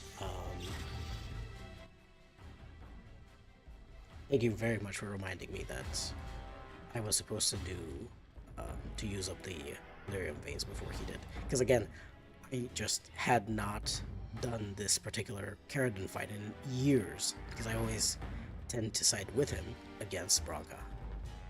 Oh boy, okay. I think we have to go talk to Branka. We'll have to fight Ogren first. Okay. Can I go real quick to the Golem Registry? I just want to pick it up. I don't actually know if I should pick it up.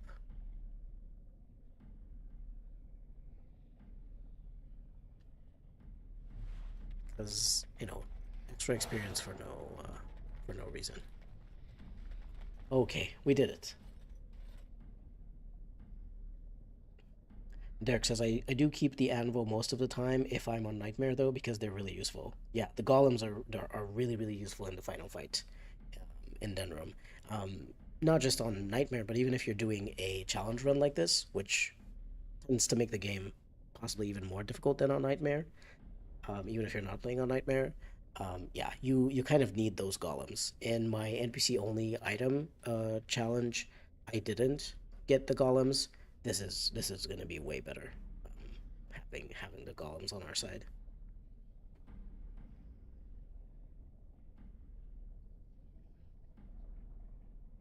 Derek says I didn't mind the golem fights in DAO. The ones in DA2 were a pain in the ass to kill, though. Oh yeah.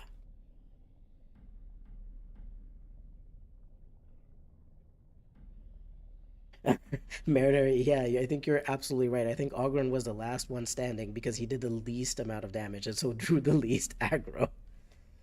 Branka also uses the veins, but maybe she does something less devastating with them. Oh yeah, no, Branka is perfectly fine. Like I don't.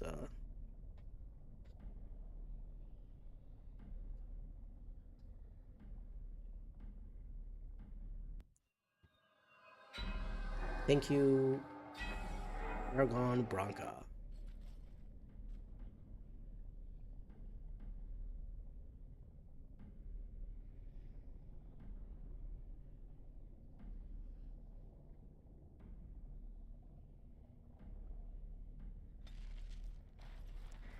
Very nice.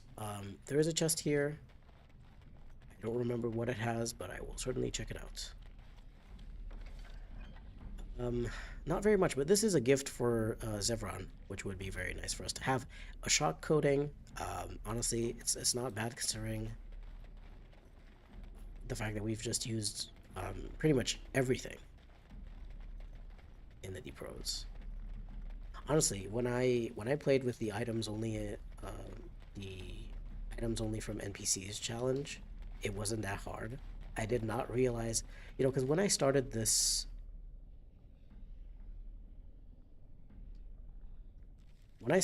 challenge, I felt as though it was easier than the one where I would only use items that I got from NPCs. But obviously, that was just because I have access to the DLC items very early on. But that actually, I feel like the game is much harder now than it was when I was doing that previous challenge. And after I finished that challenge, I was like, damn, it's going to be really hard to find a challenge that feels as difficult as this one. No, I think I think there's plenty of ways to make a challenge really difficult.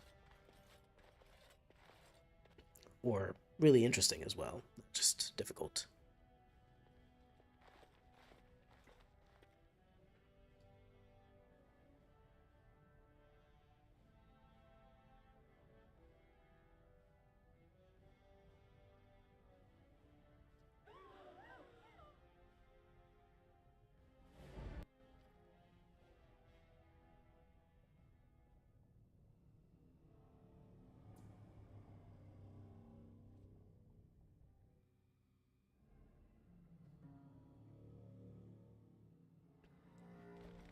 Role-playing game where you level your characters turns out to be hard when you don't do that. Yeah, I mean, who would have thought?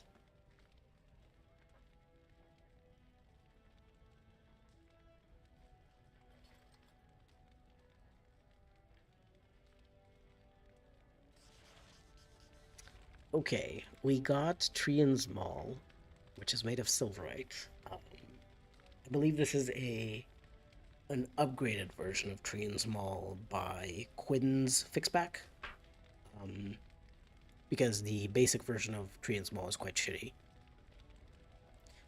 But I think that Ageless is still better. And my Warden is the only one who would be able to wear this. Ageless is way better. Oh boy.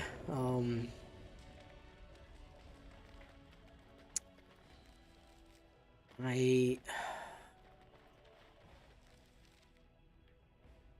There is an ambassador here to kill for the Trial of Crows questline, but I don't even know if I want to do the Trial of Crows questline to the end. Like, there's another pair of gloves that I can get, but it's not very interesting. There,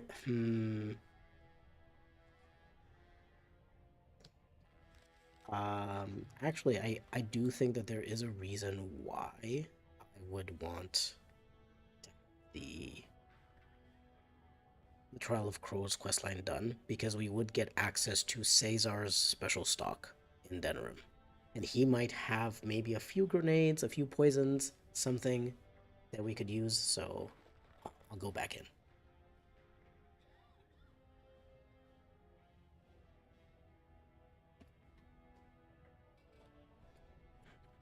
Okay, actually, yeah, let's go do that. I will save the game, just I don't want it to crash. But it should have probably saved, but I'm just gonna say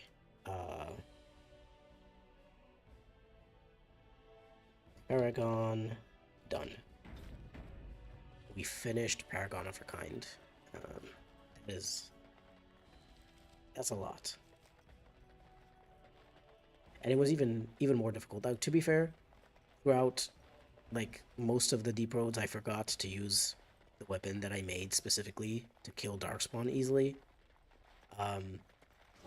So you know, I wasn't exactly making things. I was making things even harder for myself. But you know,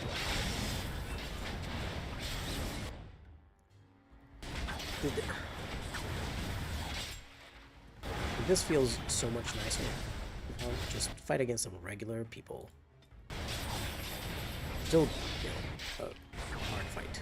Like, well, not a super hard fight, but they are still a decent fight. Because they're quite high level, but they are nothing. They are nothing compared to what we just went through in the deep roads.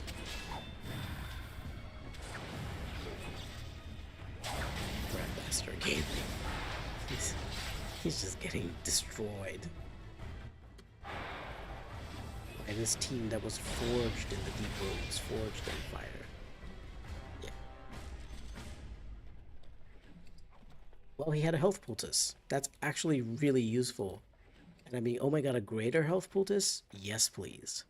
We need these because, like, I can buy some more flasks, but because of the fact that herbalism, poison making, and stuff, they are level locked, and I'm only using stuff that I could get at level 1, I can only make the cheapest health poultices. So I can only get some elf root and flasks, but that's it. Unfortunately, there's not much else that I can do.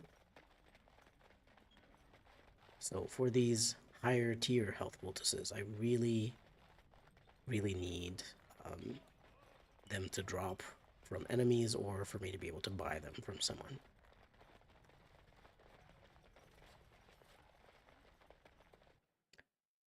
Manor says, checking wiki says no grenades in special stock. The wiki is a bit weird when it comes to Caesar.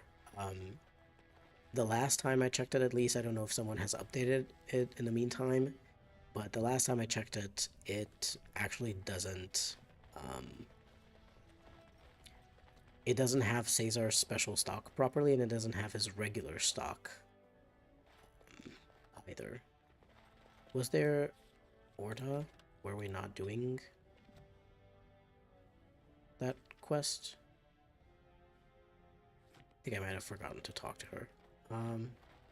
It's okay. It's not a problem.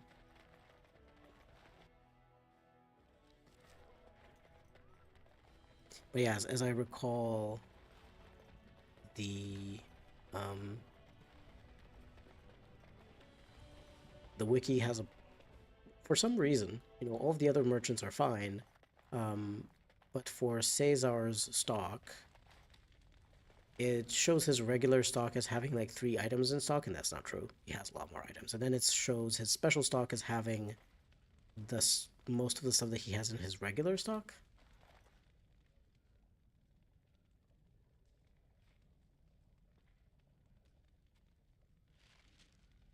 Okay, I think we'll be able to maybe go and talk to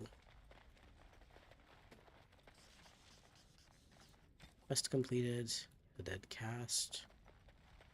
I'm not sure if this is necessary right now, but I'm trying to see if I can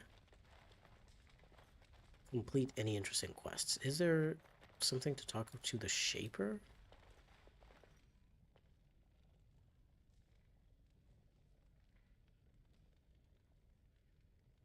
Okay. We did get a reward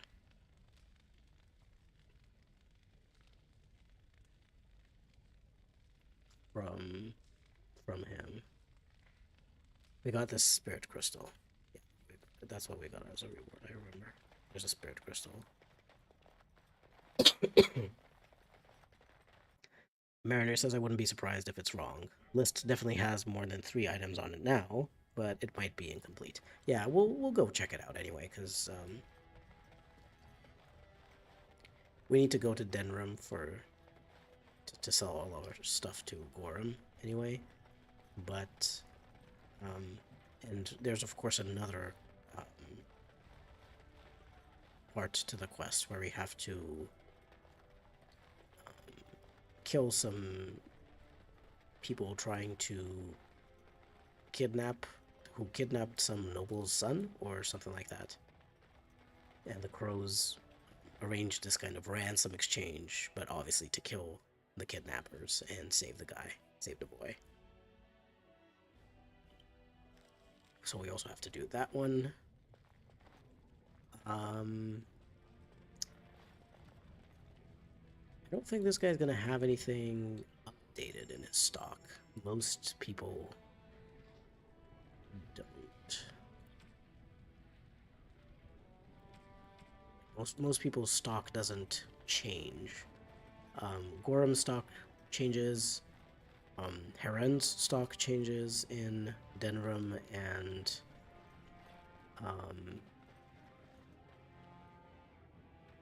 Varathorn's stock changes in the Dalish camp, but I think that's about it. I forgot to talk to Orda in the assembly, but I don't think we need the money. If we do, we can just come back to Orzammar whenever we want to.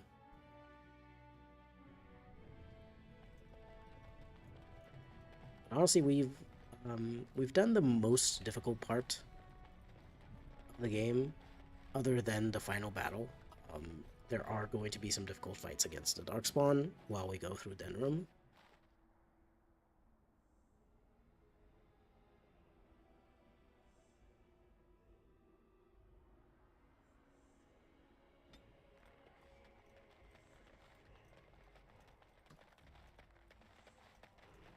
Yeah, so there's going to be some difficult fights in the Battle of Denram, but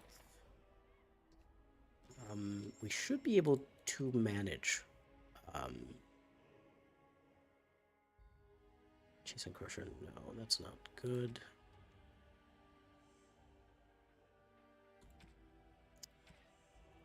Yeah, nope, there's not very much that we can get. Okay. We're just gonna...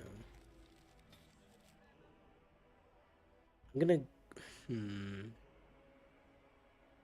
wondering if I should go to camp first. Nah, I think we're fine.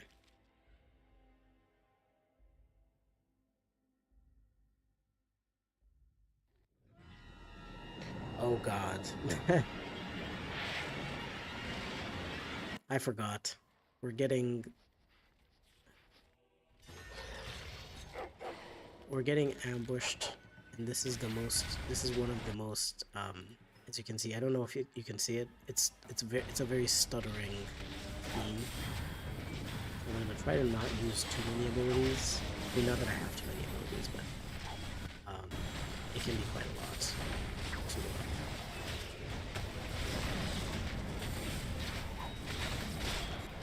To the computer, I just don't want it to crash. I forgot about the ambush.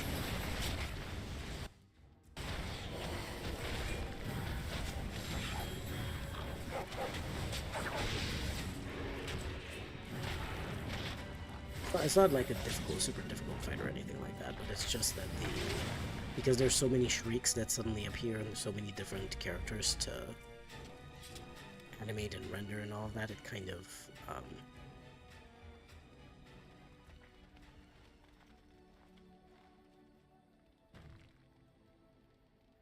the computer struggles.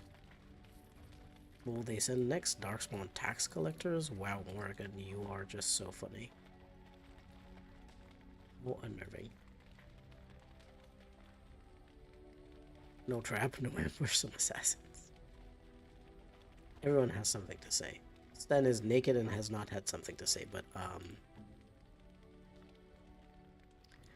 will take these things from Ogren. Sorry, Ogren, but you are not nearly as good as Sten is in combat because you don't have a lot of strength.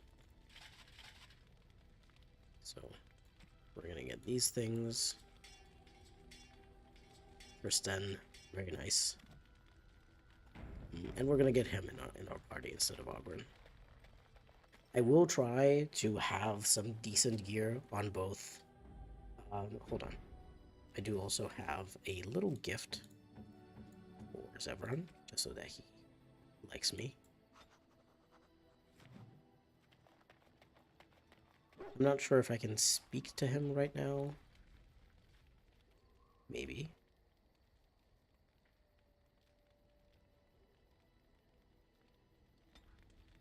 He disapproved because I accidentally clicked on something.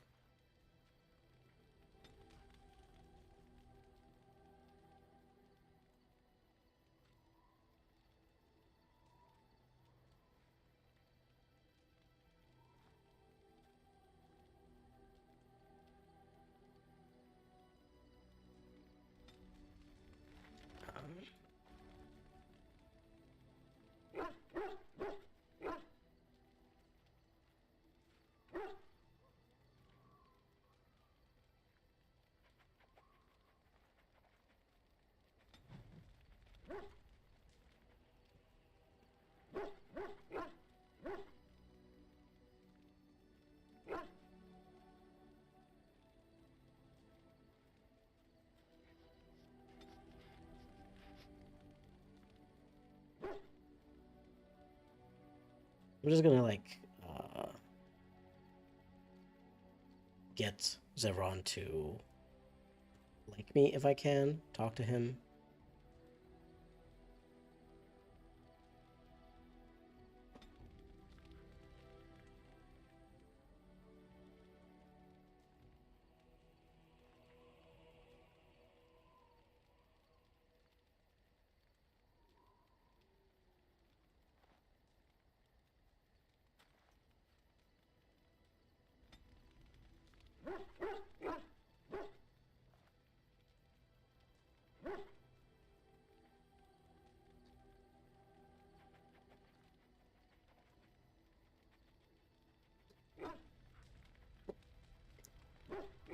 happy to have you, Ogren. Now warm the bench and drink all our alcohol. I mean, look, he's gonna be absolutely useful in the final battle in Denram, the gates. It is useful to have as many characters as possible, because that is, if you're not careful, you can die there, especially if you don't have any health poultices. So, it is actually good to have as many characters as possible. Let's see. Anything else?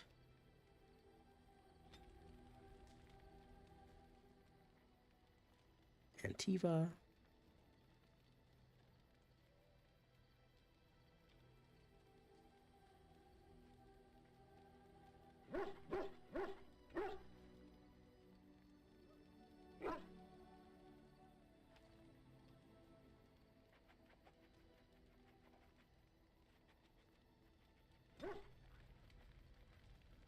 I'm just like romancing him slightly because I just think it's better.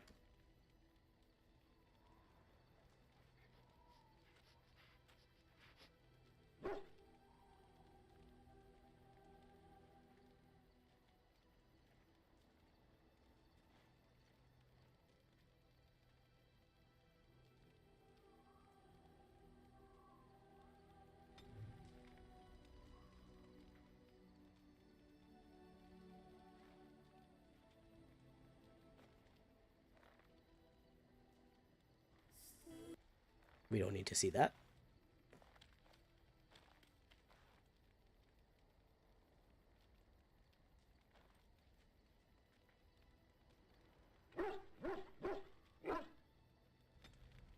Okay, how much does Zevran like us? Let's see. Care. It's not bad. Does he need to be at love, or does he just need to be at care? I'm not sure. Hold on. Sorry. Let me see what's going on here in the chat.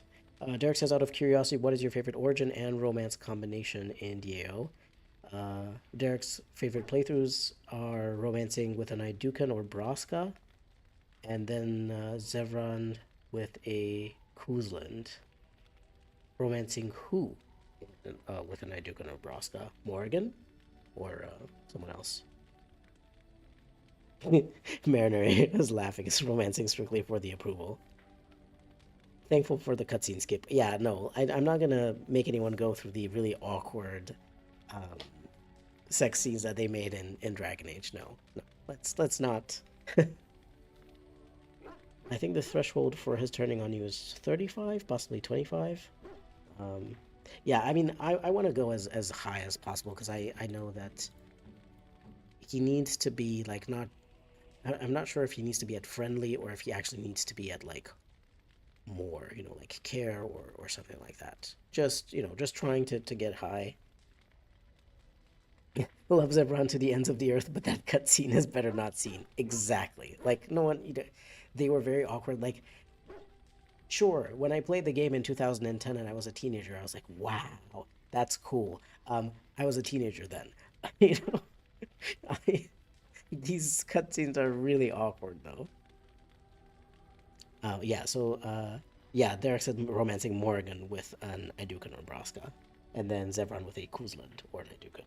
Um, so my favorite origin story overall is a dwarf noble, because I think that as a dwarf, you understand the real threat of the Darkspawn, and you get to fight Darkspawn both during the expedition into the Deep Roads and then during the exile. And there's like the really strong feelings of like possible betrayal or maybe even appreciating how tricky Balin is and stuff like that. It's just a very interesting story setup. But I also really just love these types of missions in games where they take away your gear. I've always loved those where they take away your stuff and you have to do something, scavenge whatever you've got around and make your way through a level in a way that's different from the way they usually do it. But I think that I prefer more romancing Morrigan with a Kuzland or with a mage, and I prefer romancing Zevran with an Idukan, which I kind of am doing now, so that makes sense. I also kind of like romancing Zevran as a Dalish elf, because I think it's kind of interesting with him having some history with the Dalish, you know, with him, his mom being Dalish. I think it's kind of nice to have him get closer to that aspect of his ancestry that he never got to explore. Alistair, I don't really like romancing. I think I like romancing Liliana with a Dalish elf or a mage, especially an elven mage, because I think that Liliana is the most open-minded um, and the nicest, and towards mages, towards of course Morrigan is open-minded and whatnot, but I think that Liliana brings a nice change of pace to someone who, or a Braska even, would be a very nice romance for Liliana. For someone who grew up in a fairly rough or super sheltered environment, like I think it works very nicely to be able to see there's still good in the world. As a Dalish elf, you're kind of against humans, um, based on how they interact with you. As a city elf, it would kind of work as well to just kind of see, well, there are still good humans in the world.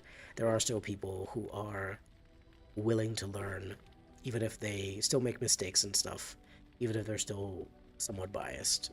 They are willing to acknowledge their biases and learn from their mistakes and be better. The decent one was like, I'm very unique, human male warrior with Morrigan. I mean, I love romancing Morrigan, honestly, in any kind of playthrough, just because she's my favorite character. But if I were to choose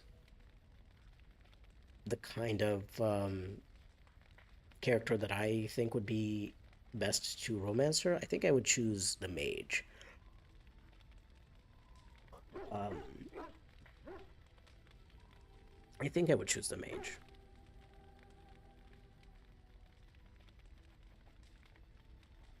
Marinary says, planning on Idukan for my next run, semi-evil. Ooh, that's nice. Well, semi-evil, I always feel like Idukan works perfectly for this kind of practical-minded, more selfish or power-driven person who is going to make more selfish choices and stuff like that. It just works really well. And it just so happens that I kind of like that kind of playthrough the most in Dragon Age Origins as well.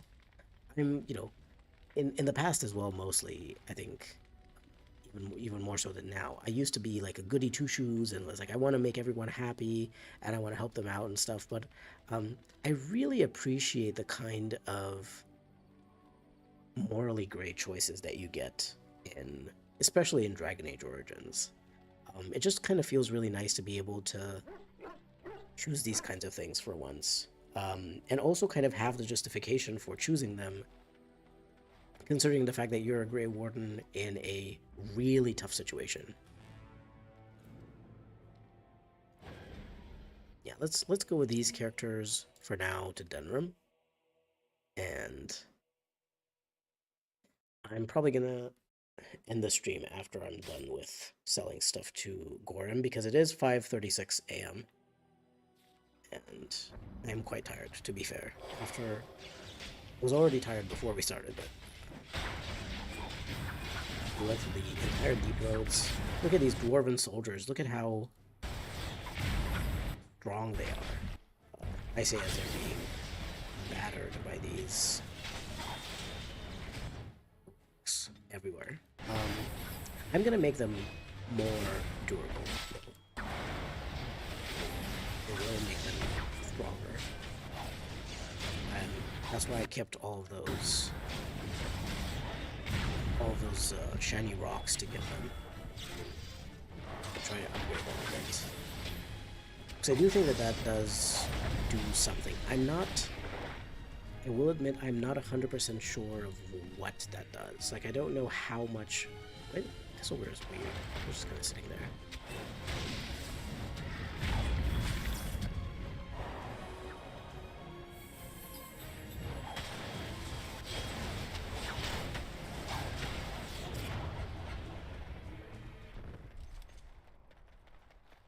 Yeah, Derek's also saying that that kind of semi-evil Idukan playthrough is fun.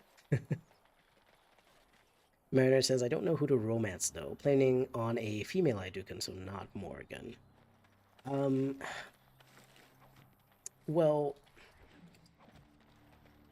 I think it is always kind of interesting romance Alistair when you have this kind of darker character, this kind of semi-evil character, because you could essentially, especially once you find out that he is the bastard son of King Merrick, you could be like, well, I can use this to my advantage.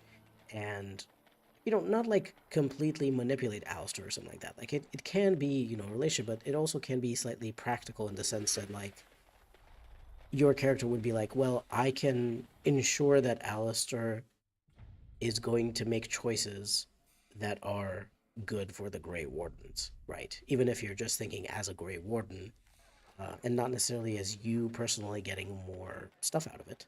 So Alistair would be an interesting choice. Zevran, as your assassin, is also kind of an interesting choice to romance. As a fellow person who, makes some more selfish choices and stuff. Especially kind of interesting, I guess, if you if you have Zevran betray you, turn against you. That's also kind of an interesting idea. I don't think there is any reason. Oh. This is kind of interesting. Trian's Maul, this version, the upgraded version by Qwynn's Fixpack, it does also grant +2 strength. So I would be able to equip something that requires 36 strength, but only like a piece of armor or something. That is interesting. I'll keep it in my inventory for now. These things I can sell, though. The 32 strength required stuff, quite bad. Bows we don't need in this playthrough because we can't make use of them.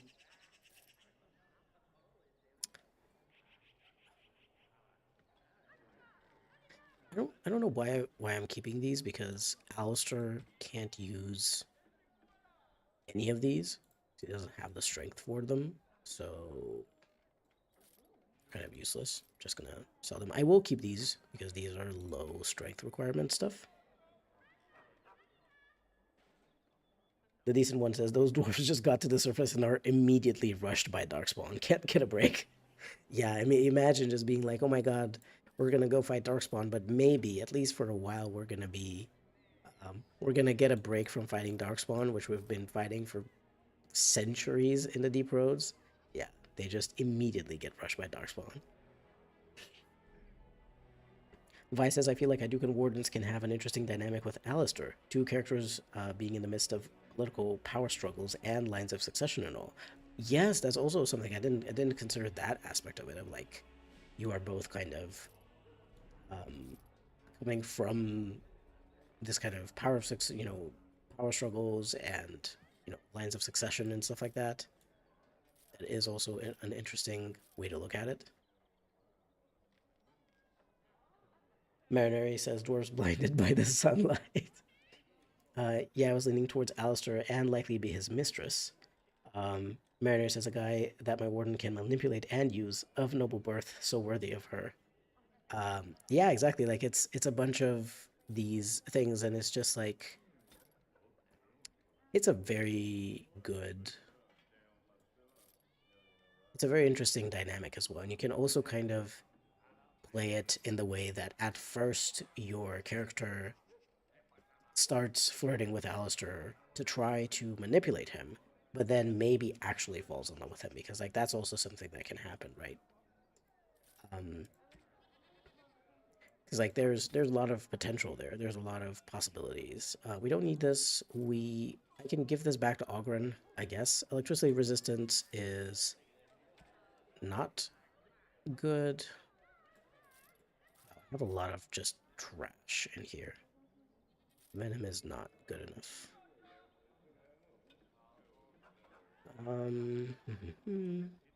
What else we got here? I'm not gonna give runes to the mages because the mages are just going to suck anyway. Torch bar, garnet. I'm gonna sell these. Diamond. Look at that. We have a lot of money. Like we're fine on money. I might keep the deathroot extract actually to make some deathroot extract. Maybe that might be something not terrible to keep.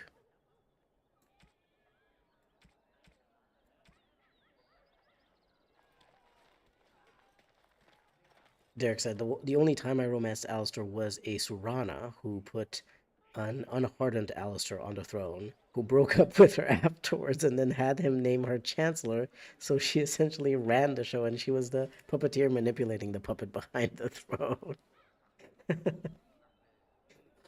Honestly, that's a pretty interesting, sequence of events, honestly, to happen. Derek says, no, actually, I did Romance Alistair on another playthrough, though, but I didn't enjoy it as much as that one. I'm not a big fan of Alistair's romance in general, so I tried having fun with it. I do think Adukin and Alistair have a really interesting dynamic, though. Yeah. I agree again. I am not necessarily the biggest fan of Alistair and the way that he's written. Because, I understand he's supposed to be like 19 or early 20s or something like that. It's really weird, though, considering everyone else is kind of older than him, and then he also acts, you know, it's kind of weird.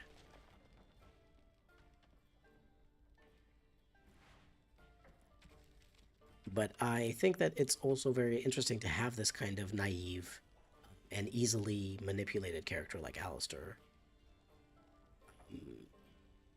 in the mix, because you can do these interesting things with someone like an Idukan, with someone who is a master manipulator. I mean, honestly, imagine even Zevran or Liliana managing to manipulate Alistair, not even necessarily as a romantic partner, but just like as a friend, befriending him and just kind of pushing him towards being in a certain way, just like based on what they want Alistair to be like. So I didn't mean to ask for rumors. I wanted to just buy some flasks from you. Okay, we're gonna buy. Honestly, I'm just gonna buy a full stack of flasks this time around. We'll also buy this elf fruit, but I will buy elf fruit from Varathorn. I don't think he's got. We can get this ale for Ogren, I guess. I'll also buy these poultices. Why not?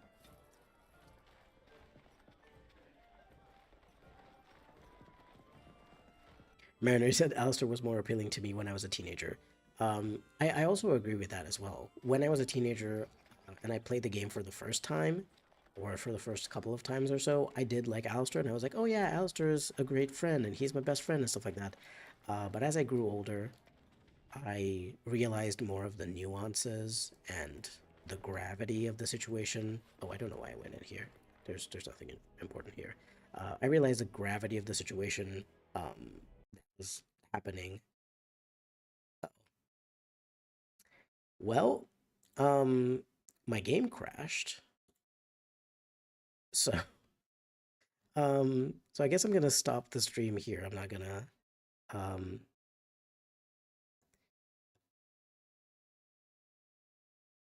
I'm not gonna just open the game back up. I was just gonna sell some stuff and buy some potions. We'll just do that next time before we go to do the Urn of Sacred Ashes. Um, yeah, Wonders of Thedas did not appreciate me leaving. Wonders of Thedas was like, "Hey, that's rude. We have really good equipment here," and normally speaking, they really do, especially for a mage.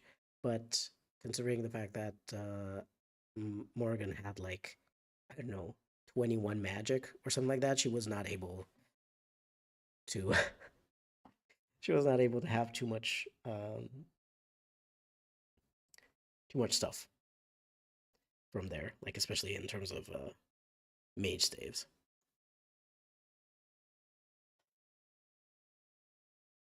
Yeah, Vi says a similar thing of like enjoying Alistair when being a teenager. Alistair was a nice first romance when I played the game at 13 years old, but I've grown in age and taste, i.e., Morgan and everyone forever.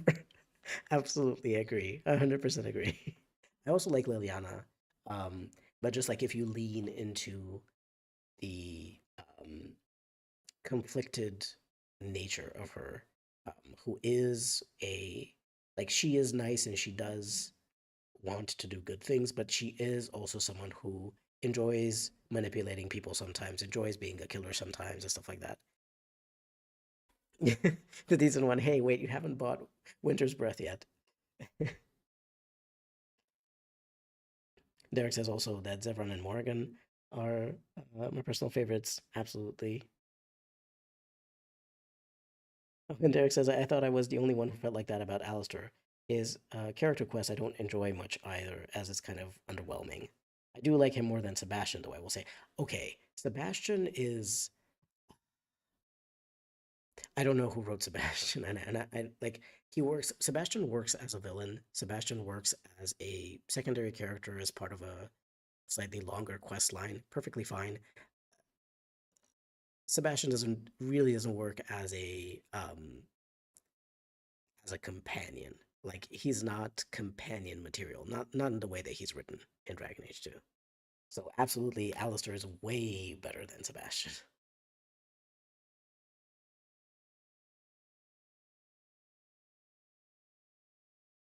Wonders of Thedas really didn't want you to get any fine dwarven crafts direct from Orzammar.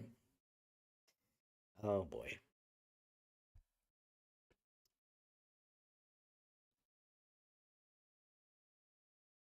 Sebastian, nice voice, no nice anything else. Absolutely agree. The voice actor, amazing. Very good job. Nice Scottish accent, very nice. But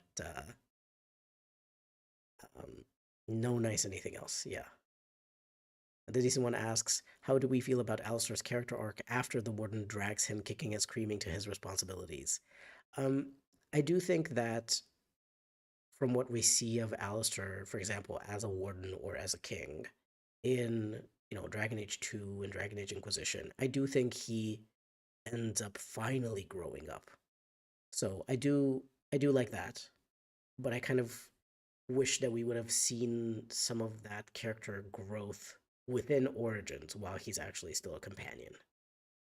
Um, because I do feel like sometimes some of the character development that some of the characters got, like Alistair's, feels a bit undeserved. Like it feels really weird to have spent so much time with him in Origins, to have tried to talk to him and to have tried to explain to him stuff and how the world works, and yet he continues to be a child throughout the entirety of the game.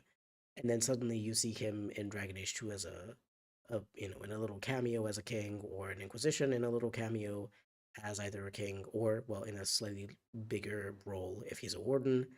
Um, but I feel like it feels a bit bad that it takes many years for him to get there. When other characters, like for example, Morrigan, she grows a lot as a person if you romance her, and even if you just have a friendship with her, she grows a lot as a person. She learns a lot about people. Well, to be fair, she wasn't really interacting very much with people before she met the Wardens. So, but yeah, like that's kind of how I feel about Alistair's arc. I appreciate that it exists, but I wish that there was more of it actually in Origins, and I wish that we had a more interesting personal quest for Alistair than just going to his half sister, who isn't actually his half sister at all. Um, and him getting upset that she's doesn't enjoy having some random men, or especially either one random man or multiple random men showing up in her house unannounced and being like, I am your brother, and her having to believe that and stuff like that. It's just like it's a really weird personal quest. Derek says even Corypheus's lackey from DI was more interesting. I think his name was Samson. Yeah. Vice says Sebastian in concept could have been interesting in terms of potential, but in execution it was just really rough all around. Yeah, I mean, I don't even know why they decided that as a DLC they would add a companion. I guess they had done that with Shale, in Dragon Age Origins, but Shale in Dragon Age Origins was designed to be a a companion, and they just kind of scrapped her after a while. Um, but then they ended up having extra time before shipping the game, and they ended up adding her back in, like designing her and writing her and everything really quickly. Um, and then she was done as this kind of like day one DLC. But with Sebastian, I'm like, I don't really get it. I don't really understand what the character concept was, what they were trying to do with him. I don't. It was just all over the place. It didn't really. He didn't really fit with a really weird characters in Dragon Age 2. Like, you would say Aveline is like the most normal, but even Aveline is kind of a bit of a weirdo, in just in the way that she speaks and acts. She's very blunt, and stuff like that. Sebastian is just weird. The decent one says, I feel like the Redcliffe quest should have been the make or break moment for him growing up, not his sister. Yeah, exactly. How you solve things with Arl Eamon, with Isolde, with Connor, and of course, how you talk to Alistair about it, that feels far more like the make or break moment for him. Not just a random person that he has only recently heard about existing, even. Mariner says Alistair's quest does not make sense for the development that it's supposed to put him through. Yeah, exactly. Yeah, Derek says, I feel like Alistair's character development, if hardened, feels underdeveloped because it doesn't feel gradual. It feels too instant. At least Liliana's one feels better executed. Yeah, I agree. That's a problem. I'm just like, I think that Alistair should get to that point of being hardened and being interesting, but it's just kind of like, okay, yeah, let's go visit your sister. People can be selfish sometimes, and then that suddenly makes Alistair suddenly be like hardened and make more difficult choices and stuff like that. I don't know. Yeah, it doesn't feel gradual. I think Derek is correct. It just feels like it's a switch that kind of turns on from nothing. But like, yeah, like the decent one said, maybe if this had happened in the Redcliffe quest, maybe it would feel more like it makes sense. Oh yeah. Marinari also, I was going to say this as well, but Marinari said it before me. Also, even after hardening Alistair, some of his dialogue still feels unhardened and childlike. Yeah, 100% agree. He makes this huge temper tantrum. He just has this huge temper tantrum at the Lands meet if you decide to put Loghain through the joining, because Alistair says something really dumb that I don't know where he got this idea from, that Grey Wardens are only ever chosen from the best of people. I'm like, Alistair, Daveth was a pickpocket. And you were kind of just like a random Templar that was fighting well, and probably Duncan was also told to take you away from there, because you're the bastard son of King Merrick. It's not just like, oh yeah, you have to impress the wardens. Like, it's being a warden is a death sentence. It's not a it's not an honor, it's a death sentence. And yes, it's something that's necessary to try to defeat the blights and defeat the archdemons, but it's not like plenty of people have been conscripted into the wardens just so that they wouldn't be killed, because they committed an atrocious crime or something like that. Like the Grey Warden, like your character can have killed Trian in cold blood if you're an Idukan, or you could have just murdered a bunch of people, including a noble, if you're a city elf. Murdered a bunch of humans randomly in the forest if you're a Dalish elf. Like, you can be a terrible person. And Alistair's like, no, no, no, actually, the Grey Wardens are the best people ever. And like, Alistair, surely in the 6 months that you've been a Grey Warden, you should have met some not so good people. It doesn't make any sense that he's Yeah, he's that child. He acts so childish about being a Grey Warden. Vi says, or a personal quest about Alistair's handling of grief and growing post Duncan's death could have been interesting. Like it's handled a bit in dialogue, but it could have been a part of a character arc. Yeah, especially because it's handled a bit in a character arc, and he kind of never mentions it again afterwards. Um, you he he mentions just a little bit of his grief when you enter Lothering, and then you can talk to him about Duncan. But it's just like a few lines, and that's kind of it. Yeah, Derek also agrees that that would have been a great idea and would have added more depth to his character arc. Mariner says with Seb, they needed someone pro Templar. Fenris is only pro Templar in that he is anti mage. Um, I mean, I'm sure that Aveline is also pro Templar. You know, um, Aveline is pro Templar since her husband was a Templar.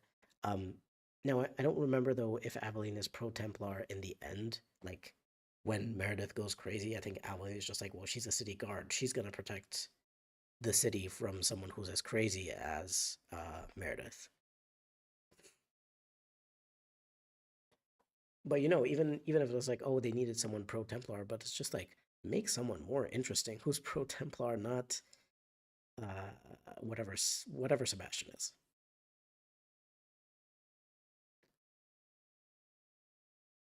Derek says, I think I get what his hardening feels like, the humanity switch from Vampire Diaries, which they can turn on and off. Yeah, it really just feels like a switch that they can turn on, that you can turn on and off, and it just, it doesn't hit as hard, and it's not as interesting as Liliana's hardening quest. Like, Liliana's quest actually feels, even though, technically speaking, you still kind of have the same thing of like just a dialogue option with her talking about, you know, who she is, what she's like, and what she wants to be like in the future. But it feels more, I don't know, it feels deeper with Liliana somehow. They managed to get the emotional tone right. And she does also actually react in to various things if you harden her earlier on and then go and do various main quests. You can see how she reacts to various choices in those quests differently um, than when she is unhardened.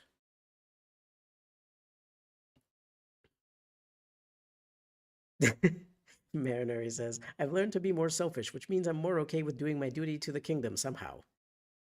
Yeah, like I would have felt like an unhardened Alistair would be more likely to do what's needed for the kingdom because he's more idealistic and believes in stuff like doing things for the good of people and sacrificing yourself and stuff. And then suddenly hardened Alistair is the one who's like, no, actually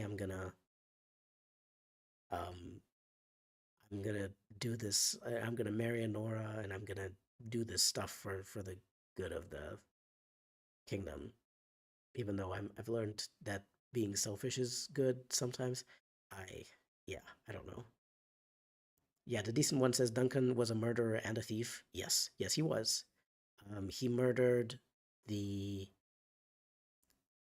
lover of the first warden, I believe, or maybe he was the first warden and then she became the first warden. Um, and that guy actually wanted to marry, to propose to the first warden. Um, and Duncan was trying to steal his engagement ring, and that guy just fought to the death for that ring because he cared so much. Um, and then Duncan got conscripted mainly because that warden lady, the first warden, thought, or warden commander, I don't remember exactly. She thought that he would die in the joining. She hoped that he would die in the joining. Um, so that's what happened with Duncan. So that's yeah, like our warden can be a criminal, Alistair. Like I don't know, how Alistair can say those kinds of things in front of any type of warden. And especially considering that, like, we know Duncan was a thief himself. he actually gives you pointers on how to steal and tells you just not to get caught the next time and stuff like that. Like, I just don't understand how Alistair missed all of that. Derica says also, I don't get how some people say that only Morrigan is mean to Alistair when Alistair calls her a bitch behind her back and tells her to go die in a ditch somewhere in one of the party banters. Yeah, like Alistair is mean to Morrigan back. In their party banter, he calls her a bitch when you talk to him at camp about the other companions. He just is like, I don't like her and I think she's a bitch. Like he just says that. Um, like Morrigan isn't necessarily mean to Alistair. She just sees the weakness that he has. She sees his weak spots and she just attacks him in the weak spots because um well, I think to be fair, she doesn't like him much. And I understand why. Um and so, if she has to interact with him, she's going to roast him and she's going to tease him and stuff like that. And if he's going to take it super personally, like to Morrigan, it's not really personal what she does. She has been taught by Flemeth to identify the weakest spot in a person and attack that, right? Like that has been what she was taught to do. So of course she's going to do that to a person that she doesn't like. Yeah, they're both super mean to each other. Like they're both, attacking each other and stuff like that. Yeah, that's correct, Mariner. That's true. You're right. Like Liliana hardening isn't even that much of a change since she already has both sides of her. It's more natural to lean in one direction or another. Yeah, I think that might have been something that they missed with Alistair. They made him too much of the naive and hopeful and optimistic best friend, and there wasn't really enough space for Alistair to have this other side of him that is more serious and selfish or practical or something like that. Like he doesn't really have that side to him. It feels very forced and unnatural when it happens. Yeah, Vi says the emotional tone for hardening Alistair is kind of lackluster. You just say, "Yeah, man, people suck and shit happens," and then he's hardened. Like I feel like it should be more than that. The decent one says being prickly is also a defense mechanism of hers because of her upbringing. Yeah, like she grew up with Flemeth constantly chipping away at her um kind of self-esteem and stuff like that. So it kind of makes sense that she will probably like she assumes even when you give her a gift that you just want something back from her, that it's just supposed to be an exchange. She's not used to people being nice and kind. So yeah, you're right. Like it's also kind of a defense mechanism for Morgan. And I mean, yeah, Mariner is just like Morgan, who will gladly see her mom dead, does not have any sympathy for Alistair mourning Duncan because she has not herself experienced a kind parental figure. For her, um, the only parental figure that she's known has been an abusive mother who does not know how to properly raise a child in a loving and caring way. She just knows how to raise a person to survive. And to be fair, in the kind of world that Thedas is, and with everything that Flemeth and Mythal have experienced, I understand on one hand why she wanted to raise Morrigan in that way. Because like there is a line that you can tell Morrigan when she tells you about how I think if you're in a relationship, like if you have a one night stand with her and then you kind of ask her about what's next and if there's love in the picture or something like that, or no, I think this is just about asking her about how she grew up in the wilds and with Flemeth and everything. Um, there is one line that you can tell her, and I kind of always tell her that, not just because it makes her happy because gives me approval, but because it is actually true. Um, Flemeth taught her that, in the wilds and to survive, there is no room for like love and kindness and whatever. Um, to survive, you just have to do what you need to, and whatever. And like Flemeth taught her that. And then you can tell her those lessons that Flemeth taught you made you stronger, didn't they? And I always choose that option just because it's true. Morrigan is an extremely strong person, not just due to her power, like her magical power, but also due to the fact that she understands the price of survival. She understands that sometimes, in order to survive, in order to manage to achieve whatever goal it is that you have in life, you need to make some terrible sacrifices. You need to pay a terrible price. And she understands that, and she is ready. Like, Morrigan makes a far better Grey Warden than Alistair does because she understands the price of things in life, and she does not hesitate to do what must be done. Of course, being a mage and being taught by Flemeth to also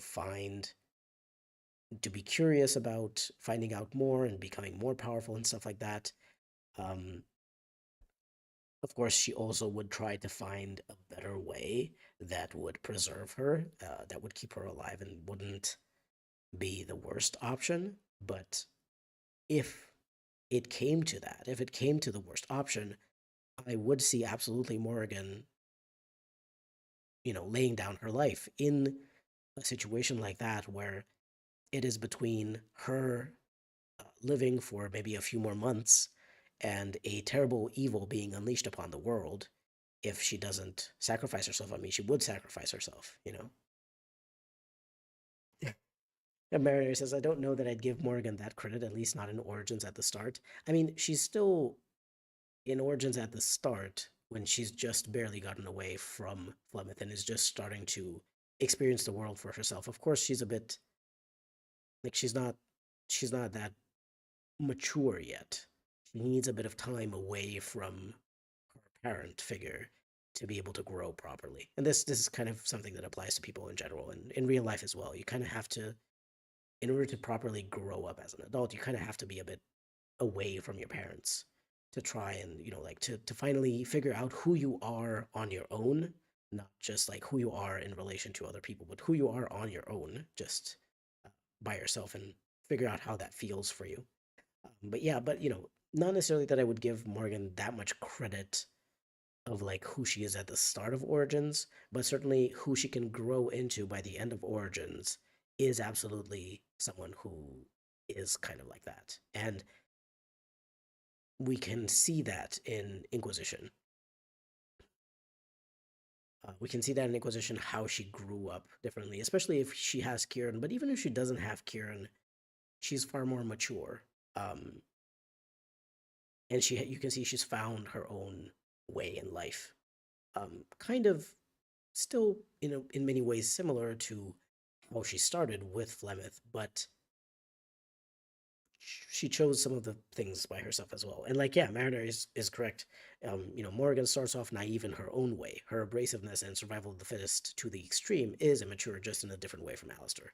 But yeah, by Inquisition, she has grown. Yeah, that's what I'm sort of trying to say as well. It's just like, but with Morrigan, it's the problem with Alistair is that you don't see the development, right? With Morrigan, you do see the development even throughout Origins, because you can teach her the value of friendship and love and helping each other out and community and stuff like that. Like she can learn these things, and while she still has that, of course, witty and abrasive personality, she has grown as a person. Whereas Alistair, he just kind of is like, well, I'm gonna do what I want, but doing what I want is actually just becoming king and helping people. It doesn't work as well. Just the tone doesn't really fit. But yeah, it is 6 a.m., 6 and 12 minutes. I would talk about this kind of stuff all day long. Oh god, and then there's Morgan and Veilguard, who doesn't feel like Morgan. Yeah, I. The first time I heard her dialogue, I was like, just, just, I was crestfallen. Like I don't even. I am. I don't know. Morrigan and Veilguard was just something like that's not Morrigan. That is just someone wearing her skin, and it is so off-putting. It is just so off-putting. There was nothing about Morrigan in there. Yeah, it is 6 a.m. Um, where did the time go? Yeah, that this always happens in these live streams. I'm like, before I started live stream, I'm like, oh, I'm just gonna stream until like 4 a.m., maybe 5, and then I'm gonna go to sleep. No, I always end up streaming until like 5 or 6, and go to sleep super late. Um, but I will go to sleep now, just because I also have to feed my cats before I go to sleep and everything, and um, will I will also need to go and visit some people tomorrow afternoon, so I should get a bit of sleep. Uh, but as always, we've had some very fun discussions. Always love to talk about anything, all of these things with you guys. I enjoyed our conversations. We managed to finish the deep roads. Got a bit of a crash at the end in Denrim. Wonders if they didn't like us. But I think we did some pretty good, have some pretty good. Wow. I don't even know the word right now. I'm that tired. Um, Progress. We made some pretty good progress. Yeah. Uh, People are thanking me for the stream. Thank you for joining. The stream is just wouldn't be fun if you guys weren't here. So yeah, I've had a lot of fun. Everyone's just thanking me for the stream. I feel so happy when I see that. I'm just like, yes, this is exactly. Oh, Talia, thank you. I didn't even know you were here. Thank you so much for saying a little thank you at the end. It always makes me really happy. Gives me a big smile on my face to know that people enjoyed it. I will see you guys next time. It's probably gonna be next week, Saturday, um, at the same time, which is 1 a.m. my time, and I'll be putting all of the time zones, of course. Have a good night or morning or afternoon, whatever time it is in your time zone. I am going to go to sleep. Thank you very much for tuning in,